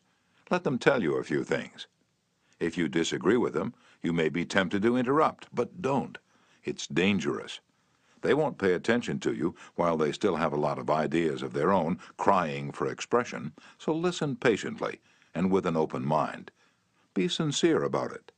Encourage them to express their ideas fully. Does this policy pay in business? Let's see. Here is the story of a sales representative who was forced to try it. One of the largest automobile manufacturers in the United States was negotiating for a year's requirements of upholstery fabrics. 3 important manufacturers had worked up fabrics in sample bodies. These had all been inspected by the executives of the motor company, and notice had been sent to each manufacturer saying that on a certain day a representative from each supplier would be given an opportunity to make a final plea for the contract. GBR, a representative of one manufacturer, arrived in town with a severe attack of laryngitis. When it came my turn to meet the executives in conference, Mr. R. said, as he related the story before one of my classes, I had lost my voice. I could barely whisper. I was ushered into a room and found myself face to face with the textile engineer, the purchasing agent, the director of sales, and the president of the company. I stood up and made a valiant effort to speak, but I couldn't do anything more than squeak. They were all seated around a table, so I wrote on a pad of paper, "Gentlemen, I have lost my voice. I am speechless." "I'll do the talking for you," the president said. He did. He exhibited my samples and praised their good points. A lively discussion arose about the merits of my goods, and the president, since he was talking for me, took the position I would have had during the discussion. My sole participation consisted of smiles, nods, and a few gestures. As a result of this unique conference, I was awarded the contract, which called for over 500,000 yards of upholstery fabrics at an aggregate value of $1,600,000, the biggest order I had ever received. I know I would have lost the contract if I hadn't lost my voice, because I had the wrong idea about the whole proposition. I discovered, quite by accident, how richly it sometimes pays to let the other person do the talking. Letting the other person do the talking helps in family situations as well as in business. Barbara Wilson's relationship with her daughter, Lori, was deteriorating rapidly. Lori, who had been a quiet, complacent child, had grown into an uncooperative, sometimes belligerent teenager. Mrs. Wilson lectured her, threatened her, and punished her, but all to no avail. One day, Mrs. Wilson told one of our classes, I just gave up. Lori had disobeyed me and had left the house to visit her girlfriend before she had completed her chores. When she returned, I was about to scream at her for the 10,000th time, but I just didn't have the strength to do it. I just looked at her and said sadly, "Why, Lori, why?" Lori noted my condition and in a calm voice asked, "Do you really want to know?"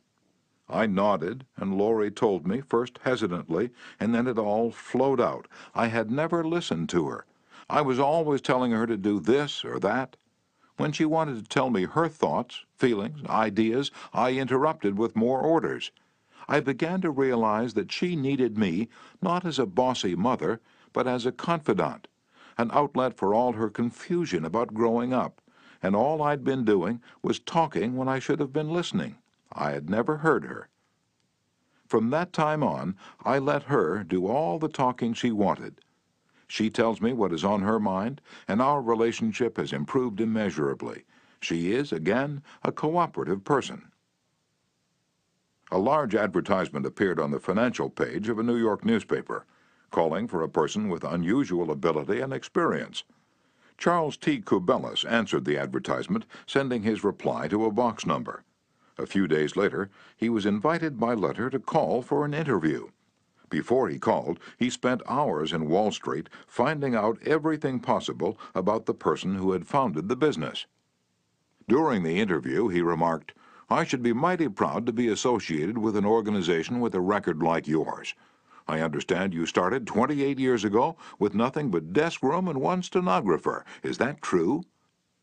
Almost every successful person likes to reminisce about his early struggles, and this man was no exception.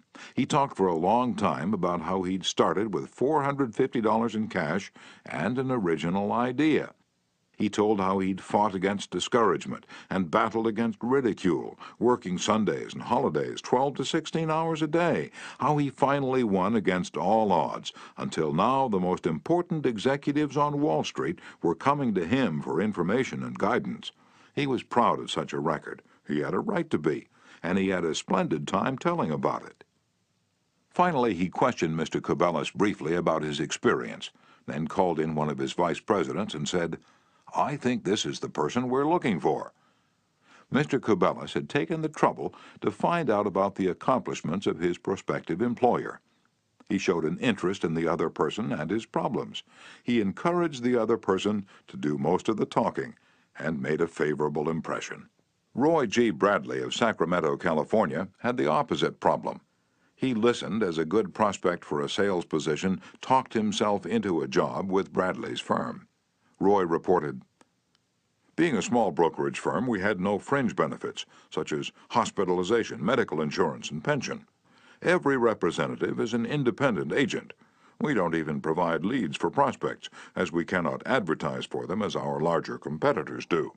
Richard Pryor had the type of experience we wanted for this position, and he was interviewed first by my assistant, who told him about all the negatives related to this job. He seemed slightly discouraged when he came into my office. I mentioned the one benefit of being associated with my firm, that of being an independent contractor and therefore virtually being self-employed. As he talked about these advantages to me, he talked himself out of each negative thought he had when he came in for the interview. Several times it seemed as though he was half talking to himself, as he was thinking through each thought. At times I was tempted to add to his thoughts. However, as the interview came to a close, I felt he had convinced himself, very much on his own, that he would like to work for my firm. Because I had been a good listener and let Dick do most of the talking, he was able to weigh both sides fairly in his mind. And he came to the positive conclusion, which was a challenge he created for himself. We hired him, and he has been an outstanding representative for our firm." Even our friends would much rather talk to us about their achievements than listen to us boast about ours. La Rochefoucauld, the French philosopher, said, "If you want enemies, excel your friends. But if you want friends, let your friends excel you." Why is that true? Because when our friends excel us, they feel important. But when we excel them, they, or at least some of them, will feel inferior and envious. By far the best-liked placement counselor in the Midtown Personnel Agency in New York City was Henrietta G. It hadn't always been that way. During the first few months of her association with the agency, Henrietta didn't have a single friend among her colleagues. Why? Because every day she would brag about the placement she had made, the new account she had opened, and anything else she had accomplished. "I was good at my work and proud of it," Henrietta told one of our classes. "But instead of my colleagues sharing my triumphs, they seemed to resent them. I wanted to be liked by these people. I really wanted them to be my friends. After listening to some of the suggestions made in this course, I started to talk about myself less and listen more to my associates. They also had things to boast about and were more excited about telling me about their accomplishments than about listening to my boasting. Now, when we have some time to chat, I ask them to share their joys with me, and I only mention my achievements when they ask." Principle 6. Let the other person do a great deal of the talking. Chapter 7. How to Get Cooperation. Don't you have much more faith in ideas that you discover for yourself than in ideas that are handed to you on a silver platter? If so, isn't it bad judgment to try to ram your opinions down the throats of other people? Isn't it wiser to make suggestions and let the other person think out the conclusion? Adolph Seltz of Philadelphia, sales manager in an automobile showroom and a student in one of my courses, suddenly found himself confronted with the necessity of injecting enthusiasm into a discouraged and disorganized group of automobile salespeople. Calling a sales meeting, he urged his people to tell him exactly what they expected from him. As they talked, he wrote their ideas on the blackboard. Then he said, "I'll give you all these qualities you expect from me. Now I want you to tell me what I have a right to expect from you." The replies came quick and fast. Loyalty, honesty, initiative, optimism, teamwork, 8 hours a day of enthusiastic work. The meeting ended with a new courage, a new inspiration. One salesperson volunteered to work 14 hours a day, and Mr. Seltz reported to me that the increase of sales was phenomenal. "The people had made sort of a moral bargain with me," Mr. Seltz said, "and as long as I lived up to my part in it, they were determined to live up to theirs. Consulting them about their wishes and desires was just the shot in the arm they needed." No one likes to feel he or she is being sold something or told to do a thing. We much prefer to feel that we're buying of our own accord or acting on our own ideas.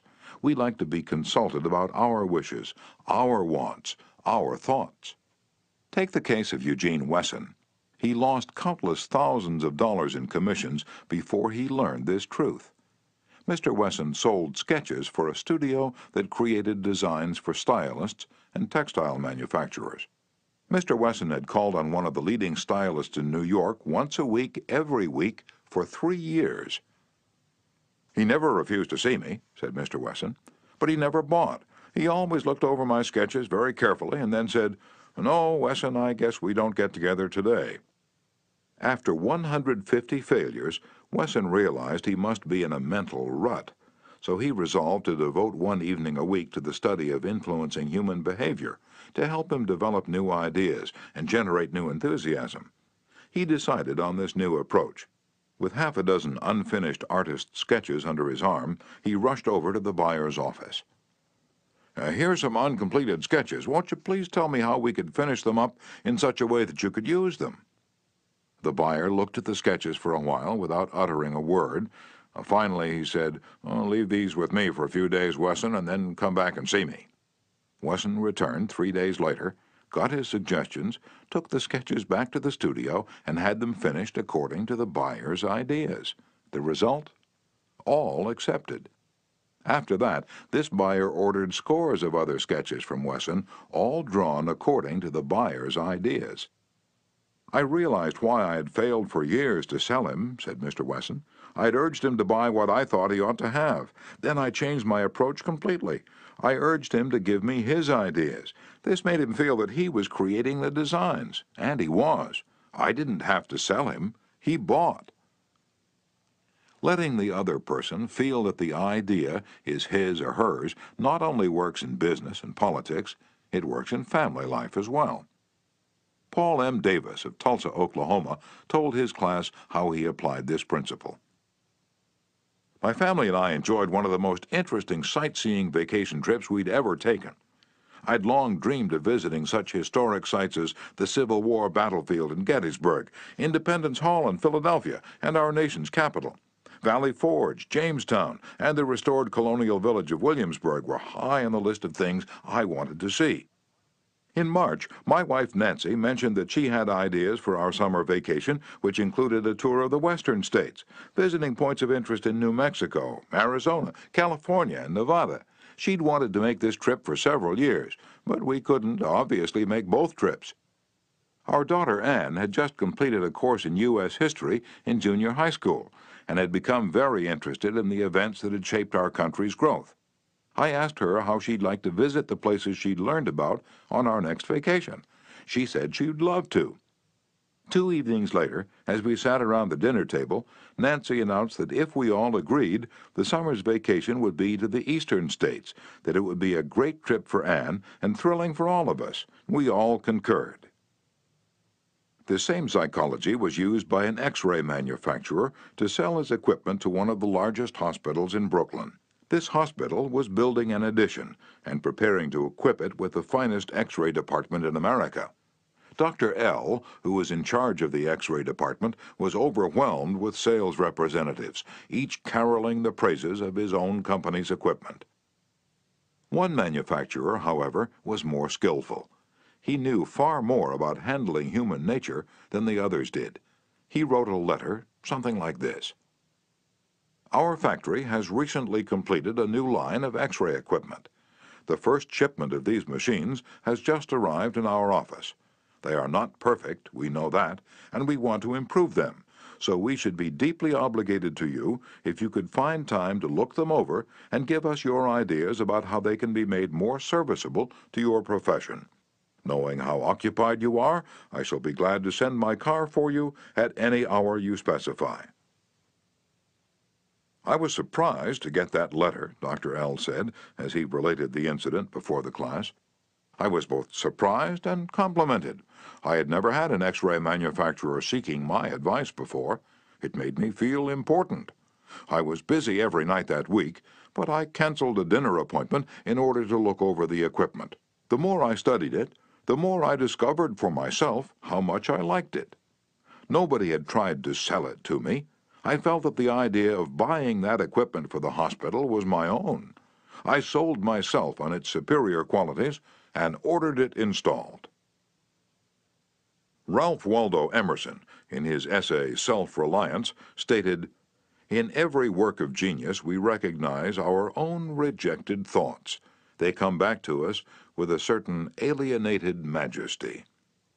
Colonel Edward M. House wielded an enormous influence in national and international affairs while Woodrow Wilson occupied the White House.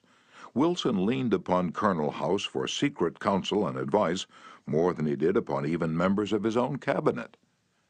What method did the colonel use in influencing the president? Fortunately, we know, for House himself revealed it to Arthur D. Howden Smith, and Smith quoted House in an article in the Saturday Evening Post. "After I got to know the president," House said, "I learned the best way to convert him to an idea was to plant it in his mind casually, but so as to interest him in it, so as to get him thinking about it on his own account. The first time this worked, it was an accident. I had been visiting him at the White House and urged a policy on him when he appeared to disapprove. But several days later, at the dinner table, I was amazed to hear him trot out my suggestion as his own." Did House interrupt him and say, "That's not your idea, that's mine"? Oh, no, not House. He was too adroit for that. He didn't care about credit. He wanted results. So he let Wilson continue to feel that the idea was his. House did even more than that. He gave Wilson public credit for these ideas. Let's remember that everyone we come in contact with is just as human as Woodrow Wilson. So let's use Colonel House's technique. A man in the beautiful Canadian province of New Brunswick used this technique on me and won my patronage. I was planning at the time to do some fishing and canoeing in New Brunswick. So I wrote the Tourist Bureau for information. Evidently my name and address were put on a mailing list, for I was immediately overwhelmed with scores of letters and booklets and printed testimonials from camps and guides. I was bewildered. I didn't know which to choose. Then one camp owner did a clever thing. He sent me the names and telephone numbers of several New York people who had stayed at his camp, and he invited me to telephone them and discover for myself what he had to offer. I found to my surprise that I knew one of the men on his list. I telephoned him, found out what his experience had been, and then wired the camp the date of my arrival. The others had been trying to sell me on their service, but one let me sell myself. That organization won. 25 centuries ago, Lao Tse, a Chinese sage, said some things that readers of this book might use today. The reason why rivers and seas receive the homage of 100 mountain streams is that they keep below them. Thus they are able to reign over all the mountain streams. So the sage, wishing to be above men, putteth himself below them. Wishing to be before them, he putteth himself behind them. Thus, though his place be above men, they do not feel his weight. Though his place be before them, they do not count it an injury. Principle 7. Let the other person feel that the idea is his or hers. Chapter 8. A formula that will work wonders for you. Remember that other people may be totally wrong, but they don't think so. Don't condemn them. Any fool can do that. Try to understand them. Only wise, tolerant, exceptional people even try to do that. There's a reason why the other man thinks and acts as he does. Ferret out that reason, and you have the key to his actions, perhaps to his personality. Try honestly to put yourself in his place. If you say to yourself, "How would I feel? How would I react if I were in his shoes?" you will save yourself time and irritation, for by becoming interested in the cause, we are less likely to dislike the effect. And in addition, you will sharply increase your skill in human relationships. Stop a minute, says Kenneth M. Good in his book, How to Turn People into Gold. Stop a minute to contrast your keen interest in your own affairs with your mild concern about anything else. Realize then that everybody else in the world feels exactly the same way. Then, along with Lincoln and Roosevelt, you will have grasped the only solid foundation for interpersonal relationships, namely, that success in dealing with people depends on a sympathetic grasp of the other person's viewpoint. Sam Douglas of Hempstead, New York, used to tell his wife that she spent too much time working on their lawn, pulling weeds, fertilizing, cutting the grass twice a week when the lawn didn't look any better than it had when they moved into their home 4 years earlier. Naturally, she was distressed by his remarks, and each time he made such remarks, the balance of the evening was ruined. After taking our course, Mr. Douglas realized how foolish he'd been all those years.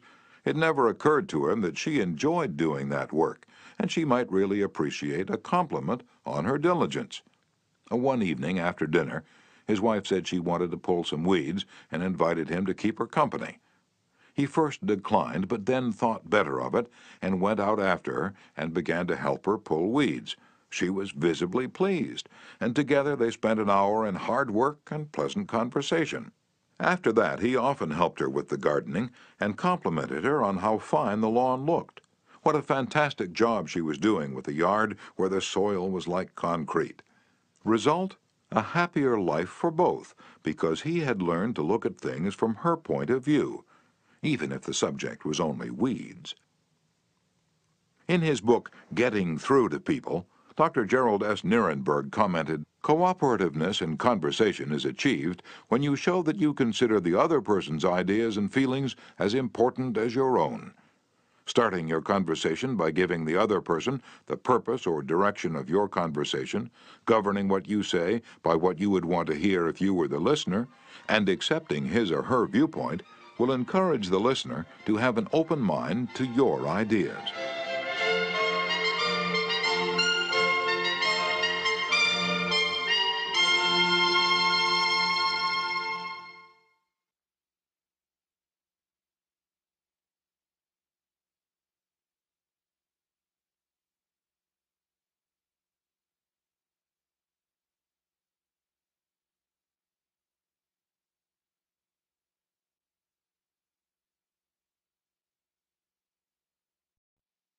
I have always enjoyed walking and riding in a park near my home. Like the Druids of ancient Gaul, I all but worship an oak tree, so I was distressed season after season to see the young trees and shrubs killed off by needless fires. These fires weren't caused by careless smokers. They were almost all caused by youngsters who went out to the park to go native and cook a frankfurter or an egg under the trees. Sometimes these fires raged so fiercely that the fire department had to be called out to fight the conflagration. There was a sign on the edge of the park saying that anyone who started a fire was liable to fine and imprisonment, but the sign stood in an unfrequented part of the park, and few of the culprits ever saw it. A mounted policeman was supposed to look after the park, but he didn't take his duties too seriously, and the fires continued to spread season after season. On one occasion, I rushed up to a policeman and told him about a fire rapidly spreading through the park and wanted him to notify the fire department. And he nonchalantly replied that it was none of his business because it wasn't in his precinct. I was desperate. So after that, when I went riding, I acted as a self-appointed committee of one to protect the public domain. In the beginning, I'm afraid I didn't even attempt to see the other people's point of view. When I saw a fire blazing under the trees, I was so unhappy about it, so eager to do the right thing, that I did the wrong thing. I would ride up to the boys, warn them that they could be jailed for starting a fire, order with a tone of authority that it be put out, and if they refused, I would threaten to have them arrested. I was merely unloading my feelings without thinking of their point of view. The result? They obeyed sullenly and with resentment. After I rode on over the hill, they probably rebuilt the fire and longed to burn up the whole park. With the passing of the years, I acquired a trifle more knowledge of human relations, a little more tact, and a somewhat greater tendency to see things from the other person's standpoint. Then, instead of giving orders, I would ride up to a blazing fire and begin something like this. Having a good time, boys? What are you going to cook for supper? I loved to build fires myself when I was a boy, and I still love to. But you know they're very dangerous here in the park. I know you boys don't mean to do any harm, but other boys aren't so careful. They come along and see that you've built a fire, so they build one. They don't put it out when they go home, and it spreads among the dry leaves and kills the trees. We won't have any trees here at all if we aren't more careful. You could be put in jail for building this fire, but I don't want to be bossy, interfere with your pleasure. I'd like to see you enjoy yourselves. But won't you please rake all the leaves away from the fire right now, and you'll be careful to cover it with dirt, a lot of dirt, before you leave, won't you? And the next time you want to have some fun, won't you please build your fire over the hill there in the sand pit? Can't do any harm there. Thanks so much, boys. Have a good time. What a difference that kind of talk made. It made the boys want to cooperate. No sullenness, no resentment. They hadn't been forced to obey orders. They had saved their faces. They felt better, and I felt better, because I'd handled the situation with consideration for their point of view. Seeing things through another person's eyes may ease tensions when personal problems become overwhelming. Elizabeth Novak of New South Wales, Australia, was 6 weeks late with her car payment. On a Friday, she reported, I received a nasty phone call from the man who was handling my account, informing me if I did not come up with $122 by Monday morning, I could anticipate further action from the company. I had no way of raising the money over the weekend, so when I received his phone call first thing on Monday morning, I expected the worst. Instead of becoming upset, I looked at the situation from his point of view. I apologized most sincerely for causing him so much inconvenience, and remarked that I must be his most troublesome customer, as this was not the first time I was behind in my payments. His tone of voice changed immediately, and he reassured me that I was far from being one of his really troublesome customers. He went on to tell me several examples of how rude his customers sometimes were, how they lied to him, and often tried to avoid talking to him at all. I said nothing. I listened and let him pour out his troubles to me. Then, without any suggestion from me, he said it did not matter if I couldn't pay all the money immediately. It would be all right if I paid him $20 by the end of the month and made up the balance whenever it was convenient for me to do so. Tomorrow, before asking anyone to put out a fire or buy your product or contribute to your favorite charity, why not pause and close your eyes and try to think the whole thing through from another person's point of view? Ask yourself, why should he or she want to do it? True, this will take time, but it will avoid making enemies, and will get better results, and with less friction and less shoe leather. I would rather walk the sidewalk in front of a person's office for 2 hours before an interview, said Dean Dunham of the Harvard Business School, than step into that office without a perfectly clear idea of what I was going to say and what that person, from my knowledge of his or her interests and motives, was likely to answer. That is so important that I'm going to repeat it for the sake of emphasis. I would rather walk the sidewalk in front of a person's office for 2 hours before an interview than to step into that office without a perfectly clear idea of what I was going to say and what that person, from my knowledge of his or her interests and motives, was likely to answer. If, as a result of listening to this book, you get only one thing, an increased tendency to think always in terms of the other person's point of view and see things from that person's angle as well as your own, if you get only that one thing from this book, it may easily prove to be one of the stepping stones of your career. Principle 8. Try honestly to see things from the other person's point of view. Chapter 9. What everybody wants. Wouldn't you like to have a magic phrase that would stop arguments, eliminate ill feeling, create goodwill, and make the other person listen attentively? Yes? All right, here it is. I don't blame you one iota for feeling as you do. If I were you, I would undoubtedly feel just as you do. An answer like that will soften the most cantankerous old cuss alive. And you can say that and be 100% sincere, because if you were the other person, you, of course, would feel just as he does. But take Al Capone, for example. Suppose you had inherited the same body and temperament and mind that Al Capone had. Suppose you had had his environment and experiences. You would then be precisely what he was and where he was, for it is those things and only those things that made him what he was. The only reason, for example, that you were not a rattlesnake is that your mother and father weren't rattlesnakes. You deserve very little credit for being what you are, and remember the people who come to you irritated, bigoted, unreasoning deserve very little discredit for being what they are. Feel sorry for the poor devils, pity them, sympathize with them. Say to yourself, "There, but for the grace of God, go I." 3/4 of the people you will ever meet are hungering and thirsting for sympathy. Give it to them, and they will love you. I once gave a broadcast about the author of Little Women, Louisa May Alcott. Naturally, I knew she'd lived and written her immortal books in Concord, Massachusetts, but without thinking about what I was saying, I spoke of visiting her old home in Concord, New Hampshire. If I had said New Hampshire only once, it might have been forgiven, but alas and alack, I said it twice. I was deluged with letters and telegrams, stinging messages that swirled around my defenseless head like a swarm of hornets. Many were indignant, a few insulting. One colonial dame who had been reared in Concord, Massachusetts, and who was then living in Philadelphia, vented her scorching wrath upon me. She couldn't have been much more bitter if I had accused Miss Alcott of being a cannibal from New Guinea. As I read the letter, I said to myself, "Thank God I'm not married to that woman."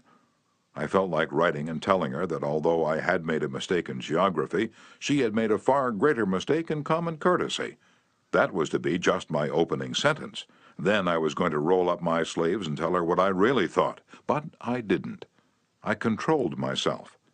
I realized that any hot-headed fool could do that, and that most fools would do just that.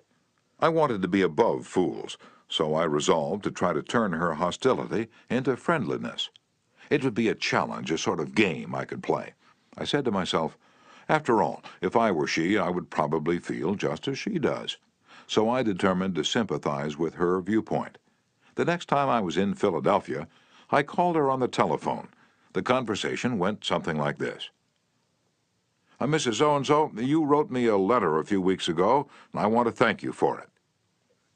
"To whom have I the honor of speaking?" "Well, I'm a stranger to you. My name is Dale Carnegie. You listened to a broadcast I gave about Louisa May Alcott a few Sundays ago, and I made the unforgivable blunder of saying that she had lived in Concord, New Hampshire. It was a stupid blunder, and I want to apologize for it. It was so nice of you to take the time to write me." "I am sorry, Mr. Carnegie, that I wrote as I did. I lost my temper. I must apologize." "Oh, no, no, you're not the one to apologize. I am. Any schoolchild would have known better than to have said what I said. I apologized over the air the following Sunday, and I want to apologize to you personally now. I was born in Concord, Massachusetts. My family has been prominent in Massachusetts affairs for 2 centuries, and I am very proud of my native state. I was really quite distressed to hear you say that Miss Alcott had lived in New Hampshire, but I'm really ashamed of that letter. I assure you that you were not 1/10 as distressed as I am. My error didn't hurt Massachusetts, but it did hurt me. It's so seldom that people of your standing and culture take the time to write people who speak on the radio. I do hope you'll write me again if you detect an error in my talks. You know, I really like very much the way you have accepted my criticism. You must be a very nice person. I should like to know you better. So, because I'd apologized and sympathized with her point of view, she began apologizing and sympathizing with my point of view.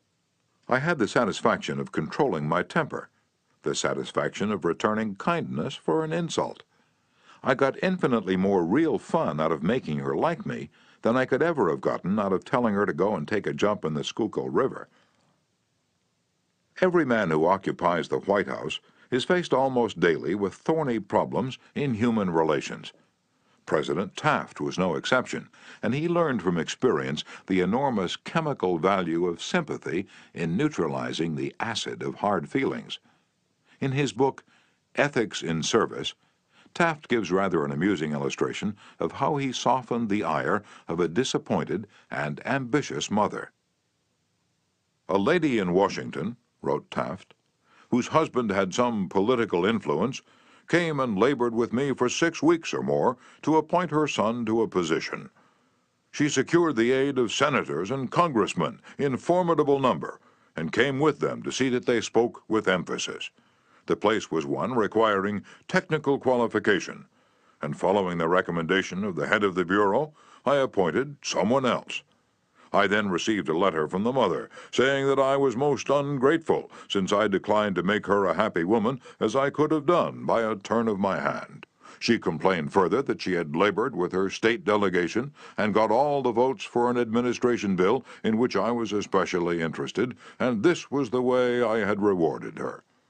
When you get a letter like that, the first thing you do is to think how you can be severe with a person who has committed an impropriety or even been a little impertinent.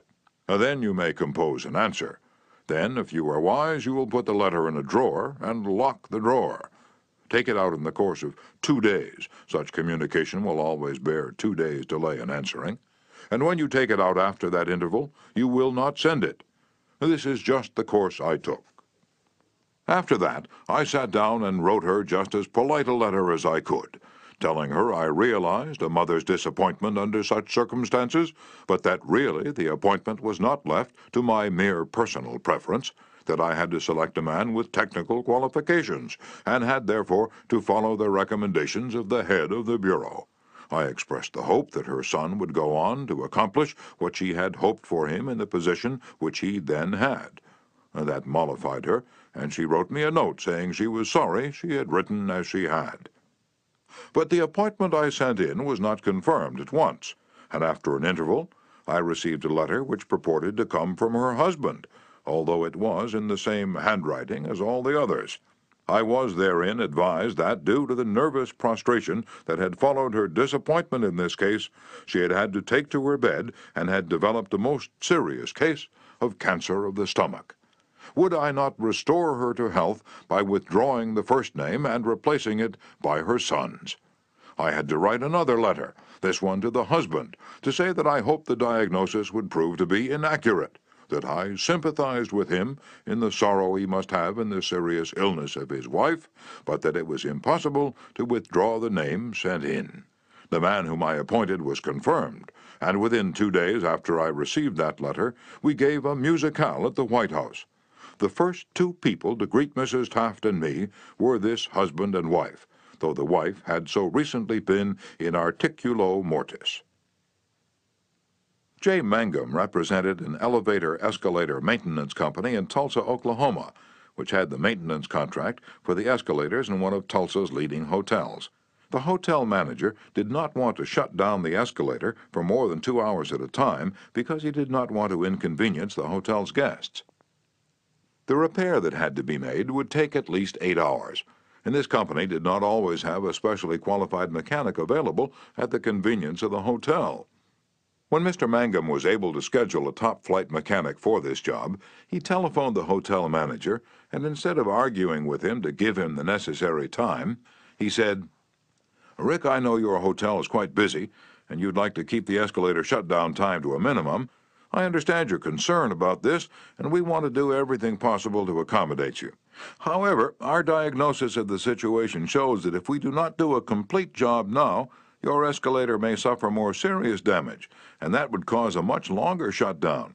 I know you would not want to inconvenience your guests for several days." The manager had to agree that an 8-hour shutdown was more desirable than several days.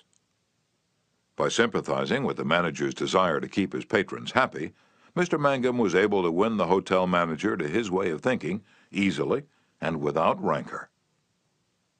Joyce Norris, a piano teacher in St. Louis, Missouri, told of how she had handled the problem piano teachers often have with teenage girls. Babette had exceptionally long fingernails. This is a serious handicap to anyone who wants to develop proper piano playing habits. Mrs. Norris reported, "I knew her long fingernails would be a barrier for her in her desire to play well.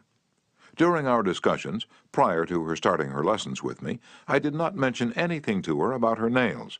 I didn't want to discourage her from taking lessons, and I also knew she would not want to lose that which she took so much pride in and such great care to make attractive. After her first lesson, when I felt the time was right, I said, "Babette, you have attractive hands and beautiful fingernails. If you want to play the piano as well as you are capable of, and as well as you would like to, you would be surprised how much quicker and easier it would be for you if you would trim your nails shorter. Just think about it, okay?" She made a face which was definitely negative. I also talked to her mother about this situation, again mentioning how lovely her nails were. Another negative reaction. It was obvious that Babette's beautifully manicured nails were important to her.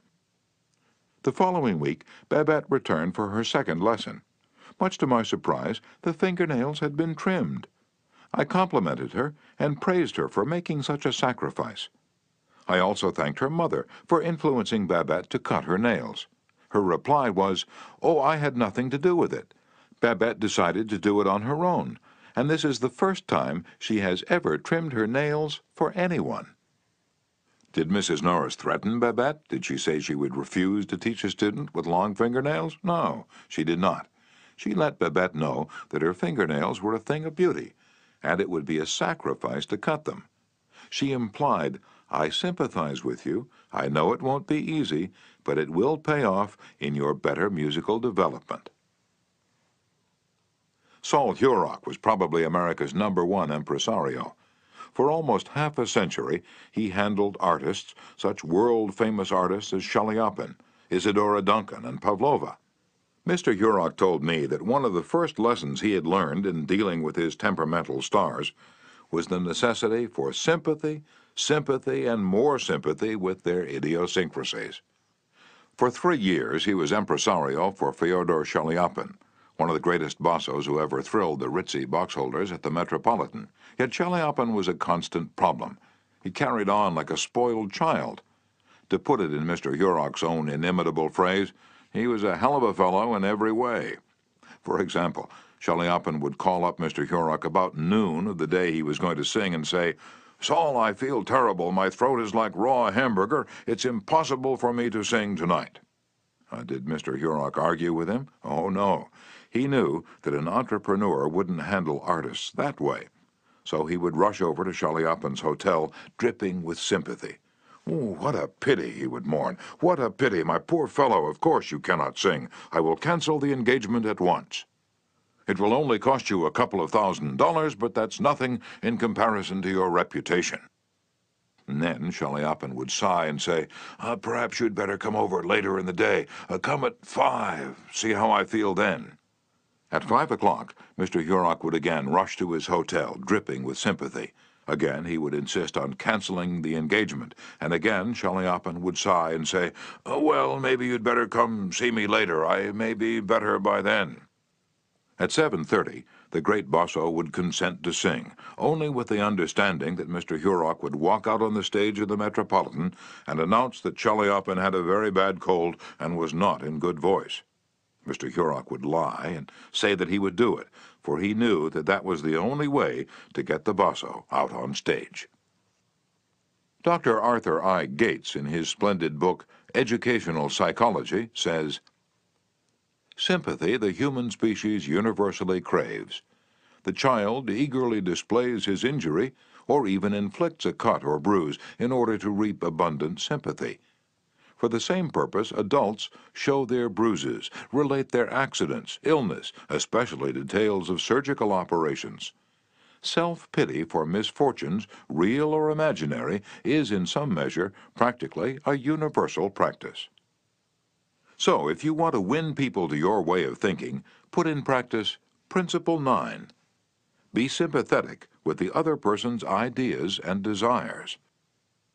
Chapter 10. An appeal that everybody likes. I was reared on the edge of the Jesse James country, out in Missouri, and I visited the James farm at Kearney, Missouri, where the son of Jesse James was then living. His wife told me stories of how Jesse robbed trains and held up banks and then gave money to the neighboring farmers to pay off their mortgages. Jesse James probably regarded himself as an idealist at heart. just as Dutch Schultz, Two-Gun Crowley, Al Capone, and many other organized crime godfathers did generations later. The fact is, all people you meet have a high regard for themselves and like to be fine and unselfish in their own estimation. J. Pierpont Morgan observed in one of his analytical interludes that a person usually has two reasons for doing a thing, one that sounds good and a real one. The person himself will think of the real reason. You don't need to emphasize that. But all of us, being idealists at heart, like to think of motives that sound good. So in order to change people, appeal to the nobler motives. Is that too idealistic to work in business? Let's see. Let's take the case of Hamilton J. Farrell of the Farrell Mitchell Company of Glenolden, Pennsylvania. Mr. Farrell had a disgruntled tenant who threatened to move. The tenant's lease still had 4 months to run, and nevertheless he served notice that he was vacating immediately regardless of the lease.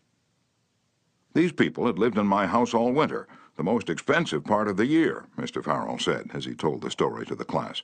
"I knew it would be difficult to rent the apartment again before fall. I could see all that rent income going over the hill. Believe me, I saw red. And now, ordinarily, I would have waded into that tenant and advised him to read his lease again. I would have pointed out that if he moved, the full balance of his rent would fall due at once, and that I could and would move to collect. However, instead of flying off the handle and making a scene, I decided to try other tactics, so I started like this. 'Mr. Doe,' I said, 'I have listened to your story, and I still don't believe you intend to move. Years in the renting business have taught me something about human nature. I sized you up in the first place as being a man of your word. In fact, I'm so sure of it, I'm willing to take a gamble. Now, here's my proposition. Lay your decision on the table for a few days and think it over. If you come back to me between now and the 1st of the month, when your rent is due, and tell me you still intend to move, I give you my word I will accept your decision as final. I will privilege you to move and admit to myself that I've been wrong in my judgment. But I still believe you're a man of your word and will live up to your contract. For after all, we're either men or monkeys, and the choice usually lies with ourselves.' Well, when the new month came around, this gentleman came to see me and paid his rent in person. He and his wife had talked it over, he said, and decided to stay. They had concluded that the only honorable thing to do was to live up to their lease. When the late Lord Northcliffe found a newspaper using a picture of him which he didn't want published, he wrote the editor a letter. But did he say, 'Please do not publish that picture of me any more, I don't like it'? No, he appealed to a nobler motive. He appealed to the respect and love that all of us have for motherhood. He wrote, 'Please do not publish that picture of me any more, my mother doesn't like it.' When John D. Rockefeller, Jr. wished to stop newspaper photographers from snapping pictures of his children, he, too, appealed to the nobler motives. He didn't say, 'I don't want their pictures published.' No, he appealed to the desire, deep in all of us, to refrain from harming children. He said, 'You know how it is, boys. You've got children yourselves, some of you, and you know it's not good for youngsters to get too much publicity.' When Cyrus H.K. Curtis, the poor boy from Maine, was starting on his meteoric career, which was destined to make him millions as owner of the Saturday Evening Post and the Ladies' Home Journal, he couldn't afford to pay his contributors the prices that other magazines paid. He couldn't afford to hire first-class authors to write for money alone, so he appealed to their nobler motives. For example, he persuaded even Louisa May Alcott, the immortal author of Little Women, to write for him when she was at the flood tide of her fame, and he did it by offering to send a check for $100, not to her, but to her favorite charity. Now, right here, the skeptic may say, "Oh, that stuff is all right for Northcliffe or Rockefeller or a sentimental novelist, but I'd like to see you make it work with the tough babies I have to collect bills from." You may be right. Nothing will work in all cases, and nothing will work with all people. If you are satisfied with the results you're now getting, why change? If you're not satisfied, why not experiment? At any rate, I think you'll enjoy hearing this true story told by James L. Thomas, a former student of mine. 6 customers of a certain automobile company refused to pay their bills for servicing. None of the customers protested the entire bill, but each claimed that some one charge was wrong. In each case, the customer had signed for the work done, so the company knew it was right and said so. That was the first mistake. Here are the steps the men in the credit department took to collect these overdue bills.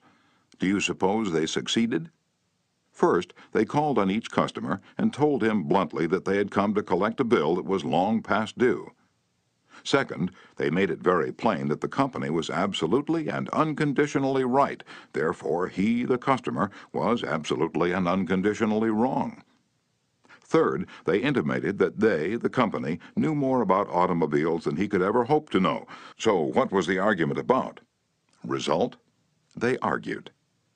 Did any of these methods reconcile the customer and settle the account? You can answer that one yourself. At this stage of affairs, the credit manager was about to open fire with a battery of legal talent when, fortunately, the matter came to the attention of the general manager. The manager investigated these defaulting clients and discovered that they all had the reputation of paying their bills promptly. Something was wrong here. Something was drastically wrong about the method of collection. So he called in James L. Thomas and told him to collect these uncollectible accounts. Here, in his words, are the steps Mr. Thomas took. First, my visit to each customer was likewise to collect a bill long past due, a bill that we knew was absolutely right, but I didn't say a word about that. I explained I had called to find out what it was the company had done or failed to do. Second, I made it clear that until I had heard the customer's story, I had no opinion to offer. I told him the company made no claims to being infallible. Third, I told him I was interested only in his car, and that he knew more about his car than anyone else in the world, that he was the authority on the subject. Fourth, I let him talk, and I listened to him with all the interest and sympathy that he wanted and had expected. And finally, when the customer was in a reasonable mood, I put the whole thing up to his sense of fair play. I appealed to the nobler motives. First, I said, I want you to know I also feel this matter has been badly mishandled. You have been inconvenienced and annoyed and irritated by one of our representatives. That should never have happened. I'm sorry, and as a representative of the company, I apologize. As I sat here and listened to your side of the story, I could not help being impressed by your fairness and patience. And now, because you are fair-minded and patient, I'm going to ask you to do something for me. It's something that you can do better than anyone else, something you know more about than anyone else. Here's your bill. I know it's safe for me to ask you to adjust it, just as you would do if you were the president of my company. I'm going to leave it all up to you. Whatever you say goes. Did he adjust the bill? He certainly did, and got quite a kick out of it. The bills ranged from $150 to $400, but did the customer give himself the best of it? Yes, one of them did. One of them refused to pay a penny of the disputed charge, but the other 5 all gave the company the best of it. And here's the cream of the whole thing. We delivered new cars to all 6 of these customers within the next 2 years. Experience has taught me, says Mr. Thomas, that when no information can be secured about the customer, the only sound basis on which to proceed is to assume that he or she is sincere, honest, truthful, and willing and anxious to pay the charges once convinced they're correct. To put it differently, and perhaps more clearly, people are honest and want to discharge their obligations. The exceptions to that rule are comparatively few, and I'm convinced that the individuals who are inclined to chisel will in most cases react favorably if you make them feel that you consider them honest, upright, and fair. Principle 10. Appeal to the nobler motives.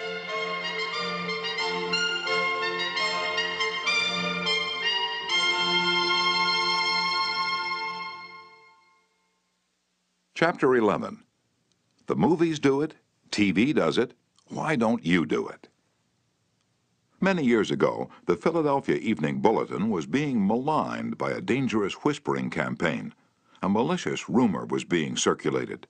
Advertisers were being told that the newspaper was no longer attractive to readers because it carried too much advertising and too little news. Immediate action was necessary. The gossip had to be squelched. But how? This is the way it was done. The Bulletin clipped from its regular edition all reading matter of all kinds on one average day, classified it, and published it as a book. The book was called One Day. It contained 307 pages, as many as a hardcover book, yet the Bulletin had printed all this news and feature material on one day and sold it not for several dollars, but for a few cents. The printing of that book dramatized the fact that the Bulletin carried an enormous amount of interesting reading matter. It conveyed the facts more vividly, more interestingly, more impressively than pages of figures and mere talk could have done. This is the day of dramatization. Merely stating a truth isn't enough. The truth has to be made vivid, interesting, dramatic. You have to use showmanship. The movies do it, television does it, and you will have to do it if you want attention. Experts in window display know the power of dramatization. For example, the manufacturers of a new rat poison gave dealers a window display that included 2 live rats. The week the rats were shown, sales zoomed to 5 times their normal rate. Television commercials abound with examples of the use of dramatic techniques in selling products. Sit down one evening in front of your television set and analyze what the advertisers do in each of their presentations. You will note how an antacid medicine changes the color of the acid in a test tube while its competitor doesn't. How one brand of soap or detergent gets a greasy shirt clean when the other brand leaves it gray. You'll see a car maneuver around a series of turns and curves, far better than just being told about it. Happy faces will show contentment with a variety of products. All of these dramatize for the viewer the advantages offered by whatever is being sold, and they do get people to buy them. You can dramatize your ideas in business or in any other aspect of your life. It's easy. Jim Yeamans, who sells for the National Cash Register Company in Richmond, Virginia, told how he made a sale by a dramatic demonstration. Last week I called on the neighborhood grocer and saw the cash registers he was using at his checkout counters were very old-fashioned. I approached the owner and told him, "You're literally throwing away pennies every time a customer goes through your line." With that, I threw a handful of pennies on the floor, and he quickly became more attentive. The mere word should have been of interest to him, but the sound of pennies hitting the floor really stopped him. I was able to get an order from him to replace all of his old machines. It works in home life as well. When the old-time lover proposed to his sweetheart, did he just use words of love? No, he went down on his knees. That really showed he meant what he said. We don't propose on our knees anymore, but many suitors still set up a romantic atmosphere before they pop the question. Dramatizing what you want works with children as well. Joe B. Fant, Jr. of Birmingham, Alabama, was having difficulty getting his 5-year-old boy and 3-year-old daughter to pick up their toys, so he invented a train.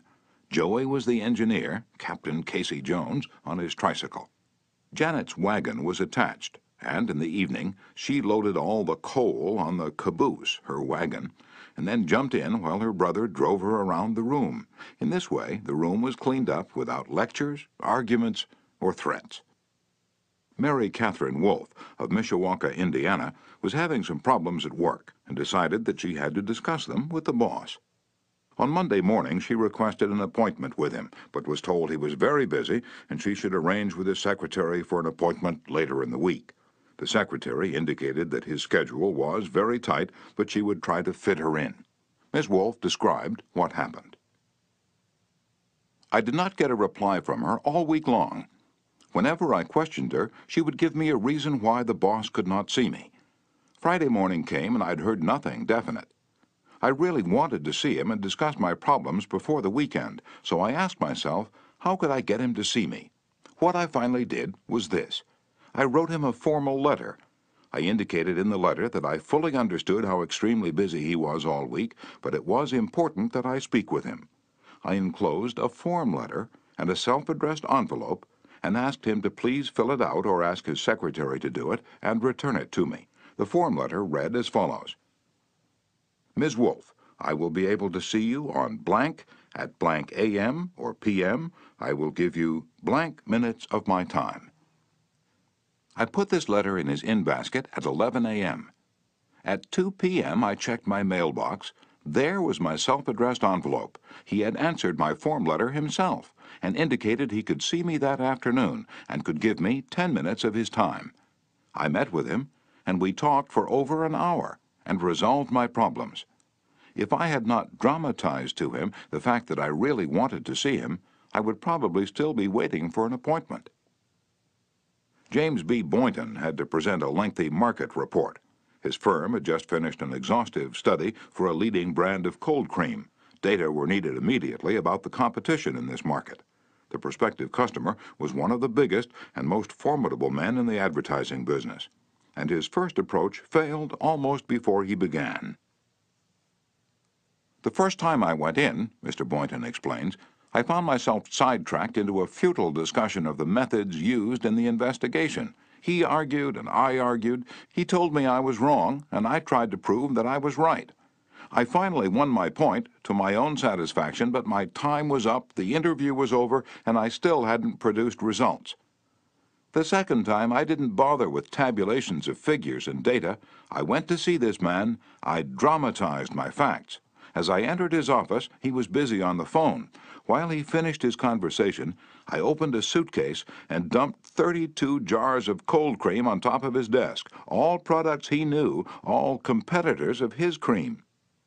On each jar, I had a tag itemizing the results of the trade investigation, and each tag told its story briefly, dramatically. What happened? There was no longer an argument. Here was something new, something different. He picked up first one and then another of the jars of cold cream and read the information on the tag.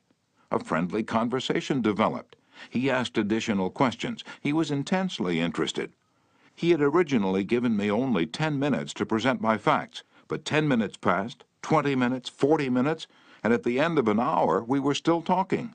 I was presenting the same facts this time that I had presented previously, but this time I was using dramatization, showmanship, and what a difference it made. Principle 11. Dramatize your ideas. Chapter 12. When nothing else works, try this. Charles Schwab had a mill manager whose people weren't producing their quota of work. "How is it," Schwab asked him, "that a manager as capable as you can't make this mill turn out what it should?" "I don't know," the manager replied. I've coaxed the men, I've pushed them, I've sworn and cussed. I've threatened them with damnation and being fired, but nothing works. They just won't produce." This conversation took place at the end of the day, just before the night shift came on. Schwab asked the manager for a piece of chalk, then turning to the nearest man asked, "How many heats did your shift make today?" "6." Without another word, Schwab chalked a big figure 6 on the floor and walked away. When the night shift came in, they saw the 6 and asked what it meant. "The big boss was in here today," the day people said. "He asked us how many heats we made, and we told him 6. He chalked it down on the floor." The next morning, Schwab walked through the mill again. The night shift had rubbed out 6 and replaced it with a big 7. When the day shift reported for work the next morning, they saw a big 7 chalked on the floor. So the night shift thought they were better than the day shift, did they? Well, they'd show the night shift a thing or two. The crew pitched in with enthusiasm, and when they quit that night, they left behind an enormous, swaggering 10. Things were stepping up. Shortly, this mill, which had been lagging way behind in production, was turning out more work than any other mill in the plant. The principle? Let Charles Schwab say it in his own words. "The way to get things done," says Schwab, "is to stimulate competition. I do not mean in a sordid, money-getting way, but in the desire to excel." The desire to excel, the challenge, throwing down the gauntlet, an infallible way of appealing to people of spirit. Without a challenge, Theodore Roosevelt would never have been President of the United States. The Rough Rider, just back from Cuba, was picked for governor of New York State. The opposition discovered he was no longer a legal resident of the state, and Roosevelt, frightened, wished to withdraw. Then Thomas Collier Platt, the U.S. Senator from New York, threw down the challenge. Turning suddenly on Theodore Roosevelt, he cried in a ringing voice, "Is the hero of San Juan Hill a coward?" Roosevelt stayed in the fight, and the rest is history. A challenge not only changed his life, it had a real effect upon the future of his nation. All men have fears, but the brave put down their fears and go forward, sometimes to death, but always to victory, was the motto of the King's Guard in ancient Greece. What greater challenge can be offered than the opportunity to overcome those fears? When Al Smith was governor of New York, he was up against it. Sing Sing, at the time the most notorious penitentiary west of Devil's Island, was without a warden. Scandals had been sweeping through the prison walls, scandals and ugly rumors. Smith needed a strong man to rule Sing Sing, an Iron Man. But who? He sent for Lewis E. Laws of New Hampton. "How about going up to take charge of Sing Sing?" he said jovially when Laws stood before him. "They need a man up there with experience." Laws was flabbergasted. He knew the dangers of Sing Sing. It was a political appointment, subject to the vagaries of political whims. Wardens had come and gone. One had lasted only 3 weeks. He had a career to consider. Was it worth the risk? Then Smith, who saw his hesitation, leaned back in his chair and smiled. "Young fella," he said, "I don't blame you for being scared. It's a tough spot. It'll take a big person to go up there and stay." So Smith was throwing down a challenge, was he? Laws liked the idea of attempting a job that called for someone big. So he went, and he stayed. He stayed to become the most famous warden of his time. His book, 20,000 Years in Sing Sing, sold into the hundreds of thousands of copies. His broadcasts on the air and his stories of prison life have inspired dozens of movies. His humanizing of criminals wrought miracles in the way of prison reform. "I have never found," said Harvey S. Firestone, founder of the great Firestone Tire and Rubber Company, "that pay and pay alone would either bring together or hold good people. I think it was the game itself." Frederick Hertzberg, one of the great behavioral scientists, concurred. He studied in depth the work attitudes of thousands of people, ranging from factory workers to senior executives. What do you think he found to be the most motivating factor, the one facet of the jobs that was most stimulating? Money? Good working conditions? Fringe benefits? No, not any of those. The one major factor that motivated people was the work itself. If the work was exciting and interesting, the worker looked forward to doing it and was motivated to do a good job. That is what every successful person loves, the game, the chance for self-expression, the chance to prove his or her worth, to excel, to win. That is what makes foot races and hog calling and pie-eating contests, the desire to excel, the desire for a feeling of importance. Principle 12. Throw down a challenge. In a nutshell, win people to your way of thinking. Principle 1. The only way to get the best of an argument is to avoid it. Principle 2. Show respect for the other person's opinions. Never say, "You're wrong." Principle 3. If you are wrong, admit it quickly and emphatically. Principle 4. Begin in a friendly way. Principle 5. Get the other person saying yes, yes, immediately. Principle 6. Let the other person do a great deal of the talking. Principle 7. Let the other person feel that the idea is his or hers. Principle 8. Try honestly to see things from the other person's point of view. Principle 9. Be sympathetic with the other person's ideas and desires. Principle 10. Appeal to the nobler motives. Principle 11. Dramatize your ideas. Principle 12. Throw down a challenge.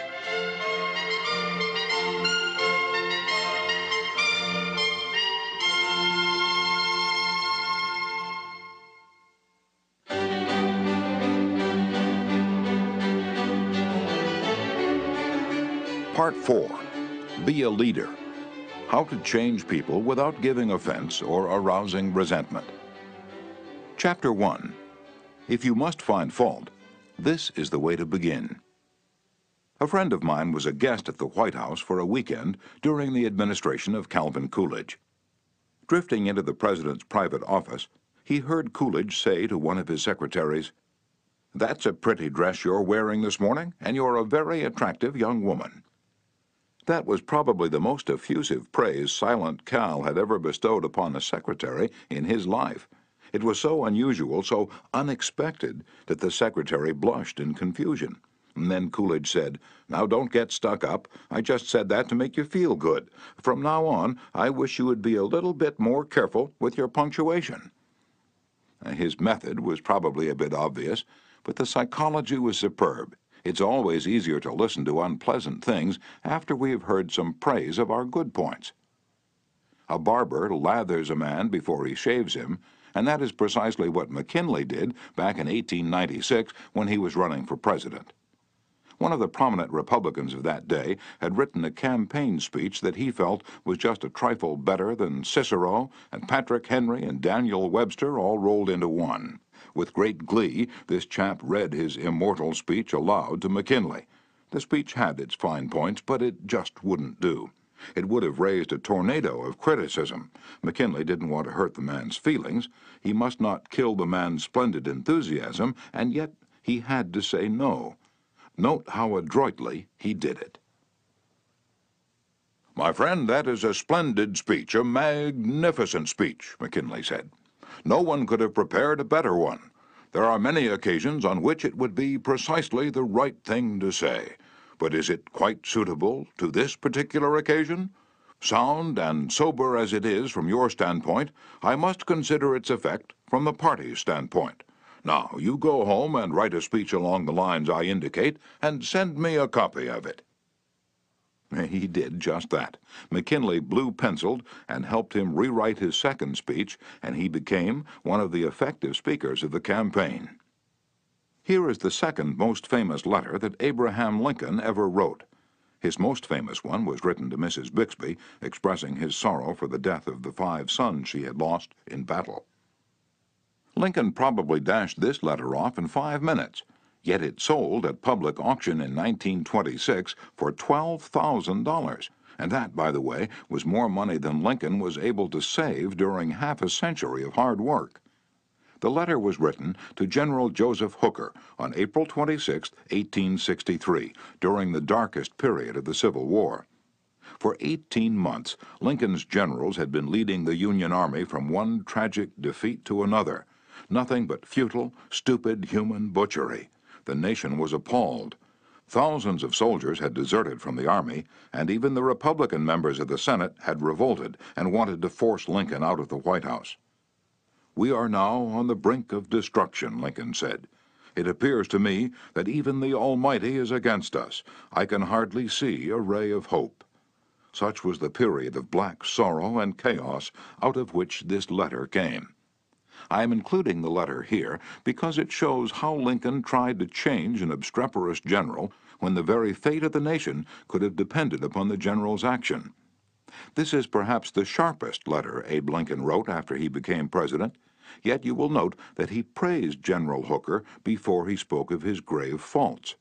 Yes, they were grave faults, but Lincoln didn't call them that.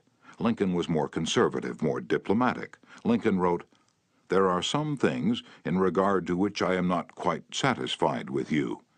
Talk about tact and diplomacy. Here is the letter addressed to General Hooker. "I have placed you at the head of the Army of the Potomac. Of course I have done this upon what appears to me to be sufficient reasons, and yet I think it best for you to know that there are some things in regard to which I am not quite satisfied with you. I believe you to be a brave and skillful soldier, which of course I like. I also believe you do not mix politics with your profession, in which you are right. You have confidence in yourself, which is a valuable if not an indispensable quality. You are ambitious, which, within reasonable bounds, does good rather than harm. But I think that during General Burnside's command of the Army, you have taken counsel of your ambition and thwarted him as much as you could, in which you did a great wrong to the country and to a most meritorious and honorable brother officer. I have heard in such a way as to believe it of your recently saying that both the Army and the government needed a dictator. Of course, it was not for this, but in spite of it, that I have given you command. Only those generals who gain successes can set up as dictators. What I now ask of you is military success, and I will risk the dictatorship. The government will support you to the utmost of its ability, which is neither more nor less than it has done and will do for all commanders. I much fear that the spirit which you have aided to infuse into the army, of criticizing their commander and withholding confidence from him, will now turn upon you. I shall assist you, as far as I can, to put it down. Neither you nor Napoleon, if he were alive again, could get any good out of an army while such spirit prevails in it. And now beware of rashness. Beware of rashness, but with energy and sleepless vigilance, go forward and give us victories. You are not a Coolidge, a McKinley, or a Lincoln. You want to know whether this philosophy will operate for you in everyday business contacts. Will it? Let's see. Let's take the case of W.P. Gaw of the Wark Company of Philadelphia. The Wark Company had contracted to build and complete a large office building in Philadelphia by a certain specified date. Everything was going along well. The building was almost finished when suddenly the subcontractor making the ornamental bronze work to go on the exterior of this building declared that he couldn't make delivery on schedule. What? An entire building held up? Heavy penalties, distressing losses, all because of one man. Long-distance telephone calls, arguments, heated conversations, all in vain. Then Mr. Gaw was sent to New York to beard the bronze lion in his den. "Do you know you're the only person in Brooklyn with your name?" Mr. Gaw asked the president of the subcontracting firm shortly after they were introduced. The president was surprised. "Oh, no, I didn't know that." "Well," Mr. Gaw said, "when I got off the train this morning, I looked in the telephone book to get your address, and you're the only person in the Brooklyn phone book with your name." I never knew that," the subcontractor said. He checked the phone book with interest. "Well, it's an unusual name," he said proudly. "My family came from Holland and settled in New York almost 200 years ago." He continued to talk about his family and his ancestors for several minutes. When he finished that, Mr. Gaw complimented him on how large a plant he had and compared it favorably with a number of similar plants he'd visited. "It's one of the cleanest and neatest bronze factories I ever saw," said Gaw. "I've spent a lifetime building up this business," the subcontractor said, "and I'm rather proud of it. Would you like to take a look around the factory?" During this tour of inspection, Mr. Gaw complimented the other man on his system of fabrication and told him how and why it seemed superior to those of some of his competitors. Gaw commented on some unusual machines, and the subcontractor announced that he himself had invented those machines. He spent considerable time showing Gaw how they operated and the superior work they turned out. He insisted on taking his visitor to lunch. So far, mind you, not a word had been said about the real purpose of Gaw's visit. After lunch, the subcontractor said, "Now to get down to business. Naturally, I know why you're here. I didn't expect that our meeting would be so enjoyable. You can go back to Philadelphia with my promise that your materials will be fabricated and shipped, even if other orders have to be delayed." Mr. Gaw got everything that he wanted without even asking for it. The materials arrived on time, and the building was completed on the day the completion contract specified. Would this have happened had Mr. Gaw used the hammer and dynamite method generally employed on such occasions? Dorothy Wroblewski, a branch manager of the Fort Monmouth, New Jersey Federal Credit Union, reported to one of our classes how she was able to help one of her employees become more productive. "We recently hired a young lady as a teller trainee. Her contact with our customers was very good. She was accurate and efficient in handling individual transactions. The problem developed at the end of the day when it was time to balance out. The head teller came to me and strongly suggested that I fire this woman. She's holding up everyone else because she's so slow in balancing out. I've shown her over and over, but she can't get it. She's got to go." The next day, I observed her working quickly and accurately when handling the normal everyday transactions, and she was very pleasant to our customers. It didn't take long to discover why she had trouble balancing out. After the office closed, I went over to talk with her. She was obviously nervous and upset. I praised her for being so friendly and outgoing with the customers, and complimented her for the accuracy and speed used in that work. I then suggested we review the procedure we use in balancing the cash drawer. Once she realized I had confidence in her, she easily followed my suggestions and soon mastered this function. We've had no problems with her since then. Beginning with praise is like the dentist who begins his work with Novocaine. The patient still gets a drilling, but the Novocaine is pain-killing. A leader will use Principle 1. Begin with praise and honest appreciation. Chapter 2. How to criticize and not be hated for it. Charles Schwab was passing through one of his steel mills one day at noon when he came across some of his employees smoking. Immediately above their heads was a sign that said, "No smoking." Did Schwab point to the sign and say, "Can't you read?" Oh no, not Schwab. He walked over to the men, handed each one a cigar, and said, "I'll appreciate it, boys, if you'll smoke these on the outside." They knew that he knew that they'd broken a rule, and they admired him because he said nothing about it and gave them a little present and made them feel important. Couldn't keep from loving a man like that, could you? John Wanamaker used the same technique. Wanamaker used to make a tour of his great store in Philadelphia every day. Once he saw a customer waiting at a counter. No one was paying the slightest attention to her. The salespeople, oh, they were in a huddle at the far end of the counter, laughing and talking among themselves. Wanamaker didn't say a word. Quietly slipping behind the counter, he waited on the woman himself, and then handed the purchase to the salespeople to be wrapped as he went on his way. Public officials are often criticized for not being accessible to their constituents. They are busy people, and the fault sometimes lies in overprotective assistants who don't want to overburden their bosses with too many visitors. Carl Langford, who has been mayor of Orlando, Florida, the home of Disney World, for many years, frequently admonished his staff to allow people to see him. He claimed he had an open-door policy. Yet the citizens of his community were blocked by secretaries and administrators when they called. Finally, the mayor found the solution. He removed the door from his office. His aides got the message, and the mayor has had a truly open administration since the day his door was symbolically thrown away. Simply changing one three-letter word can often spell the difference between failure and success in changing people without giving offense or arousing resentment. Many people begin their criticism with sincere praise, followed by the word "but," and ending with a critical statement. For example, in trying to change a child's careless attitude toward studies, we might say, "We're really proud of you, Johnny, for raising your grades this term, but if you had worked harder on your algebra, the results would have been better." In this case, Johnny might feel encouraged until he heard the word "but." He might then question the sincerity of the original praise. To him, the praise seemed only to be a contrived lead-in to a critical inference of failure. Credibility would be strained, and we probably would not achieve our objectives of changing Johnny's attitude toward his studies. This could be easily overcome by changing the word "but" to "and."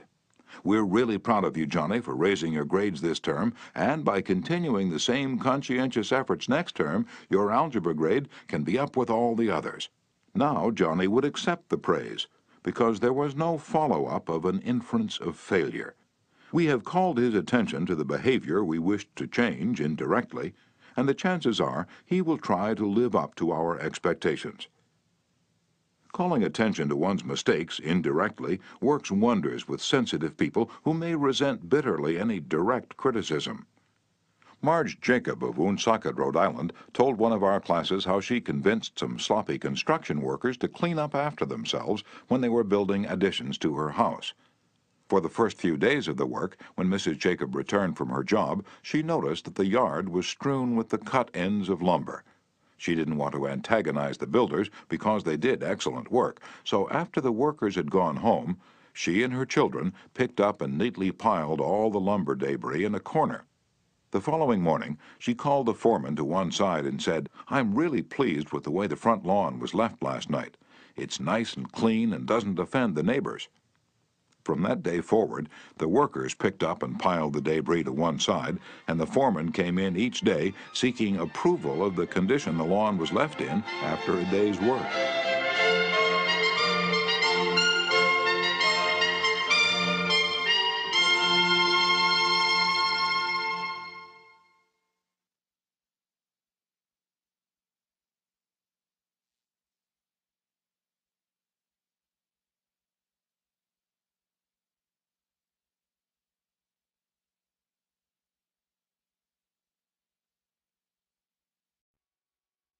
One of the major areas of controversy between members of the Army Reserves and their regular Army trainers is haircuts. The reservists consider themselves civilians, which they are most of the time, and resent having to cut their hair short.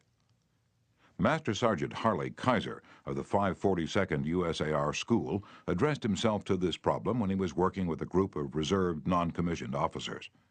As an old-time regular Army Master Sergeant, he might have been expected to yell at his troops and threaten them. Instead, he chose to make his point indirectly.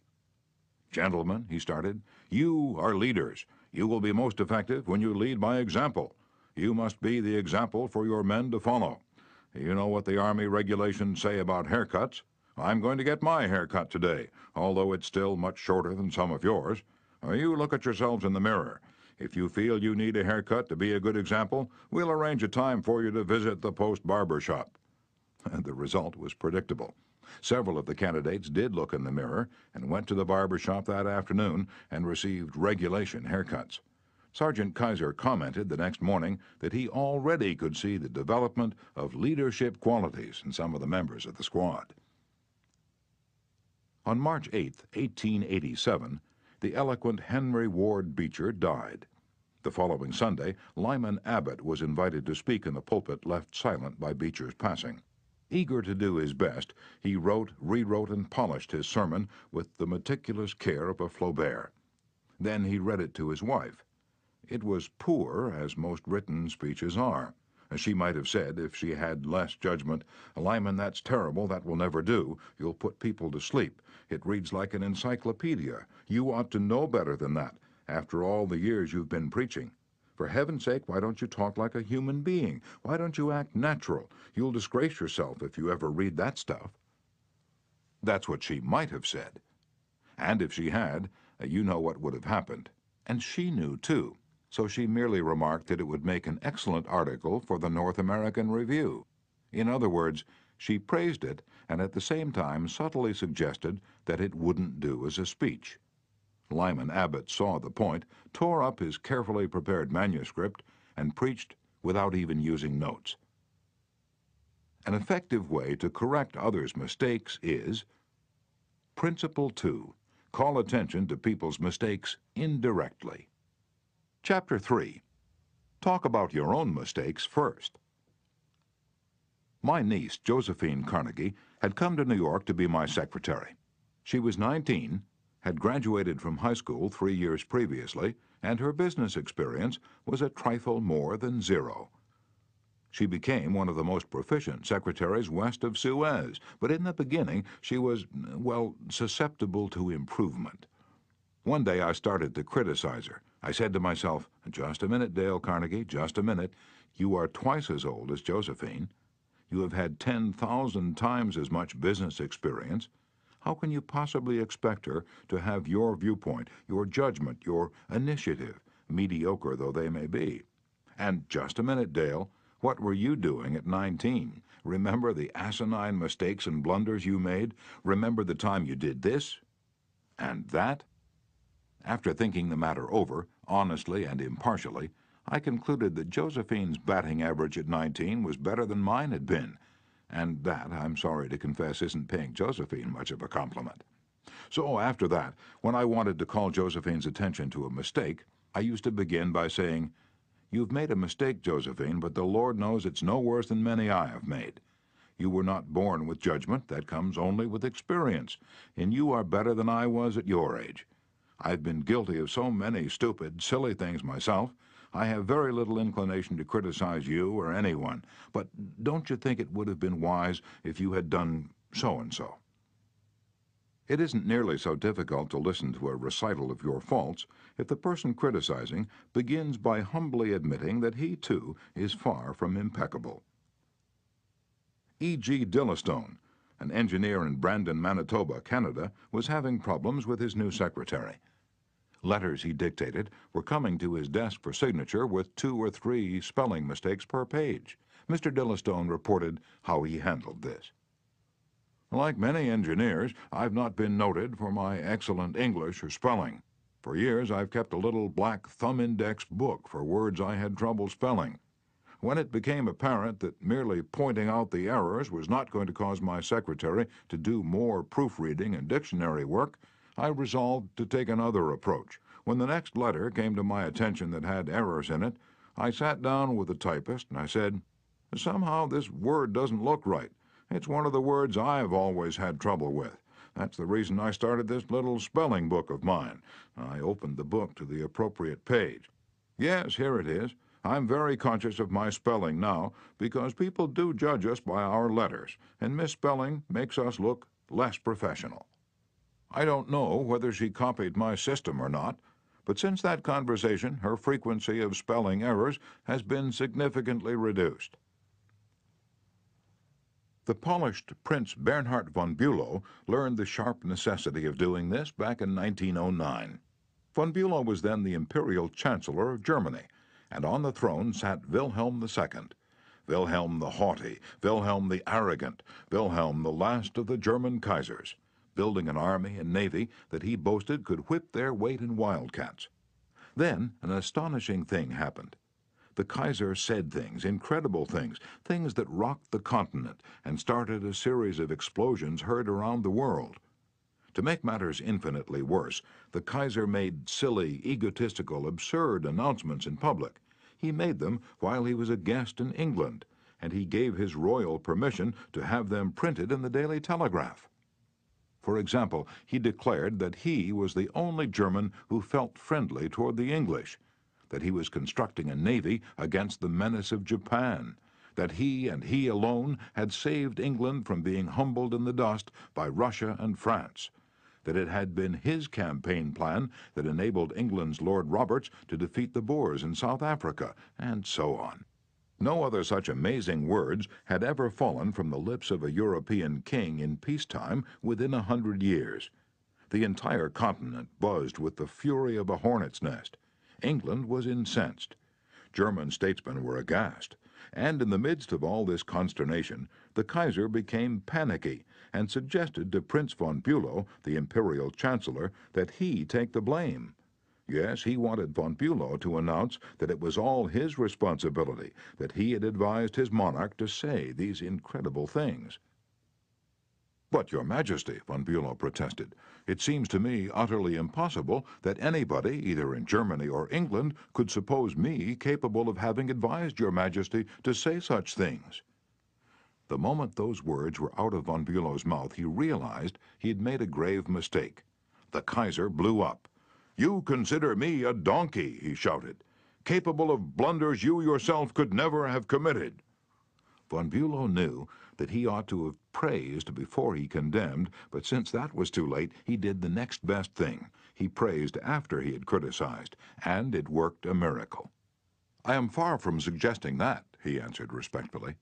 "Your Majesty surpasses me in many respects, not only, of course, in naval and military knowledge, but above all in natural science.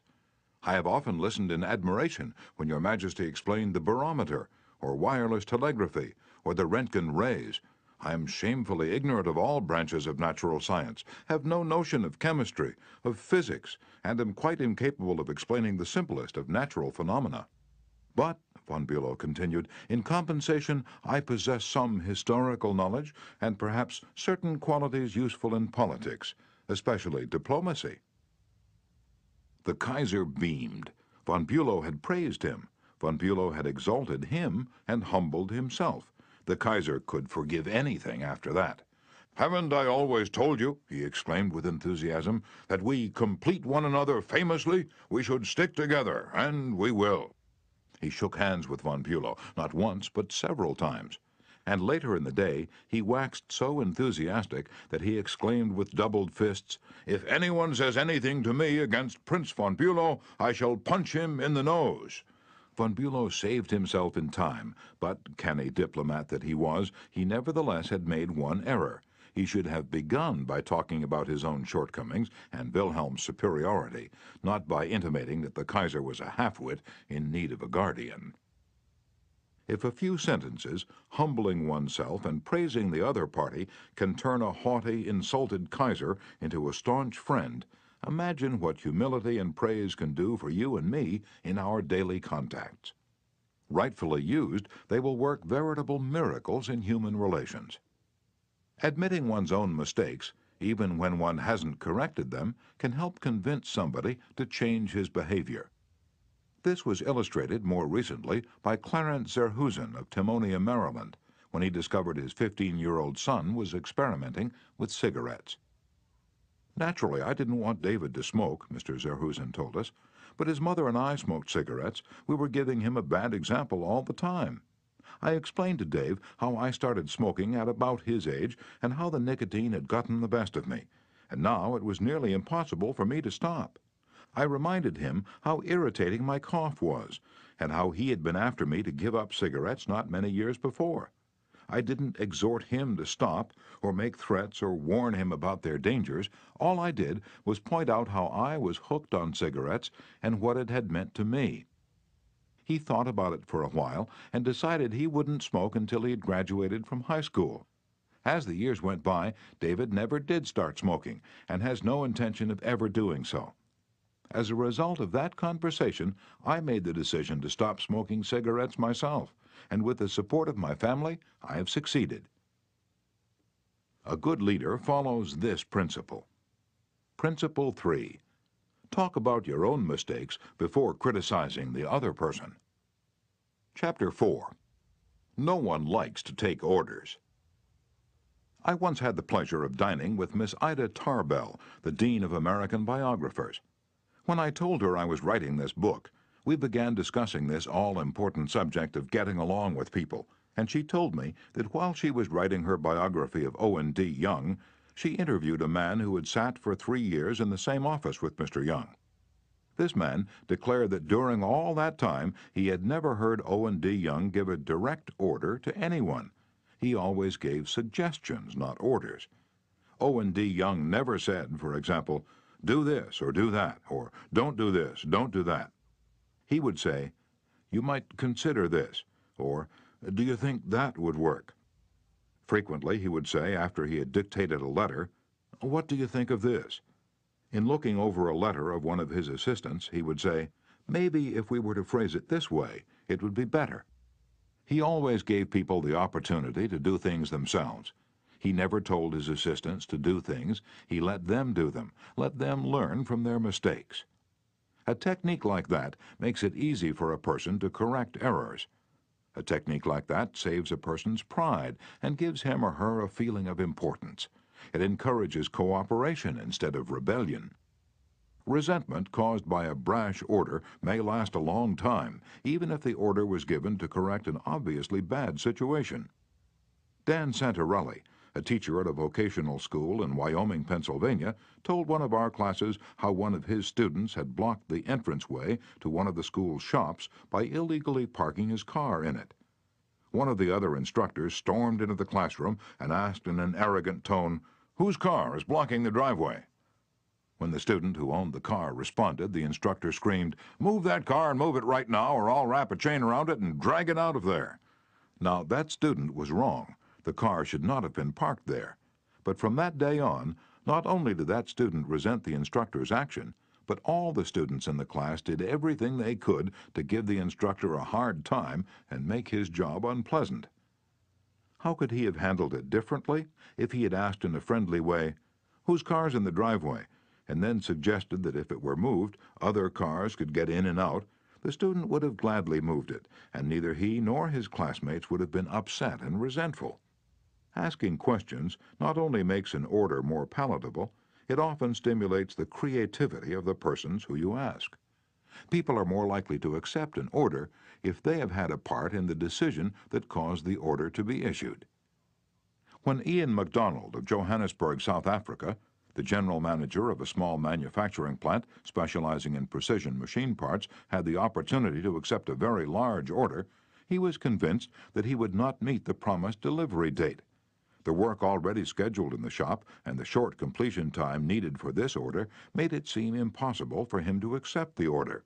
Instead of pushing his people to accelerate their work and rush the order through, he called everybody together, explained the situation to them, and told them how much it would mean to the company and to them if they could make it possible to produce the order on time.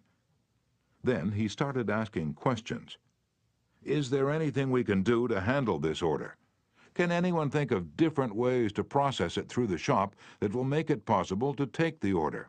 Is there any way to adjust our hours or personnel assignments that would help? The employees came up with many ideas and insisted that he take the order. They approached it with a "we can do it" attitude, and the order was accepted, produced, and delivered on time. An effective leader will use Principle 4. Ask questions instead of giving direct orders. Chapter 5. Let the other person save face. Years ago, the General Electric Company was faced with the delicate task of removing Charles Steinmetz from the head of a department. Steinmetz, a genius of the first magnitude when it came to electricity, was a failure as the head of the calculating department. Yet the company didn't dare offend the man. He was indispensable and highly sensitive. So they gave him a new title. They made him Consulting Engineer of the General Electric Company, a new title for work he was already doing, and let someone else head up the department. Steinmetz was happy. So were the officers of GE. They had gently maneuvered their most temperamental star, and they had done it without a storm, by letting him save face.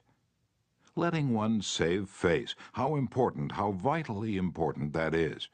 And how few of us ever stop to think of it. We ride roughshod over the feelings of others, getting our own way, finding fault, issuing threats, criticizing a child or an employee in front of others, without even considering the hurt to the other person's pride. Whereas a few minutes' thought, a considerate word or two, a genuine understanding of the other person's attitude would go so far toward alleviating the sting. Let's remember that the next time we're faced with the distasteful necessity of discharging or reprimanding an employee. Firing employees is not much fun. Getting fired is even less fun. I'm quoting now from a letter written me by Marshall A. Granger, a certified public accountant. Our business is mostly seasonal. Therefore, we have to let a lot of people go after the income tax rush is over. It's a byword in our profession that no one enjoys wielding the axe. Consequently, the custom is developed of getting it over as soon as possible, and usually in the following way. Sit down, Mr. Smith. The season's over. We don't seem to see any more assignments for you. Of course, you understand you were only employed for the busy season anyhow, etc., etc. The effect on these people is one of disappointment and a feeling of being let down. Most of them are in the accounting field for life, and they retain no particular love for the firm that drops them so casually. I recently decided to let our seasonal personnel go with a little more tact and consideration, so I call each one in only after carefully thinking over his or her work during the winter. And I've said something like this: Mr. Smith, you've done a fine job, if he has. At that time, we sent you to Newark. You had a tough assignment. You were on the spot, but you came through with flying colors, and we want you to know the firm is proud of you. You've got the stuff. You're going a long way, wherever you're working. This firm believes in you and is rooting for you, and we don't want you to forget it. Effect? The people go away feeling a lot better about being fired. They don't feel let down. They know if we had work for them, we'd keep them on. And when we need them again, they come to us with a keen personal affection. At one session of our course, 2 class members discussed the negative effects of fault-finding versus the positive effects of letting the other person save face. Fred Clark of Harrisburg, Pennsylvania, told of an incident that occurred in his company. At one of our production meetings, a vice president was asking very pointed questions of one of our production supervisors regarding a production process. His tone of voice was aggressive and aimed at pointing out faulty performance on the part of the supervisor. Not wanting to be embarrassed in front of his peers, the supervisor was evasive in his responses. This caused the vice president to lose his temper, berate the supervisor, and accuse him of lying. Any working relationship that might have existed prior to this encounter was destroyed in a few brief moments. This supervisor, who was basically a good worker, was useless to our company from that time on. A few months later, he left our firm and went to work for a competitor, where I understand he's doing a fine job. Another class member, Anna Mazzone, related how a similar incident had occurred at her job, but what a difference in approach and results. Ms. Mazzone, a marketing specialist for a food packer, was given her first major assignment, the test marketing of a new product. She told the class, "When the results of the test came in, I was devastated.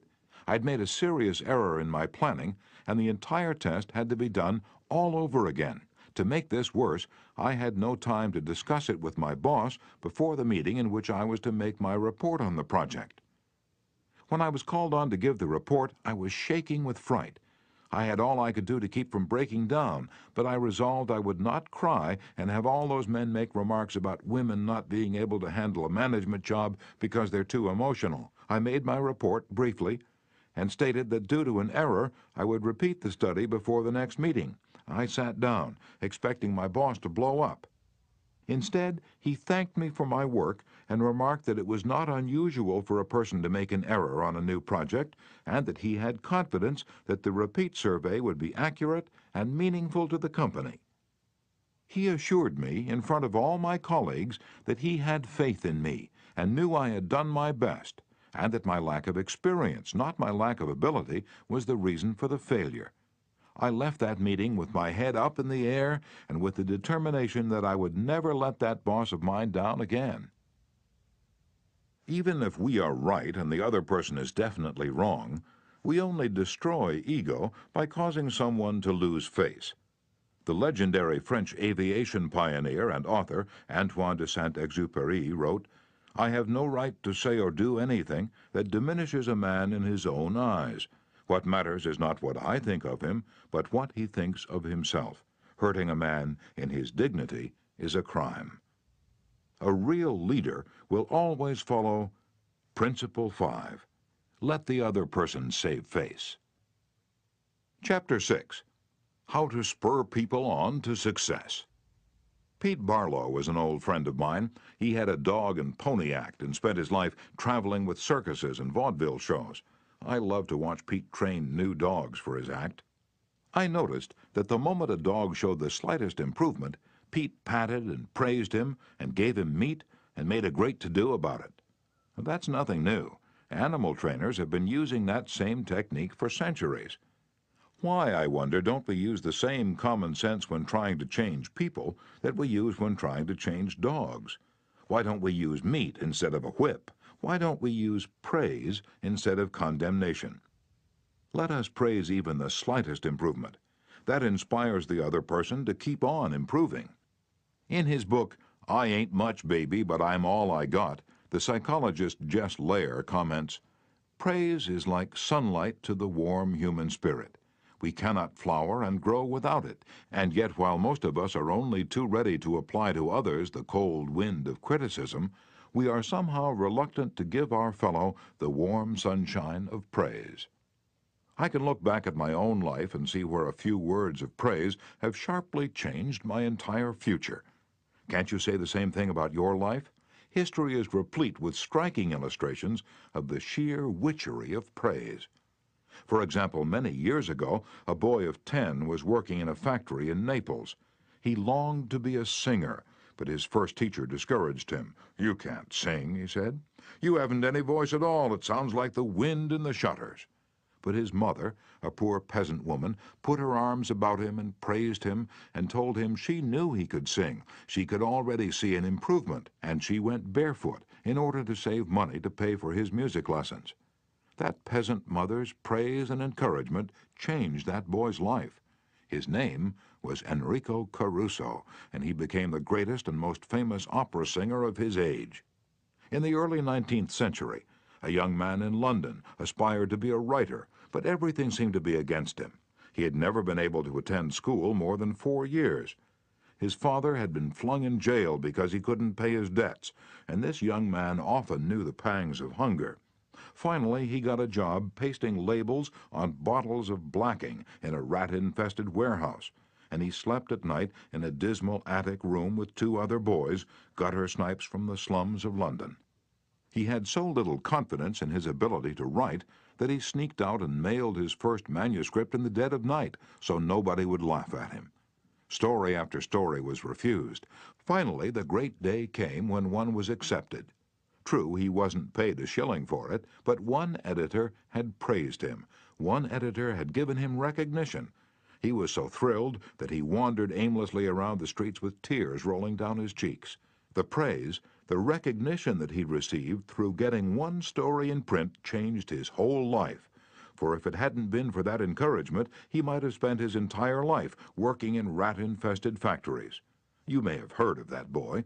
His name was Charles Dickens. Another boy in London made his living as a clerk in a dry goods store. He had to get up at 5 o'clock, sweep out the store, and slave for 14 hours a day. It was sheer drudgery, and he despised it. After 2 years, he could stand it no longer. So he got up one morning and, without waiting for breakfast, tramped 15 miles to talk to his mother, who was working as a housekeeper. He was frantic. He pleaded with her. He wept. He swore he would kill himself if he had to remain in the shop any longer. Then he wrote a long, pathetic letter to his old schoolmaster, declaring that he was heartbroken, that he no longer wanted to live.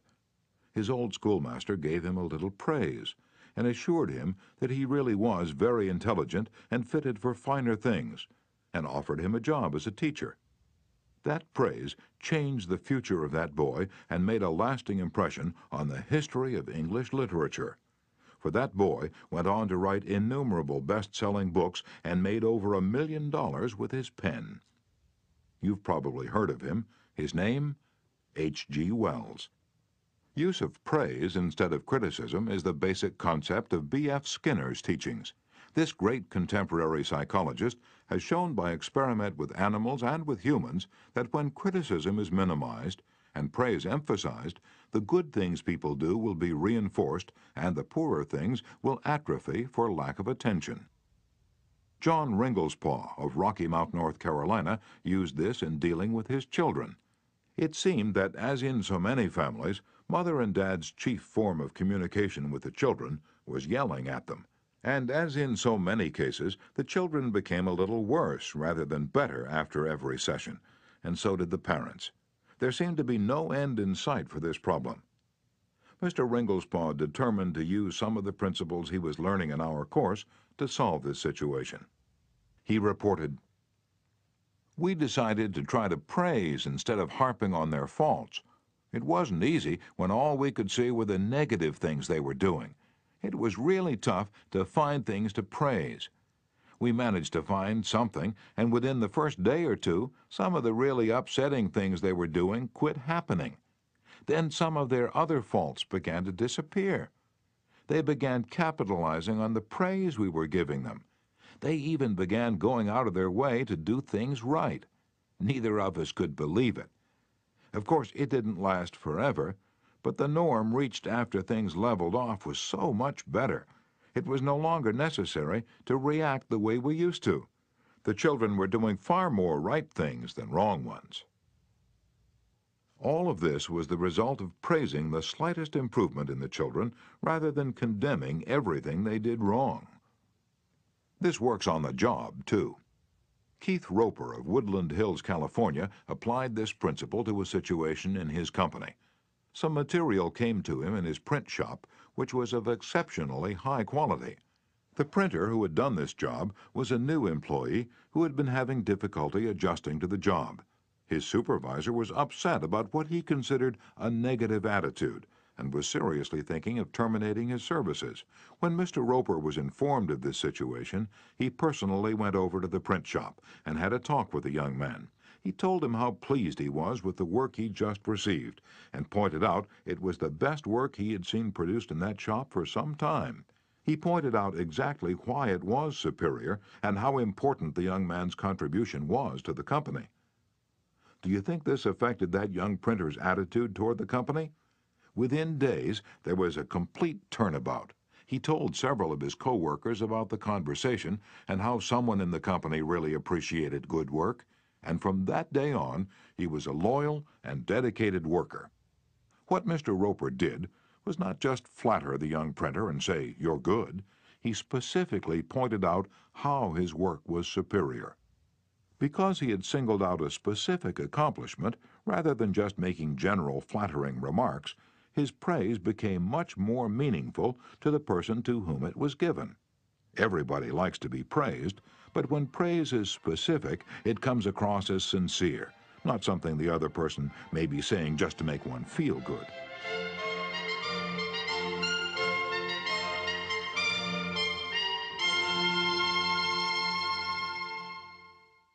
Remember, we all crave appreciation and recognition and will do almost anything to get it. But nobody wants insincerity. Nobody wants flattery.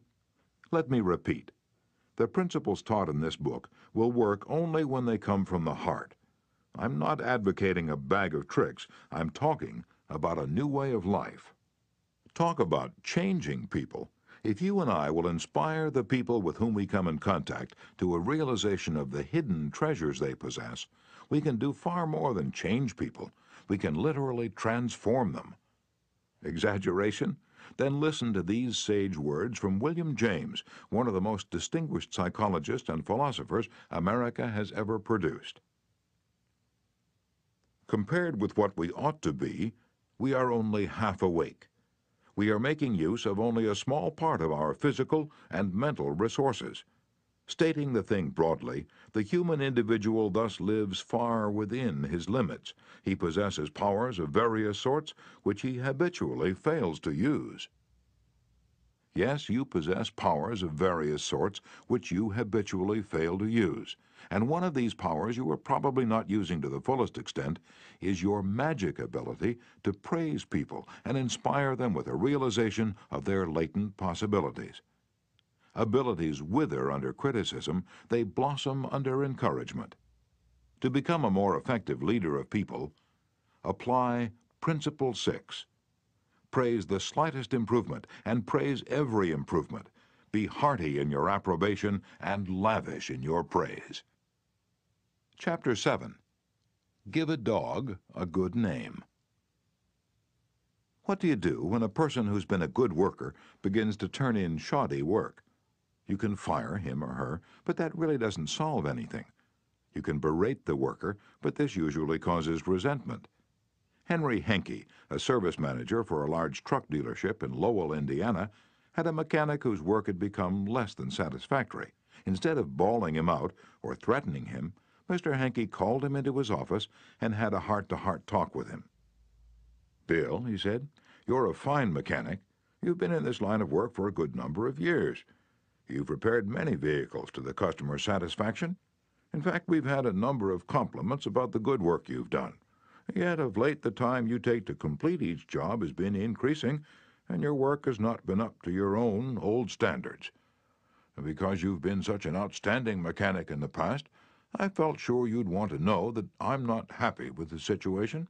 Perhaps jointly we could find some way to correct the problem."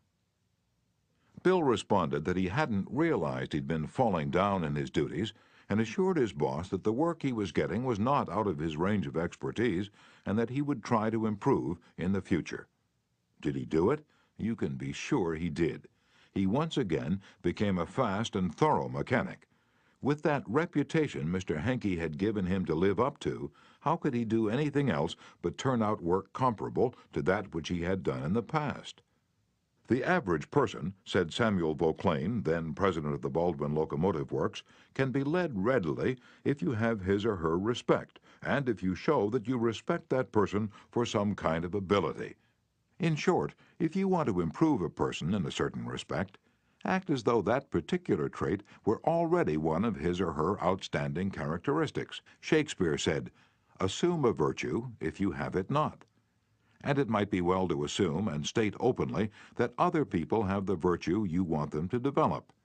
Give them a fine reputation to live up to, and they will make prodigious efforts rather than see you disillusioned. Georgette LeBlanc, in her book Souvenirs, My Life with Maeterlinck, describes the startling transformation of a humble Belgian Cinderella. A servant girl from a neighboring hotel brought my meals, she wrote. She was called Marie the dishwasher because she had started her career as a scullery assistant. She was a kind of monster, cross-eyed, bandy-legged, poor in flesh and spirit. One day, while she was holding my plate of macaroni in her red hand, I said to her point blank, "Marie, you do not know what treasures are within you." Accustomed to holding back her emotion, Marie waited a few moments, not daring to risk the slightest gesture for fear of a catastrophe. Then she put the dish on the table, sighed, and said ingenuously, "Madame, I would never have believed it." She did not doubt, she did not ask a question, she simply went back to the kitchen and repeated what I had said. And such is the force of faith that no one made fun of her. From that day on, she was even given a certain consideration. But the most curious change of all occurred in the humble Marie herself. Believing she was the tabernacle of unseen marvels, she began taking care of her face and body so carefully that her starved youth seemed to bloom and modestly hide her plainness. 2 months later, she announced her coming marriage with the nephew of the chef. "I'm going to be a lady," she said, and thanked me. A small phrase had changed her entire life. Georgette LeBlanc had given Marie the dishwasher a reputation to live up to, and that reputation had transformed her. Bill Parker, a sales representative for a food company in Daytona Beach, Florida, was very excited about the new line of products his company was introducing, and was upset when the manager of a large independent food market turned down the opportunity to carry it in his store. Bill brooded all day over this rejection and decided to return to the store before he went home that evening and try again. "Jack," he said, "since I left this morning I realized I hadn't given you the entire picture of our new line, and I'd appreciate some of your time to tell you about the points I omitted. I've respected the fact that you're always willing to listen and are big enough to change your mind when the facts warrant a change." Could Jack refuse to give him another hearing? Not with that reputation to live up to.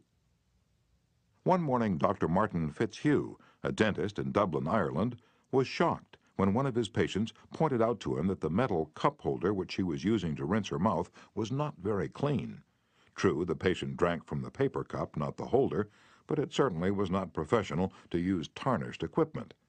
When the patient left, Dr. Fitzhugh retreated to his private office to write a note to Bridget, the charwoman, who came twice a week to clean his office. He wrote, "My dear Bridget, I see you so seldom, I thought I'd take the time to thank you for the fine job of cleaning you've been doing. By the way, I thought I'd mention that since 2 hours twice a week is a very limited amount of time, please feel free to work an extra half hour from time to time if you feel the need to do those once-in-a-while things like polishing the cup holders and the like. I, of course, will pay you for the extra time." The next day, when I walked into my office, Dr. Fitzhugh reported, my desk had been polished to a mirror-like finish, as had my chair, which I nearly slid out of. When I went into the treatment room, I found the shiniest, cleanest, chrome-plated cup holder I had ever seen nestled in its receptacle. I had given my charwoman a fine reputation to live up to, and because of this small gesture, she outperformed all her past efforts. How much additional time did she spend on this? That's right, none at all. There's an old saying, give a dog a bad name and you may as well hang him, but give him a good name and see what happens. When Mrs. Ruth Hopkins, a fourth-grade teacher in Brooklyn, New York, looked at her class roster the first day of school, her excitement and joy of starting a new term was tinged with anxiety. In her class this year, she would have Tommy T., the school's most notorious bad boy. He was not just mischievous, he caused serious discipline problems in the class, picked fights with the boys, teased the girls, was fresh to the teacher, and seemed to get worse as he grew older. His only redeeming feature was his ability to learn rapidly and master the schoolwork easily. Mrs. Hopkins decided to face the Tommy problem immediately. When she greeted her new students, she made little comments to each of them. "Rose, that's a pretty dress you're wearing. Alicia, I hear you draw beautifully." And when she came to Tommy, she looked him straight in the eyes and said, "Tommy, I understand you're a natural leader. I'm going to depend on you to help me make this class the best class in the 4th grade this year." She reinforced this over the first few days by complimenting Tommy on everything he did and commenting on how this showed what a good student he was. With that reputation to live up to, even a 9-year-old couldn't let her down, and he didn't. If you want to excel in that difficult leadership role of changing the attitude or behavior of others, use Principle 7. Give the other person a fine reputation to live up to. Chapter 8. Make the fault seem easy to correct. A bachelor friend of mine, about 40 years old, became engaged, and his fiancée persuaded him to take some belated dancing lessons. "The Lord knows I needed dancing lessons," he confessed as he told me the story, "for I danced just as I did when I first started 20 years ago. The first teacher I engaged probably told me the truth. She said I was all wrong. I would just have to forget everything and begin all over again. But that took the heart out of me. I had no incentive to go on, so I quit her. The next teacher may have been lying, but I liked it. She said nonchalantly that my dancing was a bit old-fashioned, perhaps, but the fundamentals were all right, and she assured me I wouldn't have any trouble learning a few new steps. The first teacher had discouraged me by emphasizing my mistakes. This new teacher did the opposite. She kept praising the things I did right and minimizing my errors. "You have a natural sense of rhythm," she assured me. "You really are a natural-born dancer." And now my common sense tells me that I always have been and always will be a fourth-rate dancer, yet deep in my heart I still like to think that maybe she meant it.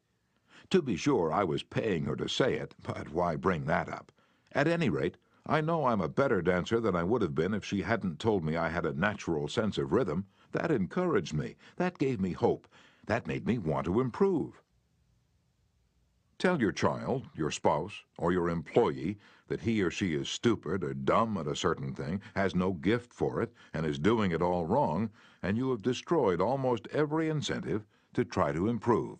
But use the opposite technique. Be liberal with your encouragement. Make the thing seem easy to do. Let the other person know that you have faith in his ability to do it, that he has an undeveloped flair for it, and he will practice until the dawn comes in the window in order to excel. Lowell Thomas, a superb artist in human relations, used this technique. He gave you confidence, inspired you with courage and faith.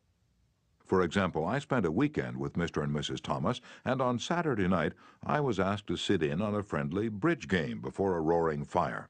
Bridge? Oh, no, no, no, not me. I knew nothing about it. The game had always been a black mystery to me. No, no, impossible. "Why, Dale, it's no trick at all," Lowell replied. "There's nothing to bridge except memory and judgment. You've written articles on memory. Bridge will be a cinch for you. It's right up your alley." And presto, almost before I realized what I was doing, I found myself for the first time at a bridge table, all because I was told I had a natural flair for it, and the game was made to seem easy. Speaking of bridge reminds me of Eli Culbertson, whose books on bridge have been translated into a dozen languages and have sold more than 1 million copies. Yet he told me he never would have made a profession out of the game if a certain young woman hadn't assured him that he had a flair for it. When he came to America in 1922, he tried to get a job teaching in philosophy and sociology, but he couldn't. Then he tried selling coal, and he failed at that. Then he tried selling coffee, and he failed at that too. He had played some bridge, but it had never occurred to him in those days that someday he would teach it. He was not only a poor card player, but he was also very stubborn. He asked so many questions and held so many post-mortem examinations that no one wanted to play with him. Then he met a pretty bridge teacher, Josephine Dillon, fell in love and married her. She noticed how carefully he analyzed his cards and persuaded him that he was a potential genius at the card table. It was that encouragement and that alone, Culbertson told me, that caused him to make a profession of bridge. Clarence M. Jones, one of the instructors of our course in Cincinnati, Ohio, told how encouragement and making faults seem easy to correct completely changed the life of his son. In 1970, my son David, who was then 15 years old, came to live with me in Cincinnati. He had led a rough life. In 1958, his head was cut open in a car accident, leaving a very bad scar on his forehead. In 1960, his mother and I were divorced, and he moved to Dallas, Texas with his mother. Until he was 15, he'd spent most of his school years in special classes for slow learners in the Dallas school system. Possibly because of the scar, school administrators decided that he was brain injured and could not function at a normal level. He was 2 years behind his age group, so he was only in the 7th grade. Yet he did not know his multiplication tables, added on his fingers, and could barely read. There was one positive point. He loved to work on radio and TV sets. He wanted to become a TV technician. I encouraged this and pointed out that he needed math to qualify for the training. I decided to help him become proficient in this subject. We obtained 4 sets of flashcards: multiplication, division, addition, and subtraction. As we went through the cards, we put the correct answers in a discard stack. When David missed one, I gave him the correct answer and then put the card in the repeat stack until there were no cards left. I made a big deal out of each card he got right, particularly if he had missed it previously. Each night, we would go through the repeat stack until there were no cards left. Each night, we timed the exercise with a stopwatch. I promised him that when he could get all the cards correct in 8 minutes with no incorrect answers, we would quit doing it every night. Now, this seemed an impossible goal to David. The first night it took 52 minutes. The second night 48, then 45, 44, 41, then under 40 minutes. We celebrated each reduction. I'd call in my wife and we would both hug him and we'd dance a jig. At the end of the month, he was doing all the cards perfectly in less than 8 minutes. When he made a small improvement, he would ask to do it again. He had made the fantastic discovery that learning was easy and fun. Naturally, his grades in algebra took a jump. It is amazing how much easier algebra is when you can multiply. He astonished himself by bringing home a B in math. That had never happened before. Other changes came with almost unbelievable rapidity. His reading improved rapidly, and he began to use his natural talents in drawing. Later in the school year, his science teacher assigned him to develop an exhibit. He chose to develop a highly complex series of models to demonstrate the effect of levers. It required skill not only in drawing and model making, but in applied mathematics. The exhibit took first prize in his school science fair and was entered in the city competition and won 3rd prize for the entire city of Cincinnati. That did it. Here was a kid who had flunked 2 grades, who had been told he was brain damaged, who'd been called Frankenstein by his classmates, and told his brains must have leaked out of the cut on his head. Suddenly he discovered he could really learn and accomplish things. The result? From the last quarter of the 8th grade all the way through high school, he never failed to make the honor roll. In high school, he was elected to the National Honor Society. Once he found learning was easy, his whole life changed. If you want to help others to improve, remember Principle 8. Use encouragement. Make the fault seem easy to correct. Chapter 9.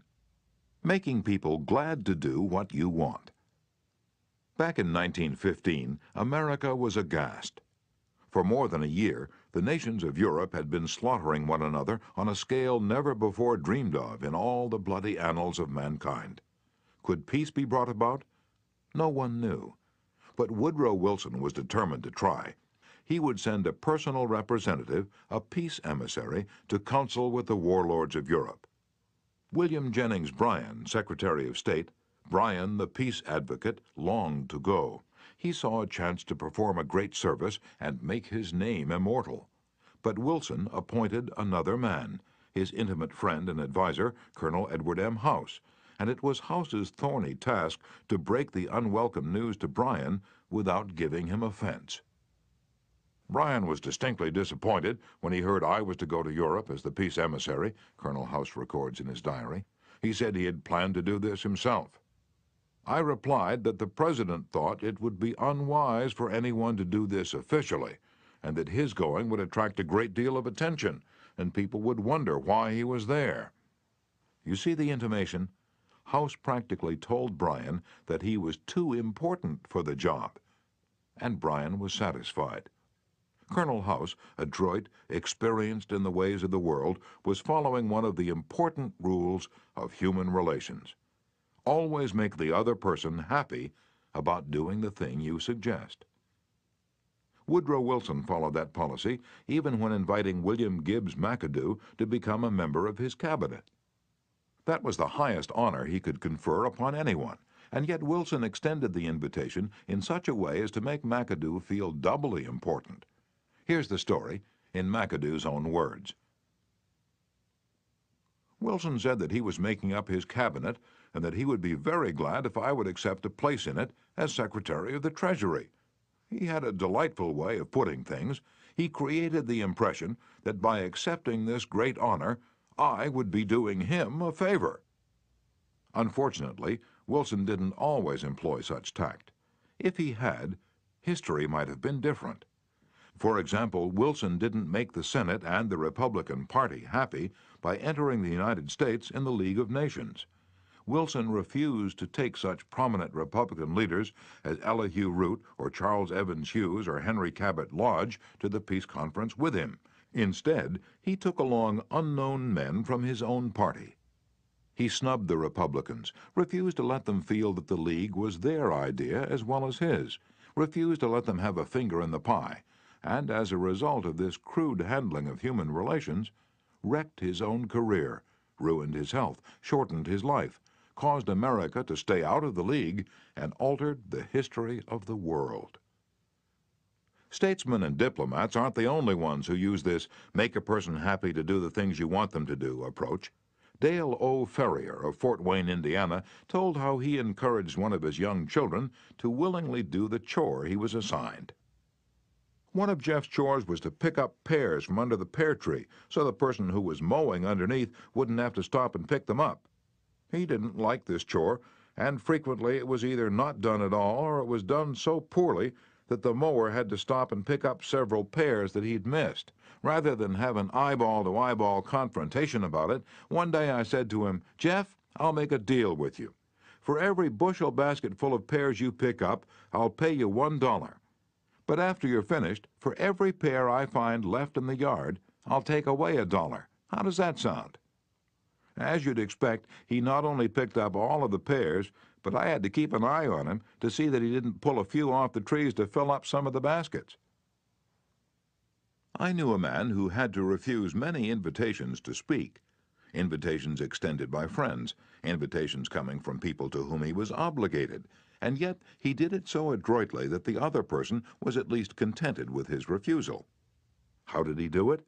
Not by merely talking about the fact that he was too busy and too this and too that.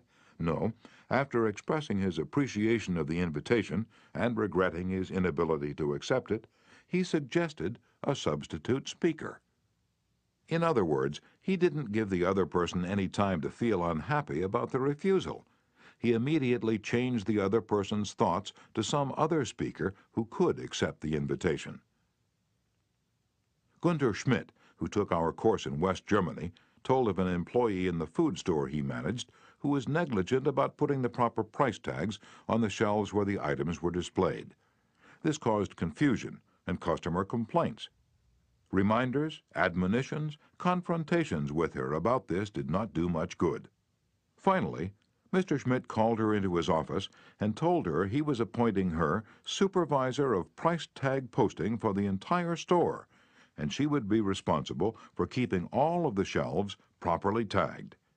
This new responsibility and title changed her attitude completely, and she fulfilled her duties satisfactorily from then on. Childish? Perhaps. But that is what they said to Napoleon when he created the Legion of Honor and distributed 15,000 crosses to his soldiers and made 18 of his generals marshals of France and called his troops the Grand Army. Napoleon was criticized for giving toys to war-hardened veterans, and Napoleon replied, "Men are ruled by toys." This technique of giving titles and authority worked for Napoleon, and it will work for you. For example, a friend of mine, Mrs. Ernest Gent of Scarsdale, New York, was troubled by boys running across and destroying her lawn. She tried criticism, she tried coaxing, neither worked. Then she tried giving the worst sinner in the gang a title and a feeling of authority. She made him her detective and put him in charge of keeping all trespassers off her lawn. That solved her problem. Her detective built a bonfire in the backyard, heated an iron red hot, and threatened to brand any boy who stepped on the lawn. The effective leader should keep the following guidelines in mind when it's necessary to change attitudes or behavior. 1. Be sincere. Do not promise anything that you cannot deliver. Forget about the benefits to yourself and concentrate on the benefits to the other person. 2. Know exactly what it is you want the other person to do. 3. Be empathetic. Ask yourself what it is the other person really wants. 4. Consider the benefits that person will receive from doing what you suggest. 5. Match those benefits to the other person's wants. And 6. When you make your request, put it in a form that will convey to the other person the idea that he personally will benefit. We could give a curt order like this: "John, we have customers coming in tomorrow, and I need the stockroom cleaned out. So sweep it out, put the stock in neat piles on the shelves, and polish the counter." Or we could express the same idea by showing John the benefits he will get from doing the task. "John, we have a job that should be completed right away. If it's done now, we won't be faced with it later. I'm bringing some customers in tomorrow to show our facilities. I'd like to show them the stockroom, but it is in poor shape. If you could sweep it out, put the stock in neat piles on the shelves, and polish the counter, it would make us look efficient, and you will have done your part to provide a good company image." Will John be happy about doing what you suggest? Probably not very happy, but happier than if you had not pointed out the benefits. Assuming you know that John has pride in the way his stockroom looks and is interested in contributing to the company image, he will be more likely to be cooperative. It will also have been pointed out to John that the job would have to be done eventually, and by doing it now, he won't be faced with it later. It is naive to believe you will always get a favorable reaction from other persons when you use these approaches, but the experience of most people shows that you are more likely to change attitudes this way than by not using these principles. And if you increase your successes by even a mere 10%, you have become 10% more effective as a leader than you were before. And that is your benefit. People are more likely to do what you would like them to do when you use Principle 9. Make the other person happy about doing the thing you suggest. In a nutshell, be a leader. A leader's job often includes changing your people's attitudes and behavior. Some suggestions to accomplish this: Principle 1. Begin with praise and honest appreciation. Principle 2. Call attention to people's mistakes indirectly. Principle 3. Talk about your own mistakes before criticizing the other person. Principle 4. Ask questions instead of giving direct orders. Principle 5. Let the other person save face. Principle 6. Praise the slightest improvement and praise every improvement. Be hearty in your approbation and lavish in your praise. Principle 7. Give the other person a fine reputation to live up to. Principle 8. Use encouragement. Make the fault seem easy to correct. Principle 9. Make the other person happy about doing the thing you suggest.